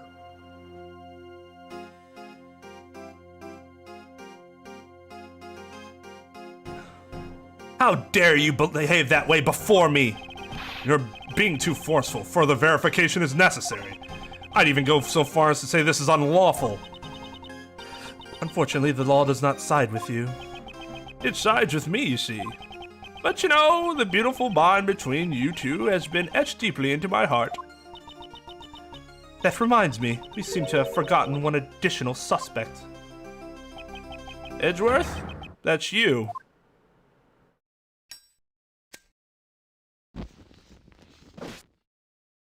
Where does he keep getting these papers just to burn, and what is he burning? What's that, pal? Mr. Edgeworth hasn't done anything wrong. I beg to differ. That's right, you see. He's no longer a prosecutor, sadly enough. That has nothing to do with whether or not he committed a crime. Your actions have gone too far this time. I mean, if you want to say he committed a different crime, whatever, but he's not a suspect in the murder. There's no basis for that. An illegal investigation and assisting in the escape of a criminal. Okay, see? Yes, that's correct. But they made it seem like he was a suspect in the murder. That was... They would have to say there's another matter entirely. It's separate. I cannot even think of you as a former prosecutor. Now humbly accept your punishment. Oh, yes, that's right. I believe the plan for today was to hold your hearing before the PIC. Why don't we leave the hearing for tomorrow, even though the result is already crystal clear? You should think long and hard about what you've done. Very long and hard. Very hard. That's what she said. Court is now adjourned. We're not in court.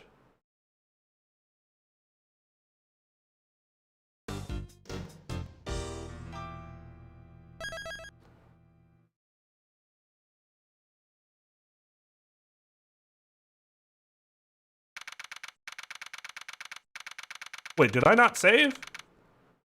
Wait, did I save? I just pressed the button. I wasn't even paying attention.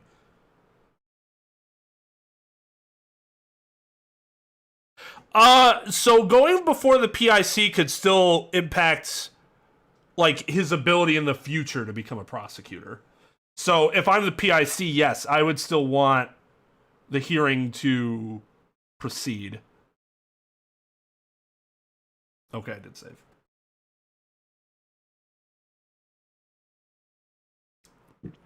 All right, let me see here.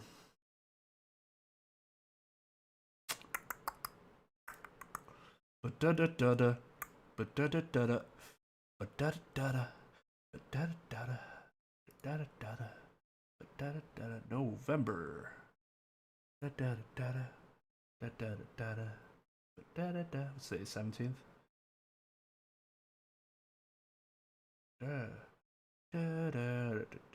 Okay, so we'll call it for the night. We'll be back Monday and Wednesday again next week. Wednesday's probably gonna be a longer stream because it's the night before Thanksgiving, so I literally have shit to worry about for the next day, and I don't have to be to my parents' house for Thanksgiving celebrations until like 3. So that might be a longer stream. We have members night on the 19th. So I have Final Fantasy VII Intergrade scheduled for the 26th. Depending on how far away from the end we are of this game, I might just make that another Ace Attorney stream.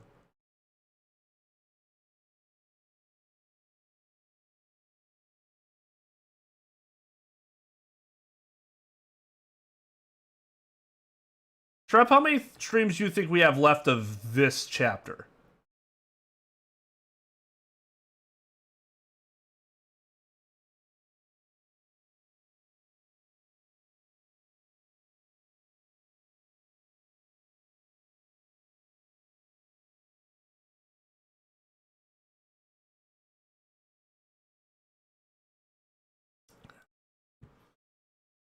I know tonight's stream probably set me back in my progress a little bit, so I'm thinking about adding that one stream to the schedule.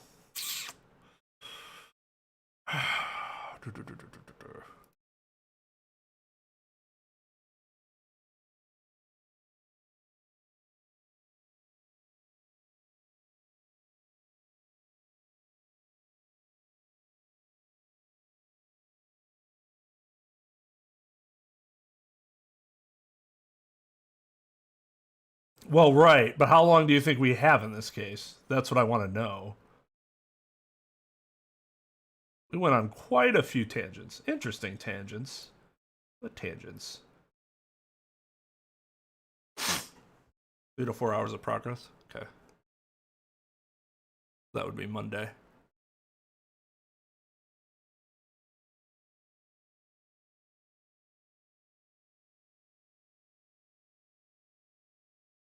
What the hell? Oh, I opened the wrong thing. I see.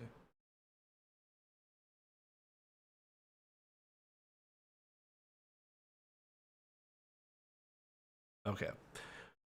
We had our fun tonight, so next stream we'll focus more on getting through chapter 4. Mostly because, to be quite honest, this pisses me the fuck off, and I want to get through it and to its conclusion. Fake-ass Damon Gant needs to get dunked.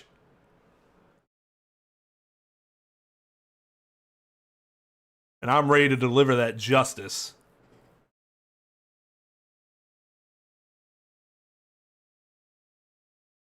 So the point will be the focus, and then we'll have 3 streams after that for the last chapter in November, maybe an extra stream or 2 in December.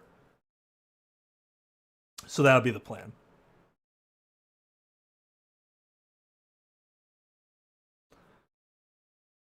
Then, once this game stops, the new schedule is going to start, which means the Great Ace Attorney is going to occur during the course of the new schedule. That's what I figured. Probably 4 streams. So if I add an extra stream in place of Final Fantasy for November, we'd still probably have 1 other stream in December.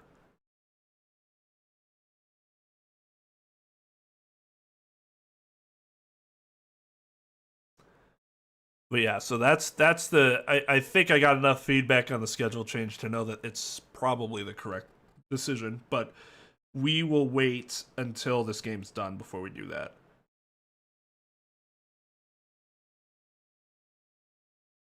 And then we'll switch. Because it'll be interesting to see, too, how that schedule does with non-Ace Attorney games. Because it's easy for people to say, well, I'd watch during the day for you. But if the subtext is, I'd watch if it's Ace Attorney and not other stuff, well, that becomes a little more problematic.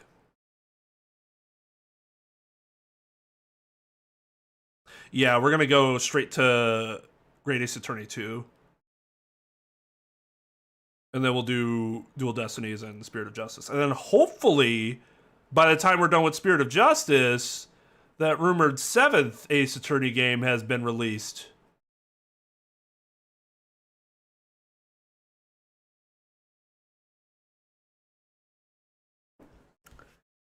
That's the hope.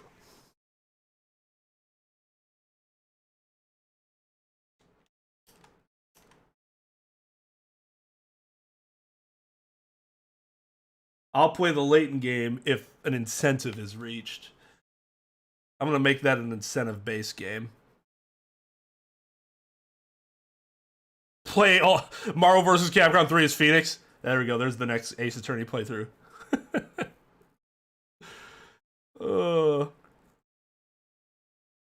I don't have Trauma Center. I suppose I could emulate it, but I don't really like doing that. I feel like I'm emulating this game, but I actually own the game too, so I would have to buy Trauma Center. That game's fucking expensive, isn't it? Yeah, when there was a leak from Capcom that was taken from Capcom and their like release schedule, I think it said something about Ace Attorney 7 or some shit like that. That doesn't mean it's actually going to happen, but they had plans on it at the very least.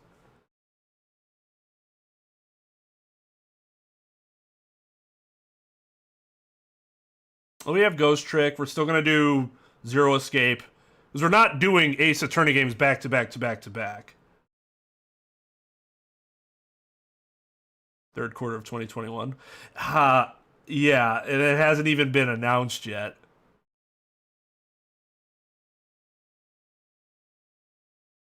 So, I mean, who knows at this point?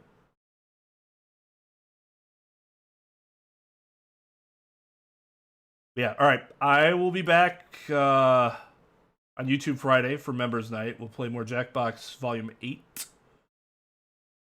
Twitch on Saturday. KY will be here. Actually, I don't think KY's streaming tomorrow. No, that was last week. I think KY's streaming tomorrow. We'll see. And then back again Monday, Wednesday, Friday. The next week. That's probably what's going to happen. You can probably count on an extra Ace Attorney Investigation 2 stream to happen next week. So yeah, you all have a good one. Stream creds. And yeah, I'll see you next time. Stream is adjourned. Oh my god! Hello. Oh, are you serious? I'm keeping it low. I'll come by again. I actually don't think she would have been able to hear them if she was actually engaged in conversation. Oops, wrong way. Oops! Who says that to themselves out loud? Right, I have. Really? Oops, wrong way. My fault. I talk to Never myself mind. all the time. Going after her. I'm Yeah. probably almost as weird as she is. I've never said it so flamboyantly though. Yeah. Oops, wrong Oh my way. goodness. The eggs aren't over here. Okay, you're right. You're right about that. Goodness, my car's in the next row. That's a good one too.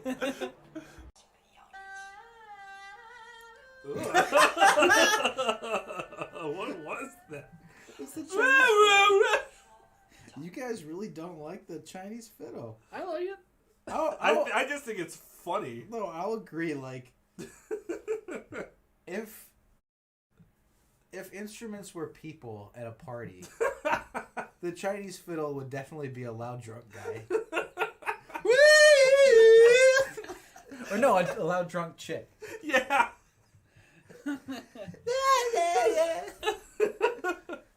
You know, there's something appealing about her, but there's something that's just a little, just a little too loud and a little shrill. On the next episode of SO Jizzle, Episode. Episode? Ape? I like to ope. Maybe next time we play a Donkey Kong game, we should call them episodes. Yuck, yuck. Yuck, yuck, yuck. I wish you were as clever 3 years ago. I totally missed out on that one. No, to be fair, none of us were clever. We were just on camera like, welcome to, Or bananas. So, we had that Benedict Cumberbatch charm. Excuse me. Welcome to Students of... that is really funny. Okay, this one seems significantly